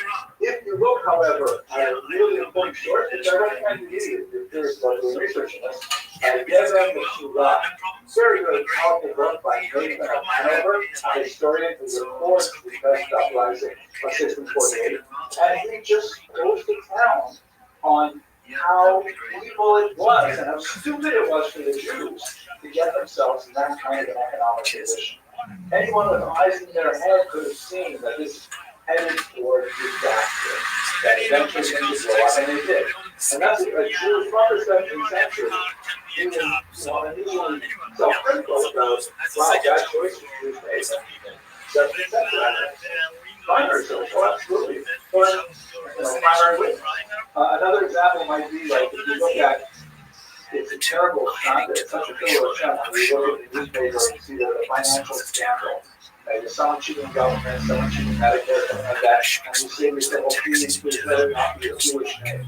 And then you see a son or a bird, But that's the same kind of thing, where unfortunately, you have this idea that everybody is 1500 years black hat and so we know Shabbos is unfortunately not true. And even the people who wore black hats and worship Shabbos, We're sometimes unfortunately involved in very shady and exploitative economic practices. Iranian music you can play? People were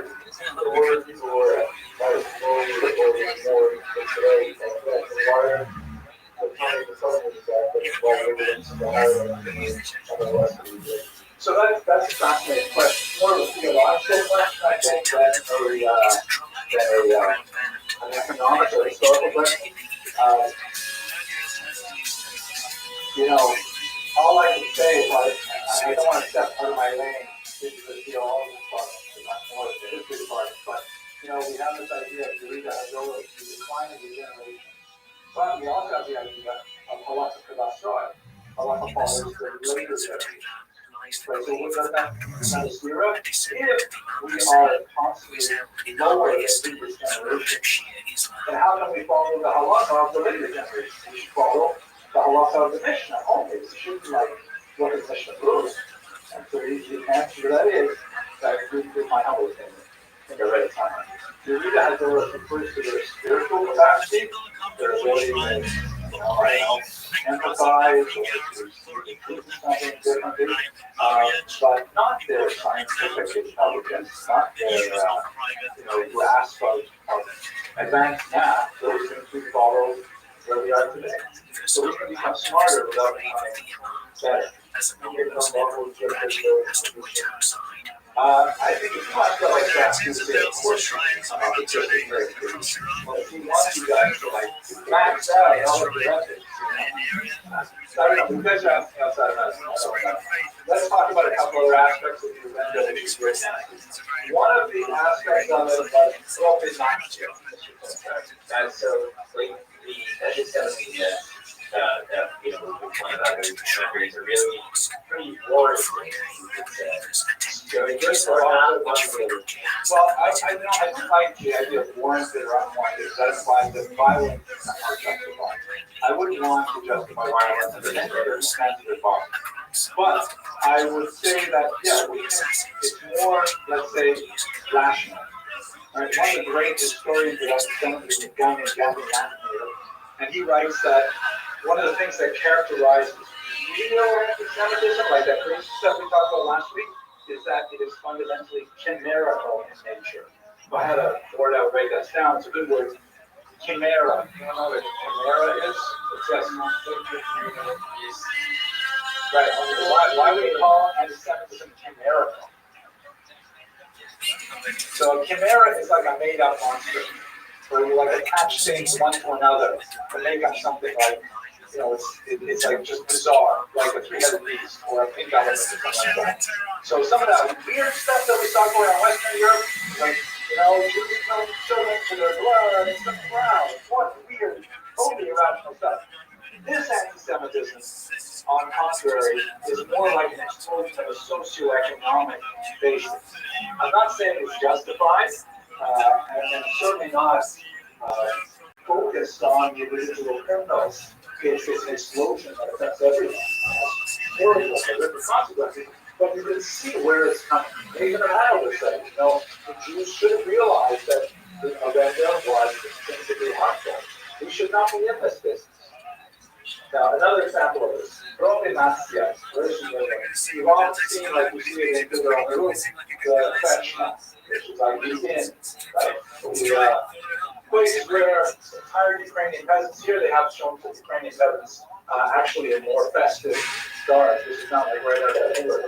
But they're coming in and they're enjoying alcohol served by this Hasidic Jew. And there's a guy named Desper Violet there. What is the scene talking about?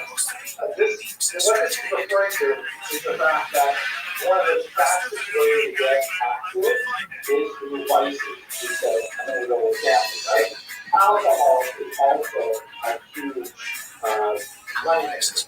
Why it's so hard to ban alcohol that we have a nice right?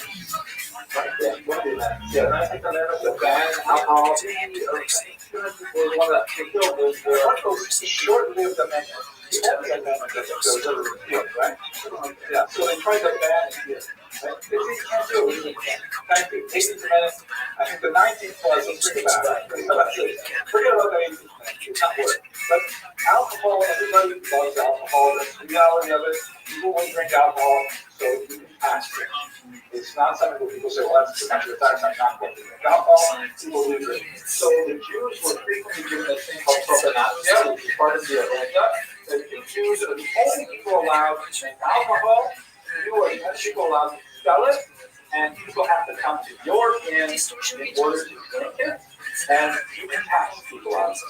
Just add one more layer to the one more layer. Don't forget, Jews are all still small. They're still small-time money lenders. There's a ban on Christians engaging in money lending has disappeared by now. Right? It's already knocked out 14th, 15th century and history. So Christians are still lending money now from banks that will lend money and so on. But in this really backwards part of the post-Christian Commonwealth, the only way you can borrow tiny little amounts of money for small things like, spoons or whatever, go into any bank to borrow money. And you pay a significant interest. If you want to play, you get it. Unregulated, but the Jews are still protected by the nobleman, who is like the king and much bigger, because he wants to get taxes and abuse the Jews because they get trouble with the government to do it. So, provenantia is added to the money lending in a way that the peasants, they work hard in the fields all day, they just want to come back and have a glass of table, a glass of sauce, they show up at the inn, they drink a few, they take their tuition, they go to the restaurant, put it on my tab. You don't think there's no problem, you're in towards water. And then at the end of the harvest season, the guy has all kinds of money because he's holding all his weeds. And he says, okay, I want to settle my tab. And towards water has good interest become like 6, 7 water. And that's not the only item he's drinking on his tab. So all of a sudden he's got like a 340 bill for alcohol over the year. He's saying, what is this? So this was like an especially noxious form of the agenda that was ultimately very, very interesting. So they would tax them just for the produce and then for the night to freeze skins. Then like, what was that relationship? Why would they really do the graduates if they couldn't make their own alcohol? But like, these are the bad guys. Well, there's, I think the question is backwards because there's no bad guys. There are people trying to live their lives. And they're not truly residents. They have to steal their money and come every day on last month. Hang out with them. I would see. The Jews weren't stealing their money at all. This was just reality that, like, there's only two things which are inevitable, right? Debt and taxes. Jews are not in charge of debt. But the taxes, they were in charge of. And the reality is, you have to work for the nobleman. Everybody knew this money goes to the nobleman. And the Jew happens to be tax collected. It's also collected a little bit at a time. You cross this bridge, fish in this pond, whatever. That was the reality. Nobody likes taxes, but it's rare you have tax rules, right? People maybe are drunk in war in late March and they have to pay their taxes, but we don't have that many like storming of the Capitol. Maybe once everybody. Right? So, they basically may not have always liked them, but it was not like a wartime situation. Also, let us not forget, it's so hard to teach this properly because I have to keep both these in mind. The Jews and Poles and Ukrainians lived together in great peace and prosperity for about 1,000 years.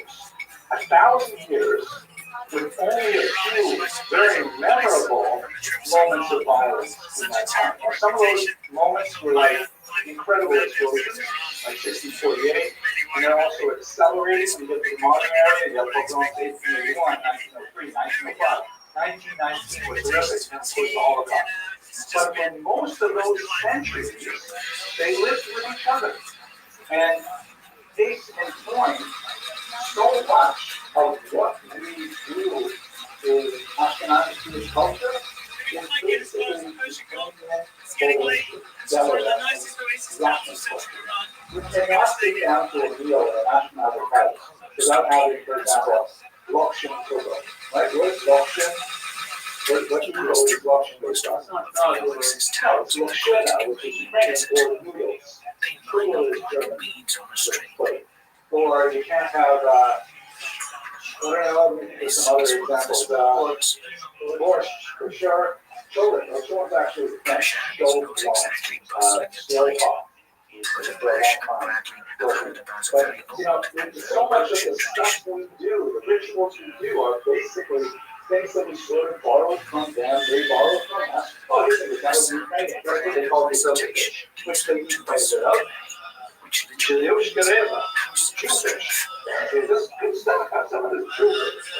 So our cultures are so closely interrelated. Like that is one of the best scenes of Fiddler on the Roof is when they're in the French month and they're kind of like all drinking together.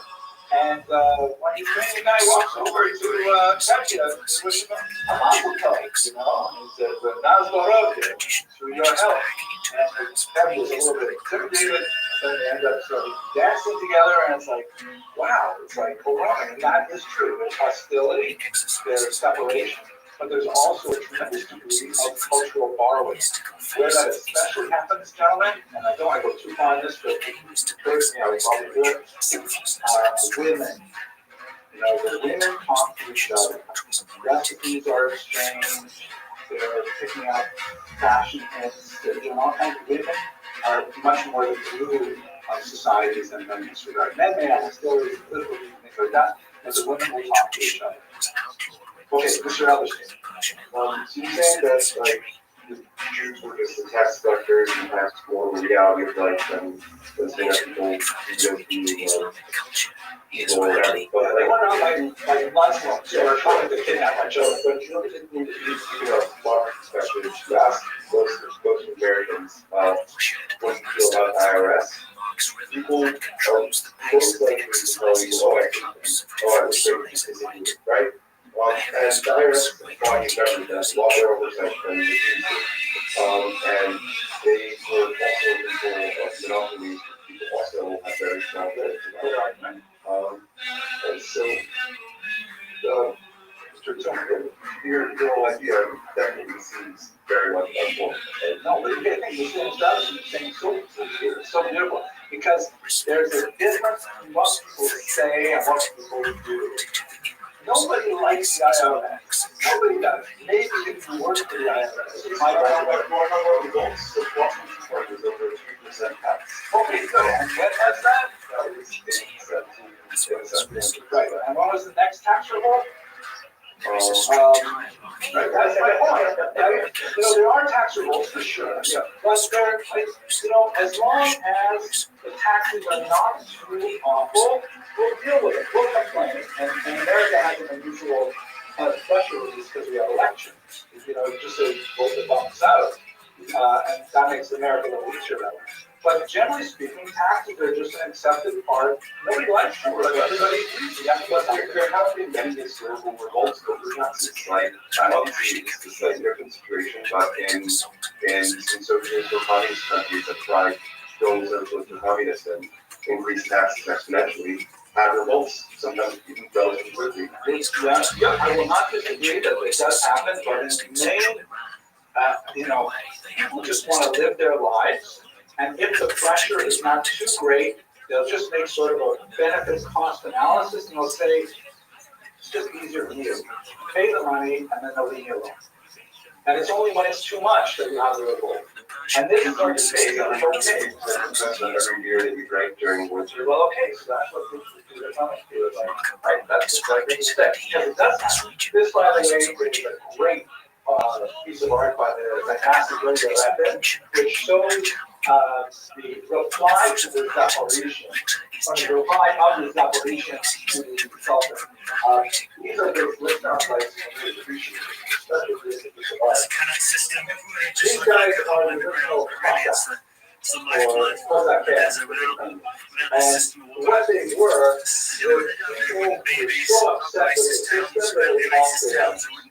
They led the Ukrainians, They fled the settlement, and they went as far south as they could out of the reach of the swamp, and they essentially set up these sort of like independent cowboy settlements where they lived free according to their own rules, and they had all kinds of unusual sort of fashion statements like this walrus mustache, this classically Quebec style. There's top knots as well. Don't see quite often here, but the top knot there. And this is, by the way, for the Ukrainians, they're kind of like their national hero. Like we think in America, we tend to idolize the gunslingers, the Wild West, right? The Marlboro man with the big hat riding off to the sunset on his horse. That's how this is like the cowboys for the Ukraine. Unfortunately, the national heroes for the Ukrainians are like the national enemies for the Jews. Because what would happen, what's going on in this particular scene is the Cossacks, and one of the things they did for which they are valorized by the Ukrainians is they fought with the Ottoman Turks who would raise Ukrainian villages for children and take them back to be slaves. Really awful phenomenon in early modern history. And then the Cossacks would fight with them. And at one point, the Ottoman Turks said, you guys can stop attacking our slave raiding and make a deal with you. And so they go back to their explicit note to the Ottomans. And so here they're celebrating that one guy knows how to write. He's composed a letter, and all the other Cossacks are like suggesting very, profanities to assert the letter. So this is really like the sort of Cossack mindset as encapsulated in Ilya Rabbit's work. They were led by this guy, Bogdan Khmelnytsky, who was one of these heavy noblemen who fled to the particular part of the Rapids on the southern Dnieper River. And he organized all of these kind of like bands of Ukrainian Cossacks, and he said, let's all organize ourselves and let's not run away from the Polish noblemen. Let's run at them and let's attack and let's kick them out of our territory. And of course, this was a hugely bad for the Jews, because the Jews were the tip of the spear for the Polish economic system, right? The Poles were living far away, but the Jews were living right there, right next to Ukraine. So when these Cossacks came and they had all this pent-up anger at the Polish noblemen, who were incidentally also sort of culturally trying to dominate them, trying to get some good Catholicism and leave the Orthodoxy, so there was also a religious element to it too. The Ukrainians sweeping into these Jewish denmark, and the massacres were horrific. I mentioned Nathan of Hanover earlier as the chronicler of this period, and although he does criticize the Jewish involvement in the horrendous system as being really the basis of the problem, he does provide such a horrific and like emotional description of these pogroms that I'm not going to tell you the kinds of things he describes because they will scar your mind and you'll never be able to forget them. If you are curious about reading this, then look up Devin Matsula. It is a chilling, awful read. Now this comes into the region, or the region by the period is called in Hebrew, Zera Tach.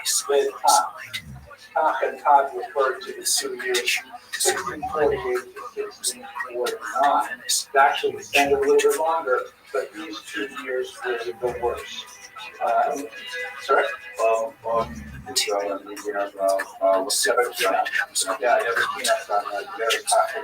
That's absolutely horrific. The violence perpetrated on Jews. And again, let's not forget that if you had 1,000 people working in a particular sector, let's say 1,000 working individuals, men and women, then chances are maybe 40 of them would be directly involved in the renta out of 1,000, maybe 100, and the others would be involved in all kinds of other things that were supported by the renta, kind of like Las Vegas.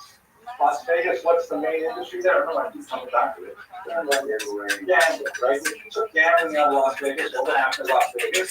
It's just part of the, it'll literally dry up because all that water is recorded, right? But most of the people in Las Vegas are not working in casinos. They work in all kinds of utility industries, hotels, and cheapers, restaurants, stuff like that, that support the people who come in to do gambling at casinos. So, the casinos are the reason why Los Angeles continues to exist. But most Los Vegans are not working in the casino. So the same thing with the Arena. The Arena was what really allowed the basically the backbone of the economy. But the vast majority of people do all kinds of other things. Silversmithing and tinsmithing, small sales and educational scholars. His base is actually exceptionally good comparison because there's no small basis with the factors.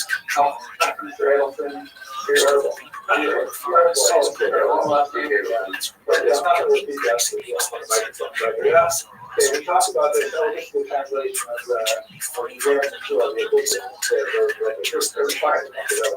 the Sherman's class in regards to those studies. All very good.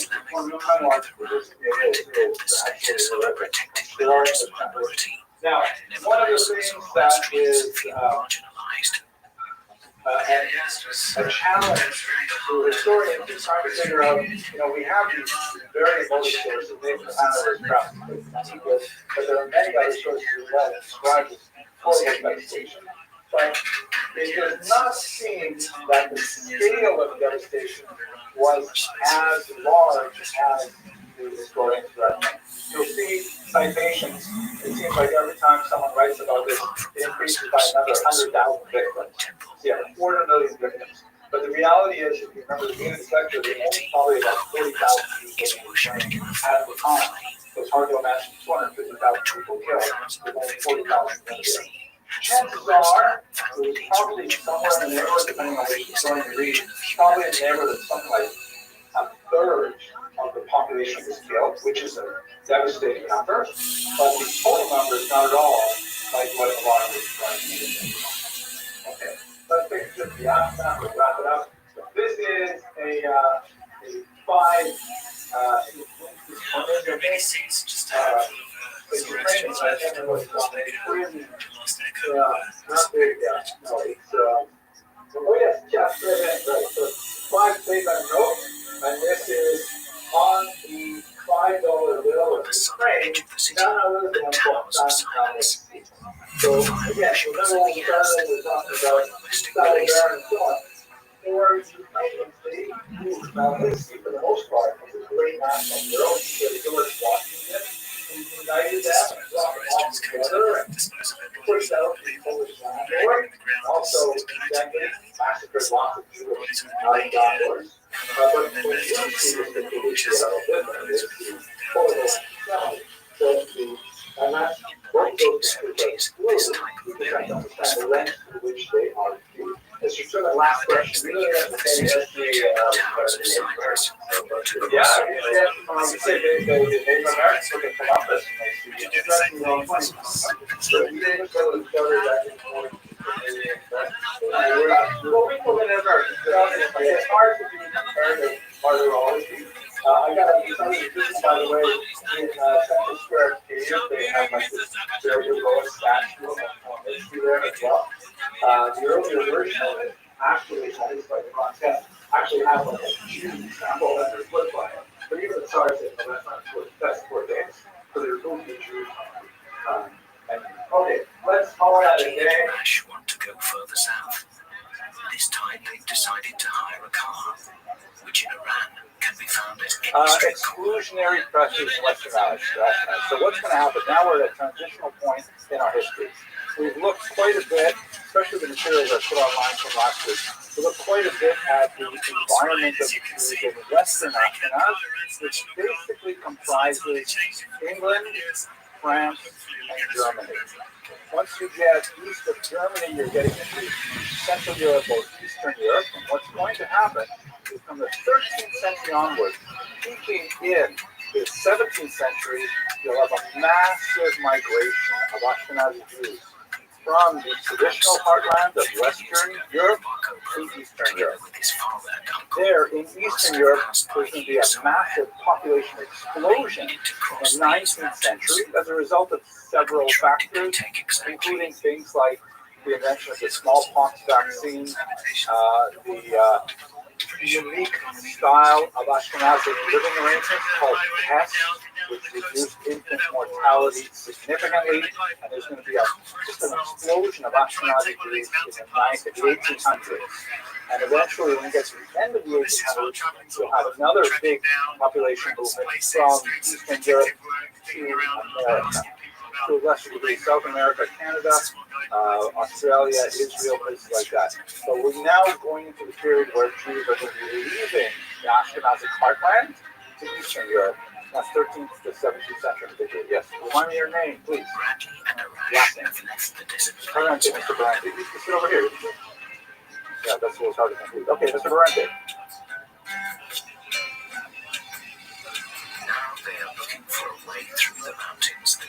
So that's this question. The question shows that people who are watching the video sometimes ask me to repeat the question. Does the word Ashkenaz refer to a people or a country or a region? So if you have a look at the very first lecture, we went over the terminology. It is associated with a grandson of Noah from the biblical period. I think Noah. So I forget his son's name. Anyways, one of the grandsons, maybe great-grandsons. And over the Middle Ages, various regions were associated with the land of that particular individual and his descendants. For reasons that we don't totally understand, this was eventually associated with the region of the Rhineland in northern Germany, and the Jews who moved to that area were known as the Jews who moved to the land of Ashkenaz, and then they were called Ashkenazi Jews. So we have no real good reason to associate specifically that region with the place Ashkenaz. It's kind of arbitrary in some terms. So we're now really only the first two people, and the Ashkenazim are only Jews now, obviously, because only Jews use that terminology. Okay.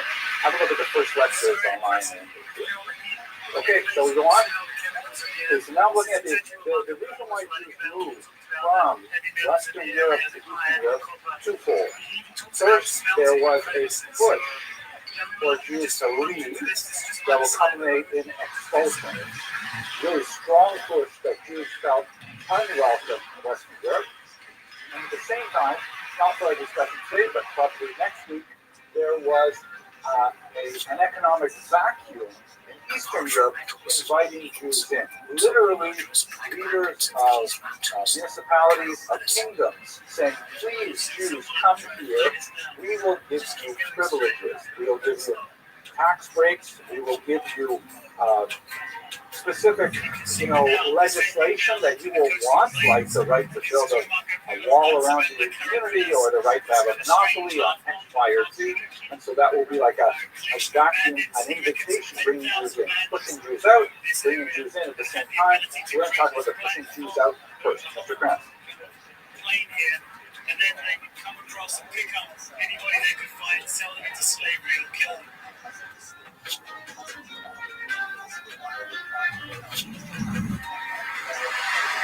Well, you're right, Mr. Kranz. The first Jews who are allowed to be full citizens, that happens in the 18th century. So we're talking about 1790 for the Jews of Bordeaux and Bayonne in southern France. We're still here like about 400 years earlier when nobody has citizenship. There's no such thing as a citizen except maybe the king and maybe his wife.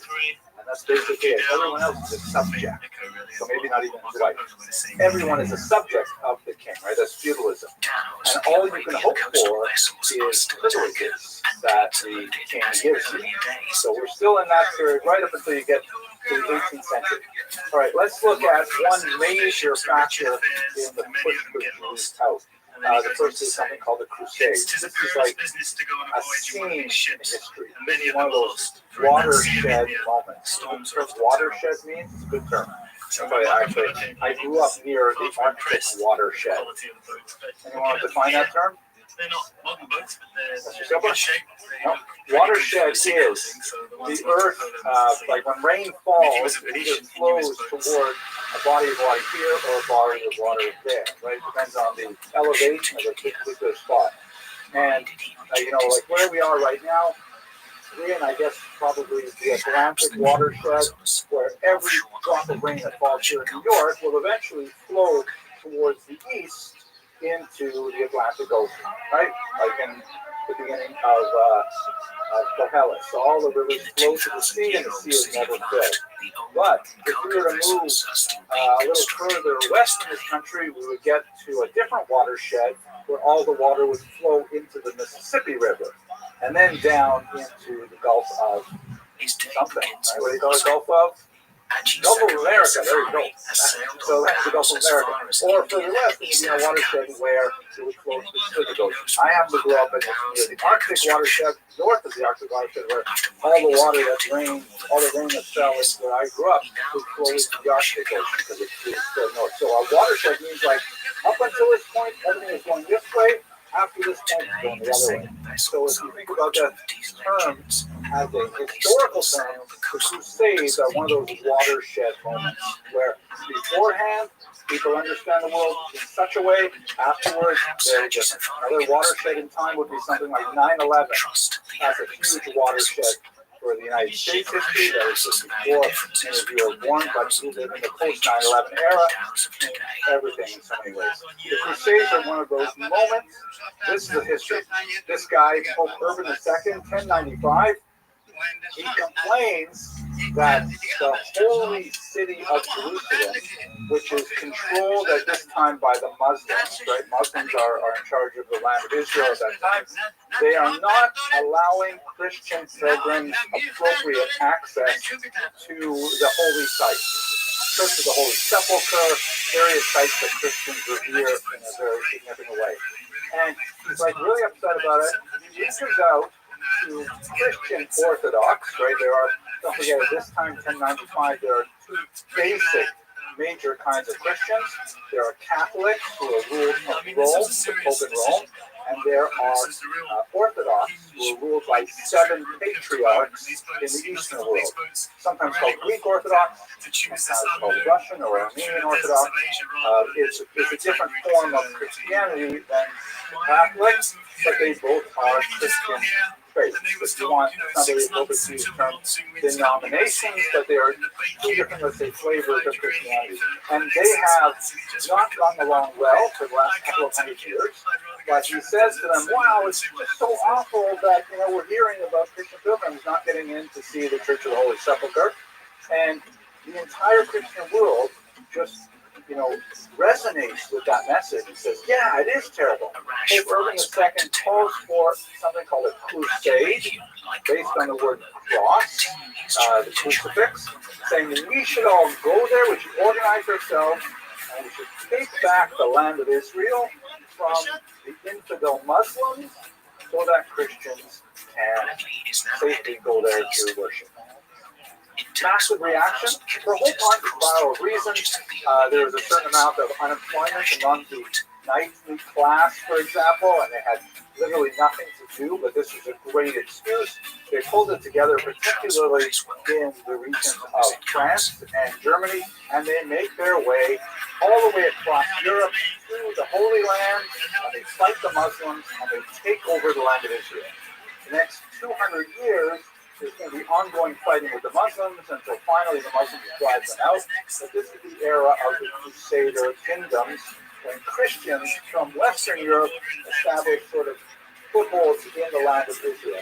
I'm sure you visited places like Caesarea and Akko and all kinds of land, and where you'll see lots of Crusader fortresses and things.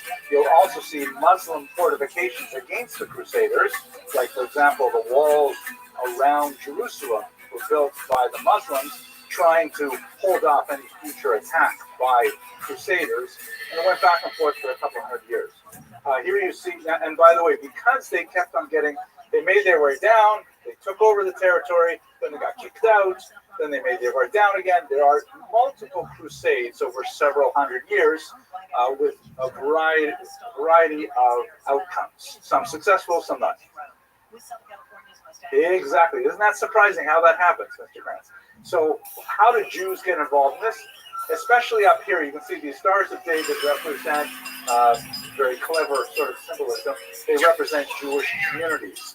And at a certain point, in 1096, the summer of 1096 in particular, there was an especially dangerous phenomenon because a whole bunch of crusaders, and remember, this is like a mass movement where you have wealthy knights who are able to afford a horse and a caddy and all the weapons and the armor and stuff like that to finance a long trip across Europe. And then you have hoi polloi, you have the dark, unwashed masses who say, yeah, we want to do this too, we want to get involved in it, and they come along for the ride. And in particular, in the northern German region of Ashkenaz, there are a whole bunch of these individuals led by people like Peter the Hermit, who are kind of like a rabble-rousing individual, sort of like a popular preacher, kind of demagogue, and he essentially says to these crusaders, you know, wait a second, why are we schlepping all the way to Jerusalem to fight infidels? I don't think he used the word schlep, but you get the idea. Why are we taking ourselves in? So our whole point of this is that we're going to beat those unbelievers, meaning Muslims. Why are we going all the way to Jerusalem to do it? We have unbelievers, Jews, right here on our very own backyard. And so a lot of these, especially the less professional crusaders, the less disciplined crusaders, they start making these religiously inspired pogroms that specifically targeted these tiny little Ashkenazic civilization outposts in the northern German region. This is like one of those huge scars in Ashkenazic history that we will remember every week. Avarakaman prayer, which we read on Shabbos after the Torah, specifically speaking to the horrible massacres that occurred in the summer of 1096, and then onwards for the next 200 years on a smaller scale. It's going to be absolutely awful. I'll take you through some of them. Well, the more professional, disciplined soldiers, like they've got some kind of they've got a plan. They want to go to Israel. They want the glory of attacking the Muslims. They want to bring back, pieces of the Holy Cross and things like that. They've got kind of like a bigger goal. But the lesser outfitted and they're kind of they don't have the same kind of resources and they can't imagine paying for that massive journey down there. So they do want to get involved in the violence of all it. They say, we'll just do it right here in the Ashkenazic homeland. Mr. Parente. That's where the camel trainer comes in. So I think that if you ask the Crusader, he would say the goal was to reclaim the Holy Land. And then maybe a side benefit would be the fact that we can show those unbelievers what they're worth. And by the way, where you see this especially clearly in the Rhineland massacres is because Jews were given the option to convert or die. Right? This is the option of get baptized, which will represent a victory for Christianity if these Jews become Christians, or get killed. So it has definitely a very strong religious group, demagogic and violent and all kinds of nasty things, but nevertheless religious at its core. Describes with great respect the Okay, so he says to these crusaders, why are you slipping all the way down there? Let's do this right here. Here's another image from that time. And we have a lot of chronicles, by the way. We have source material for this written by Jews. Some of really quite great chronicles written by Jews. There's a handful of them. And we also have Christian chronicles of the attacks on Jews as well, which largely corroborate some of the most horrific aspects of the massacre.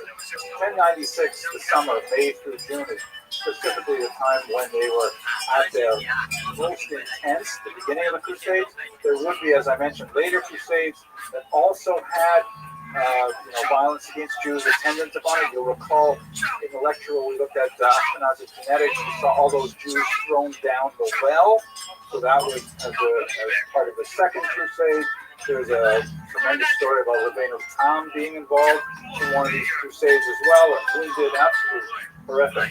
The three main towns, however, that are at the epicenter are called Speyer, Worms, and Mainz. They're known as the Shum communities by acronym. These are three really small but important old Ashkenazic settlements. Remember, Ashkenaz at this point only has been around for about 200 years, and there's still maybe a few thousand Jews in each one of these places, but nevertheless, they were the three that were most powerfully attacked in the beginning.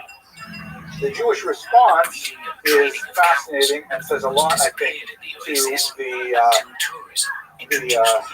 formation, one might suggest, of Ashkenazic culture.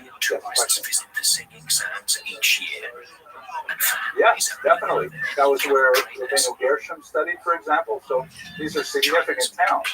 They're not faraway places. They're small by our standards, but still big by their century. So this is where one of the oldest techniques that Ashkenazim developed, Jews in general, but Ashkenazim in particular, for dealing with communal threats. There are three basic strategies that you can possibly think of when you're confronted by a threat. What do you think those three strategies are? Pay them off. Thank you. Fight back. What happens if you fight back? When they pass through here, you'll probably lose. You'll be overwhelmed by the numbers, right? Because we're talking about masses of pogromists who are attacking small communities who are not, inclined militarily. There is an argument to be made, and we do see it happening in the 1900s, the pogrom waves that swept to Russia, that you might actually scare them off by showing a little bit of backbone. But early on, the Ashkenazi Jewish communities, with very, very few exceptions, basically said fighting back is not our best option. We are going to get completely murdered, massacred if we fight back. We need to rely on other sources of authority and might to protect us. So fighting back was not something that Jews, Ashkenazi Jews in particular, started doing really until the early 20th century. We have a long, old history of military resistance that goes back to biblical times, but basically living as a minority in the diaspora, we set it aside as a strategy since the Maccabees period. I should do it later. Since the revolt against Rome, since Bar Kokhba in the 2nd century, we basically set aside military responses. That's why, by the way, maybe we'll get to it at the end of the semester, that's why Israel represents another watershed moment in Jewish history, because this is the first time that we really organized ourselves to bring back some of that old martial position that we had in the ancient period. But that's not what's going to happen in the medieval period at all.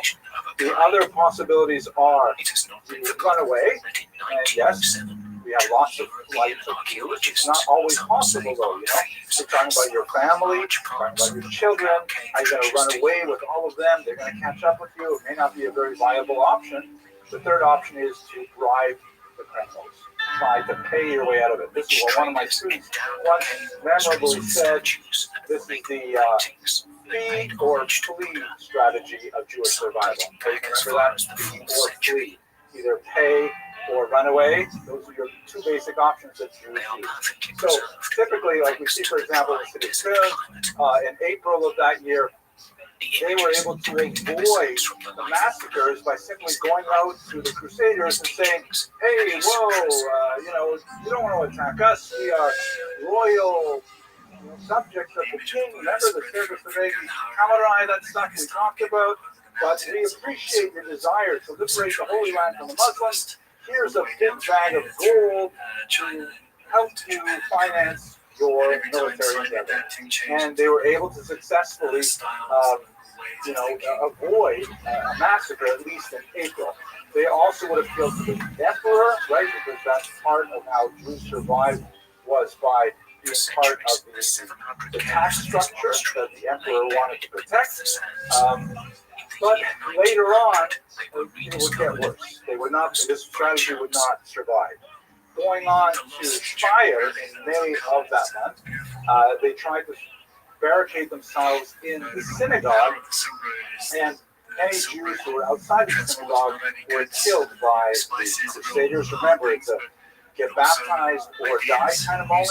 Many of them chose to die rather than be baptized. In fact, what we will see happening in some of these chronicles, which is absolutely horrific and hard to imagine, but we see it very clearly in the chronicles that Jews in the Crusades frequently chose suicide over baptism.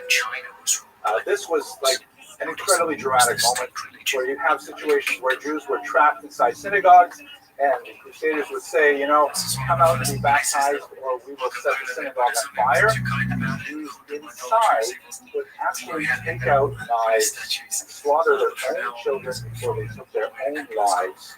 And the Crusaders would set fire to a building and absolutely horrific examples recorded not only in the Hebrew Chronicles, but also in the Christian Chronicles, saying, can you believe these Jews? Amazing that they would rather kill themselves and their own children, 100%. They would rather kill their own children rather than submit to baptism. And gentlemen, I would hazard as something for you to think about further.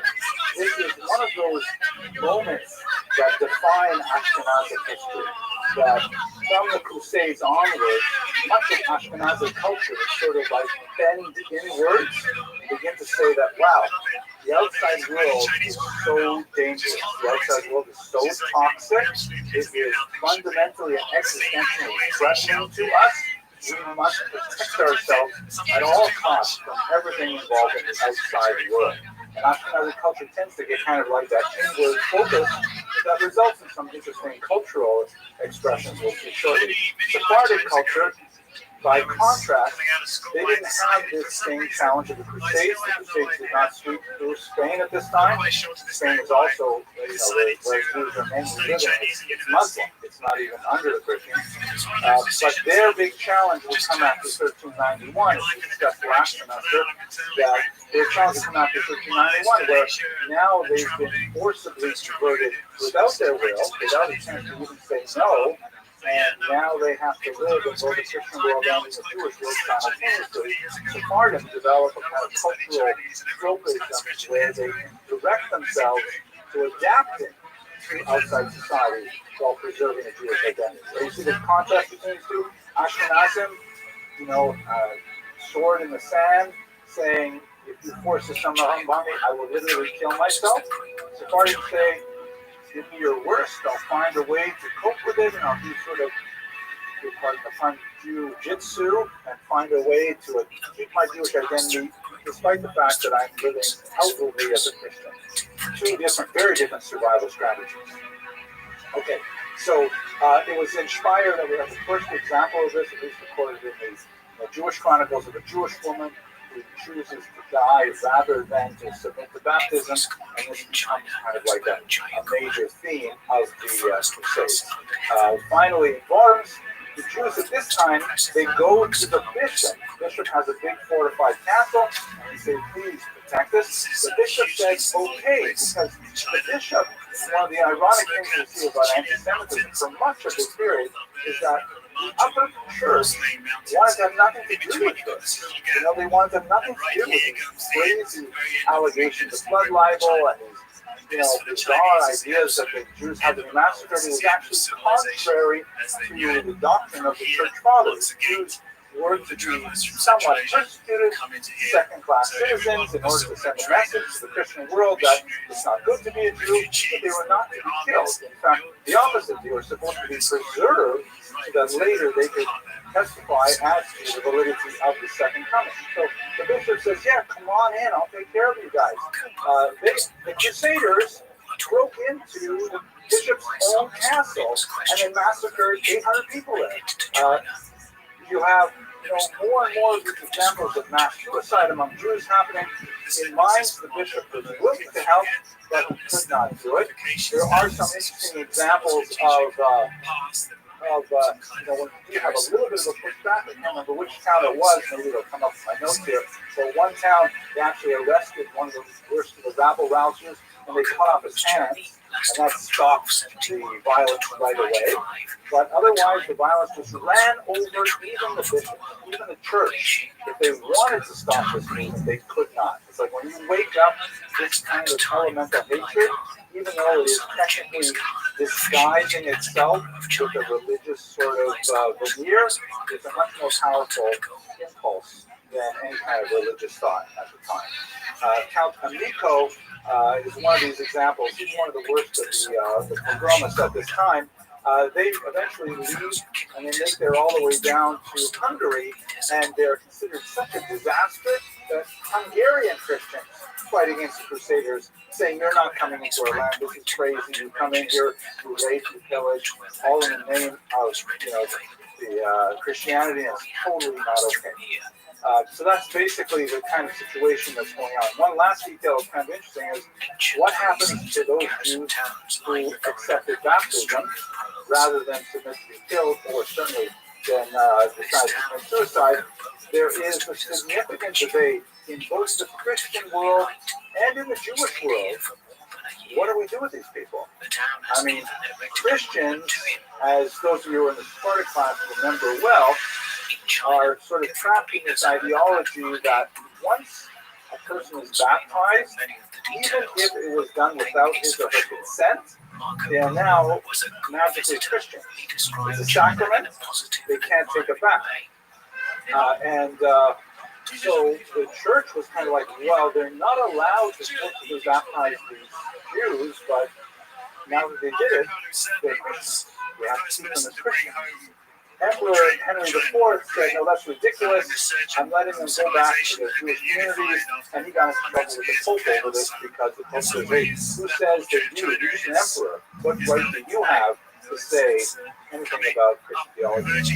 But even on the Jewish side, there were many prominent Jews of the time, largely overruled by the Rishonim that you're familiar with, perhaps the most important of them. He died in 1104, so the Crusades, the first Crusade was probably the last, thing that he had to deal with in his life. There were significant debates. Maybe once they're baptized, especially if they volunteer to be baptized rather than be killed, maybe now they are Christians. Maybe we shouldn't accept them back. Maybe you're only allowed to Yaharei Val Yavor, right? You can't be allowed to. You have to force yourself to give up your life for this. Nevertheless, the consensus developed over the course of about 100 years. It's not such an easy thing to do. The consensus developed that, we'll allow them to come back. We'll allow them to be considered Jews. We'll consider this an ones, a forced situation. They were not responsible for that decision. Okay. Arguments, discussions, anything on that? Clear as the sun at I'm pretty sure this is the one he saw. It's one of the few cases where Marco Polo wasn't actually exaggerating.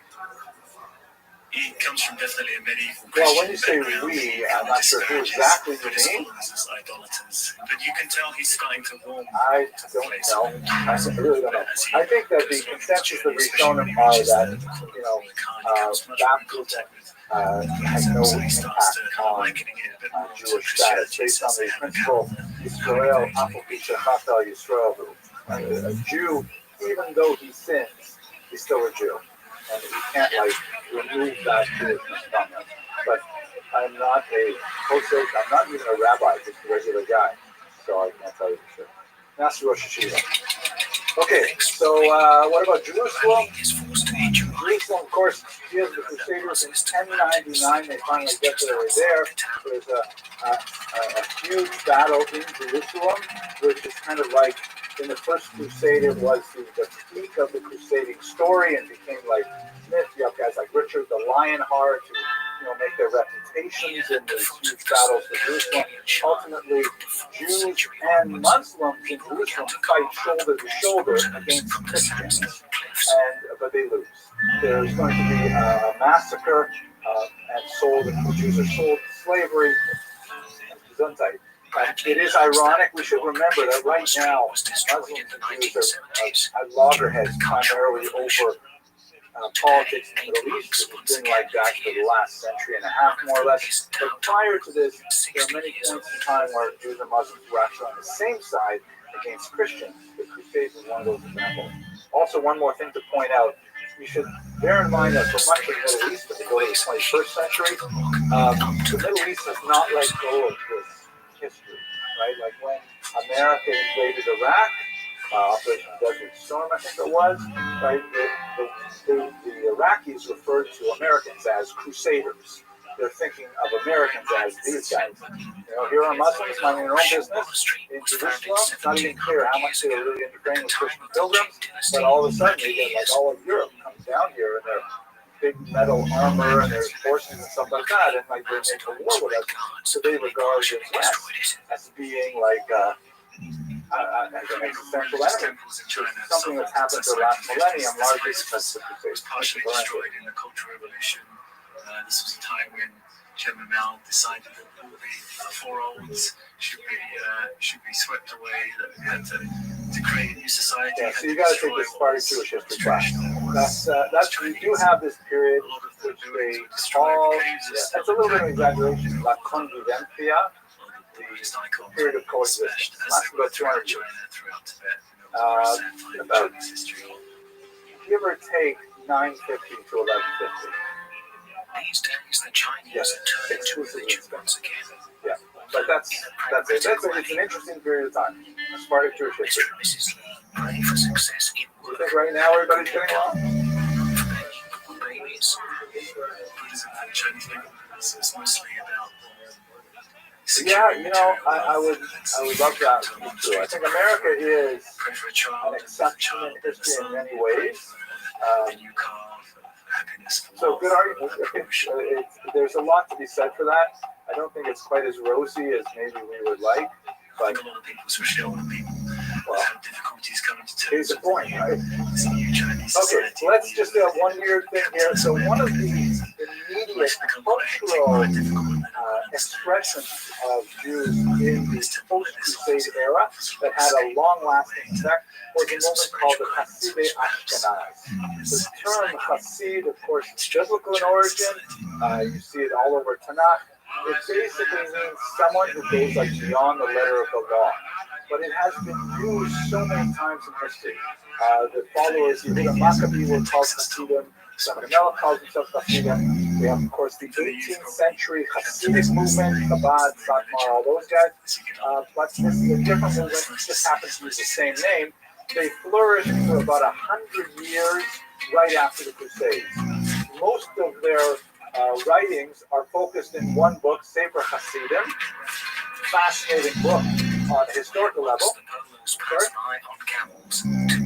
Yes, Rabbi Rothschild is one of the major authors of this, also his father.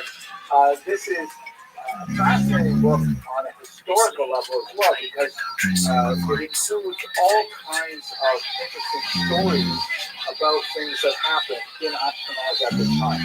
Fascinating religious work. It's basically sort of a mixture of Musar and Halakha, about how you should behave, and all kinds of like stuff that didn't make it into Halakha, but nevertheless kind of like advice given by the followers of Hasidic Ashkenaz. What is especially unique about it, though, was distinguishes it from a lot of other things, and is not something that really lasted in the Ashkenaz tradition. It's very, very sharp. At this time, though, is that the Hasidic Ashkenaz were really big in self-blame, self-denial, martyrdom, all kinds of like, you know, we have to do more tshuva. It's so different from much of the, the modern day Hasidus. When we talk about Chabad, for example, which is, and all the Hasidic ones is really much more about joy and about camaraderie and singing. No way, these Hasidic Ashkenaz were really into like self-mortification, like literally rolling in snow. Fasting was a big deal, lots and lots of fasting, and even like after death, customs like, putting in your will that you want your coffin dragged along the street to a burial as a last chance to atone for any of your sins. those kinds of things show up in the Hasidic Ashkenaz movement. It is a kind of like a whole dark period in many ways culturally, but the Sefer Hasidim is actually quite fascinating. And you can look at it. It's short-lived, but certain ideas definitely do find their echoes later on in Hasidic world. I think I have here. No, I don't have the images. It is at this point, by the way, where the Hasidic Ashkenaz have this influence on non-portraying women's faces in particular. That in the artwork that we have from the time, a lot of I have them, I think, later on in this lecture, maybe I'll put it on the videos. A lot of the artwork will show women with animal heads rather than with human heads. If I'm not, I'll try and find it later. Sometimes all people, not just women, but especially women. And that also happens today too. The idea is like we're not sure exactly what the idea is, but most viewers say it has to do with the idea of like it's not right to look at the faces of women, stuff like that. Okay. Yes, question. I wouldn't tell an Italian that his noodles came from China. I wouldn't tell a Chinese person that his noodles came from China. Well, it's kind of like an intellectual religious movement, and there were several prominent rabbis who were deeply involved in it and influential. And so people followed it, you know. People thought like that's how you express your Judaism. Nowadays we express our Judaism by like, you know, having lots of Sistaniyot and Hamatash. And back then they would say, oh man, I gotta go like roll in the snow a little bit, I should like stop eating for 2 days. It was just, that was the style. Wear dark clothes, not wear bright clothes. Well, that's, I think, precisely what a lot of historians would say. The Crusades maybe were seen as like a divine punishment because we were having too much levity. Yeah. Correct. So it stands to reason that they were influenced by the environment. We'll see the same kind of things that certainly happening in the Black Death. Still quite a rarity for him. He couldn't believe you could just print money. No way to know for sure. No way to know for sure. But I would think it did survive. I mean, it started their writing, which indicated they were circulated. One of many things in China the market probably didn't mention. You'd have to find a way to measure that. I don't think anyone knows. Mr. Grant.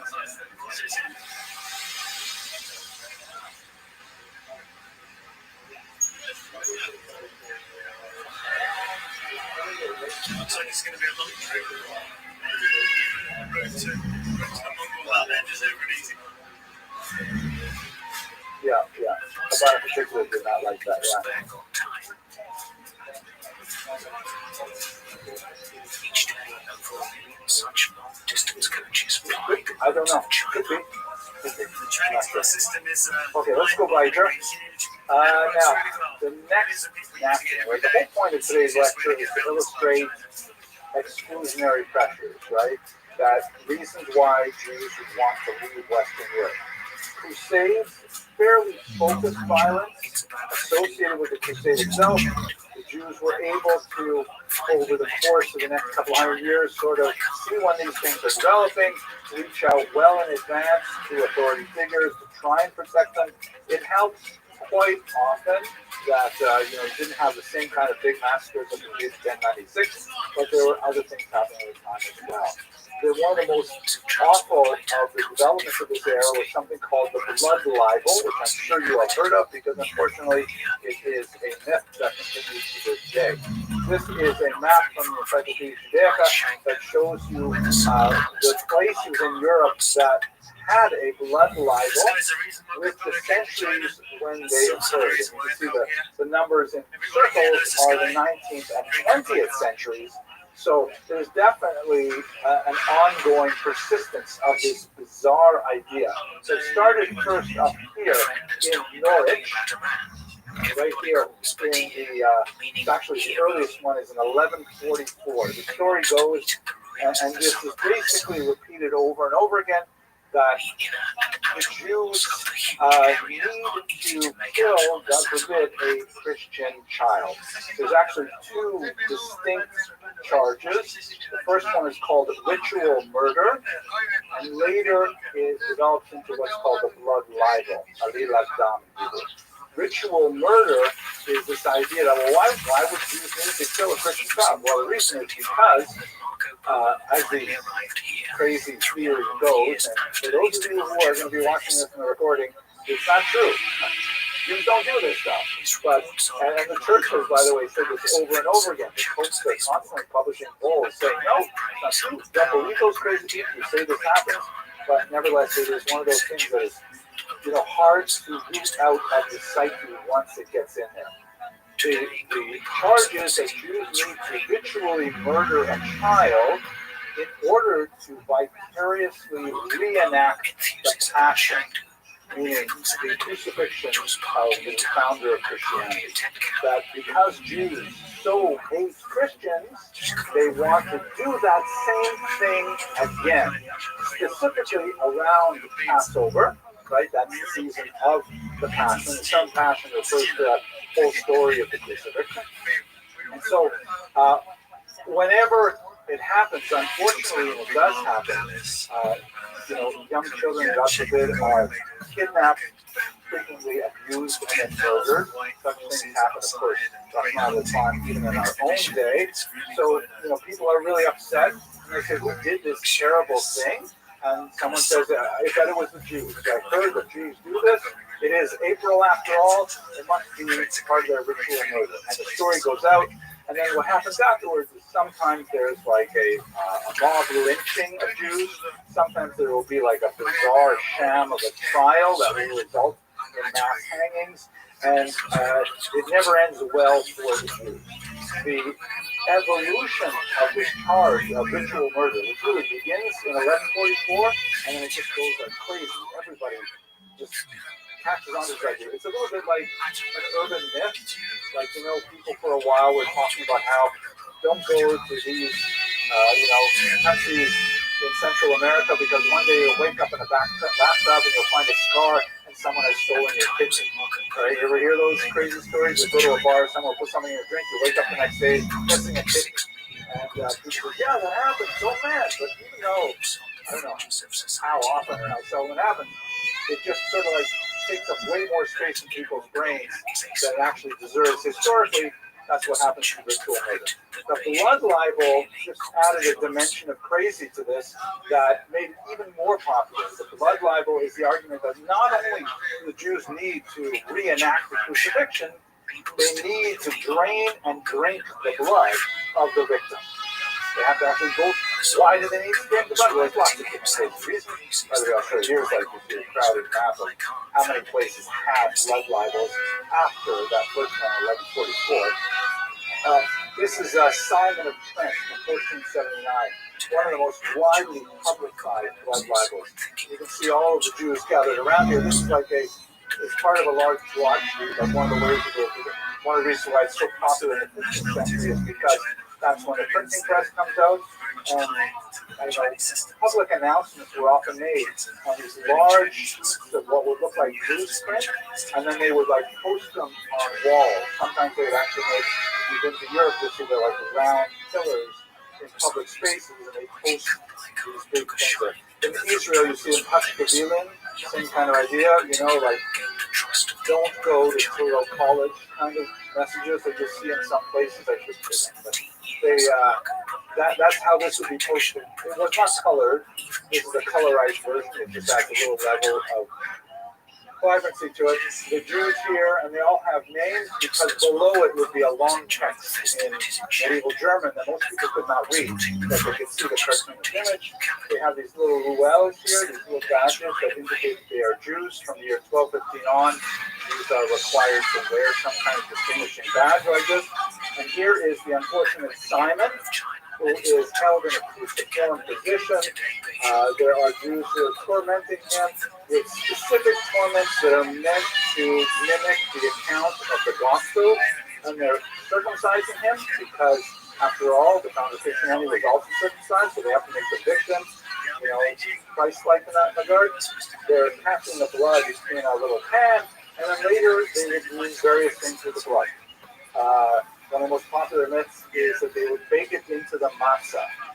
For those of you who, I'm sure all of you have eaten matzah, which is made completely out of flour and water, you know that a little bit of blood will probably make it taste better. God forbid, I didn't mean to say that. I'll have to cut that out of the video. But there's no blood in matzah, obviously. There are also interesting thoughts that Jewish men are subject to menstruation. And so they lose iron every month, and they have to drink Christian blood in order to replenish the iron. Other stories that say that they are infertile, and the only way that they can reproduce is if they consume this blood, or it's an aphrodisiac. And I know there's all kinds of absolutely bizarre stories. If you're curious about this really weird aspect of medical history, I recommend you look at Joshua Trachtenberg's remarkable work written right during the Holocaust, trying to wake people up as to how long this has been going on, called The Devil and the Jews. Very powerful work. He lists, 20 different things that people believe Jews did with this blood, and amazing examples of Christians actually trying to buy the blood so that they could use it for their purposes as well, when of course there is no blood to be had. But this blood libel just became such a powerful peg in the mind of medieval Europe that it haunted the Jews for hundreds of years. Here's another depiction of Beatus Simon Martyr, which basically means Saint Simon the Martyr.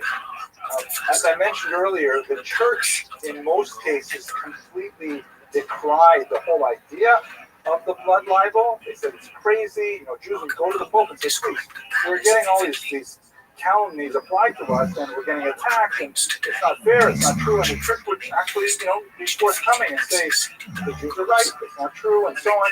But there were some exceptions. Simon Martyr was one of them. He was actually beatified by the church, which means he was one level short of becoming a saint. Quite often they would take the remains of the child, who was killed by who knows whom, definitely not the Jews, and then be buried in the wall of the church. You can go to churches today in Europe, you can see where they have, the remains of these children who were horribly killed, but the Jews were blamed for it.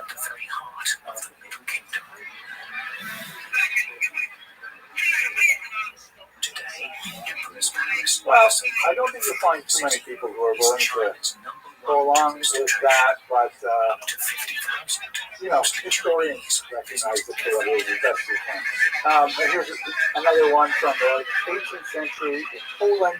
We also have these kinds of horrific images of Jews, the whole idea of pedophilia and things like that. The Nazis just made tremendous use of this entire story in their propaganda. It was one of the horrific attacks on Jews, but there was another really good reason to start leaving Western Europe. It was followed after Eastern Europe, but the idea was you got to get away from these crazy. The Palace of Heavenly Purity was where the Emperor made his decisions. This is the heart of the imperial city where the emperor gave his audiences. Surrounding here was the imperial city, forbidden to everyone except the emperor's court. So the question is, Bronte asks, it's kind of like an iconographic standard for the ugly Jew. There's a great book by Sander Gilman. I think it's called The Jew's Body. It might be called The Jew's Nose, I'm not sure, but Sander Gilman is the author. And he argues that it comes from the late 19th century with the discovery of the Venus de Milo, which is a very famous Greek statue of a woman, and it was considered in the late 19th century, and it was displayed in the Louvre as like the ideal human form. And so a lot of anti-Semitic caricaturists started saying, well, if this is the ideal, with the aquiline nose and the right body proportion, then the Jew must be the opposite. And that's when the kind of capitalist image, the large, it's late 19th century most likely. So this is Gentleman Gate. Okay, let's go to one last related charge, and this is Nassim. Great. Now, the ritual murder warps into the blood libel, makes Jews feel very uncomfortable during this dark period, And we could say much more about this. Literally, we could teach a whole semester on the blood libel. There are crazy examples where, for example, you didn't even have to have a body. Like the Blois incident of 1171, where some guy thought he saw a Jew carrying a body, but nobody reported a missing child. Nobody found the body. Nevertheless, they attacked all the Jews, massacred them, over a blood libel. It was a crazy, crazy thing. Post-desecration, however, is kind of like the next step up in this entire crazy belief system, and it affected Jews very heavily. And unlike the blood libel, post-desecration tended to have the support of the church. The church actually the Catholic Church found it advantageous to even promote, to some degree, the post-desecration story because it served their own agenda of plan. So the term host refers to a little wafer that became part of Catholic religious practice. It was part of a ritual called communion, that when you were a Catholic in good standing, and you had said your confession and done whatever penances required, then you would enter into communion, which would involve the drinking of a little bit of wine and the consumption of this little cracker. It looks like a Ritz cracker kind of thing, like you have a cake. This would be like a very dramatic moment. And from the 14th century on, in particular, the Catholic Church adopted a doctrine called transubstantiation, where they said that the consumption of this wafer and this wine, which is in memory of the Last Supper, actually literally becomes the body of Christ. That it's literally the body of Christ that you are consuming. I know that sounds a little weird. It sounds weird to me, but it's somebody else's religion, so that's what they believe. So, and that's like a very holy thing to actually be consuming the body. So, through this doctrine of transubstantiation, where it's not a symbol, it's not like representative of, it's actually the thing itself, mamish. So, if it is the thing itself, then it stands to reason that Jews would want to torture it. Like if they're killing Christian children, as the argument goes, in order to reenact the passion, certainly they're going to do it. The wafer itself, which represents Jesus literally. That's the argument. So the church, whereas they thought the blood libel was really dangerous, they put it down. Post-desecration actually supported the argument for transubstantiation as a doctrine, which was not an easy sell. So here's a post-desecration story that is described from the German city of Passau, also 14th century, and it's basically, again, written with cartoons, because most people were illiterate, even though it does have the German text above it, kind of like a, graphic novel. And the stories are almost all the same. Here is a Christian accomplice. Typically, there will be like a renegade Christian in these stories. There's also a renegade Christian in a lot of the blood libel stories. A renegade Christian who, helps the Jews find the child, that kind of thing. Here's a renegade Christian. Goes into the church, and you can see he's looking over his shoulder as he steals the host. So here's the host and the wafers. That's the head. And then he goes and takes them to the Jews. You can tell they're Jews because they have the ruel on their shirts, their tunics, and he accepts money for the host. The host is then brought back to the synagogue by the Jews. They got it in a little box here. And in their synagogue, they torture the host. You can see they're stabbing it with knives. Miraculously, it bleeds. It starts to bleed. That's again, demonstrating the miraculous properties of the host. You can see that the Christian artist has never actually been in the synagogue or hasn't looked carefully because he's trying to reproduce the table called the Brit here in Hebrew, but he doesn't know how to write Hebrew, so he's going to write gibberish up there. And then what happens is, like the police come to the door and say, hey, what's going on in here? We hear like some screaming, right? Like the host is screaming afterwards. The Jews say, quick, get rid of the evidence. They collect it up. They throw it into the furnace, and miraculously the form of a small child appears in the flames. And They'll just fly out of the flames to be caught by waiting angels. Right? Like all these miracles are attached to it to sort of reinforce the idea of transubstantiation. All of this stuff is Narishkeit, Bogomite, is not true at all. The next part, unfortunately, is typically what actually happened. There's a mob, bursts into the synagogue, they arrest all the Jews, they behead them, which is also a typical Jewish hat from the 13th century. They torture them over the flames, they set them on fire. The Christian faith is taken away for other punishments, and the synagogue is rededicated as a church. The body parts up here, some blood libels, things like that. So host desecration, also hugely popular from the 13th century onward. Those ritual murders, the blood libels, the host desecration, it just gets crazier and crazier. This is a map that shows the spread of the host desecration. This also spread into Spain quite heavily as well. Okay. Oof, that's so exhausting and nasty. Questions, yes, Mr. Burlington?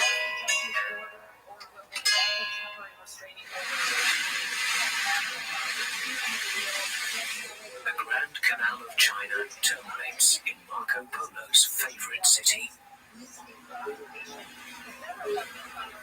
He wrote about some bridges so tall that entire fleets could pass through them. I didn't understand what your question was. Were they spread separately from what? Oh. That's good. It would be interesting to try to correlate this stuff with the witch hunts, which happens quite a bit later for the most part. I think there has been a lot of stuff written on the spread of superstition connected with mass media. Like, when it's one thing for two guys sitting in an inn telling a story, there's only a certain degree of impact you can have when it's one-to-one or one-to-a-few. But once you start getting broadsheets, and once you start getting you won't have newspapers at this time, but once you have more technologies of dissemination, then it just goes crazy. We live in the same time. We live in the era of the internet, right? Where someone can have a super crazy idea, like QAnon, right?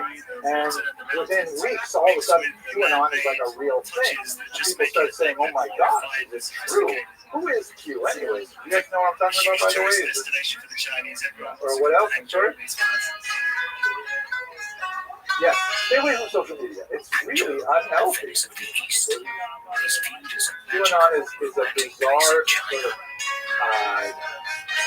super crazy idea that involved the most weird ideas. Like, for example, it was back in the 2016. It was especially got huge during COVID. But it goes back to 2016. One of the weirdest aspects of it was the idea that Democrats were actually lizards from outer space. I'm not making this up.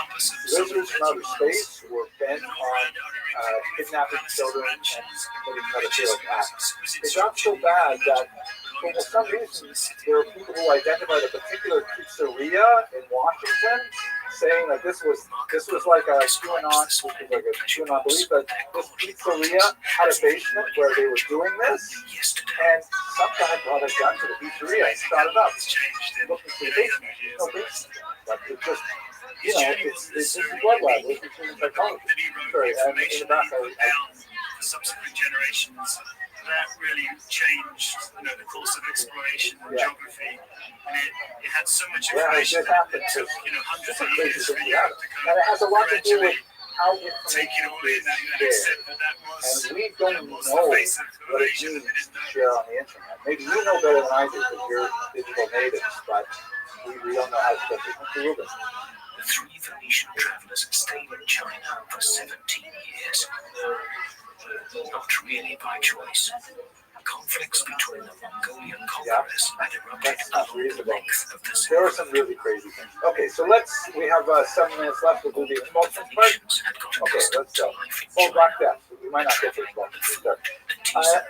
If things couldn't get worse, you have the Black Death in the middle of the 14th century. The 1340s through about 1360s, you have this terrible plague that reaches Europe, and nobody has natural immunities to it. The contemporary opinion is that it's based on a particular bacteria that's on a particular kind of flea that was on a particular kind of rat that made it from Asia on some of the boats landing probably in Italy or maybe in Sicily, and it just like carves a swath of death through all of Europe, with mortality rates reaching like 40-50% in some places. Horrible bleeding death with these big ulcers called buboes that grow up in, your lymph glands and things like that. And people are like, obviously, freaking out. Think it's COVID-19, but with a lot more blood and with a lot more mortality. Yeah, mortality. Yeah, it was happening really fast, and also people don't have any good idea about how germs spread, right? Yeah, they don't have a good idea about any kind of this contagion theory. There are a lot of interesting Jewish accounts, because remember how would Jewish be related to this in any way? Well, that would be publicity. No. Okay, so unfortunately, as much as we'd like to think that, we have no basis for saying that Jews suffered less. We do have these arguments that, okay, Jews wash more because they wash their hands before bread. Again, usually without soap. I don't know how many times you guys wash before you're done with soap, right? So they wash without soap. And we would bathe more often, like once a week. Right? So that's not exactly bathing so much. There's another argument that says that it's kind of crazy, but Jews didn't like dogs. There is some stuff in the Gemara about owning a bad dog. The Jews own cats instead. Cats chase rats. Rats run away. No rats, no fleas, no bubonic plague. But all of that is just supposition. In fact, more likely, Jews probably died at a higher rate because of the urban penalty. They're living in close contact with each other. When you have a contagious disease like this, you're much better off living isolated in a farm than you are living in an urban setting. We simply don't know if there's a Jewish death rate different from Christians during the Black Death.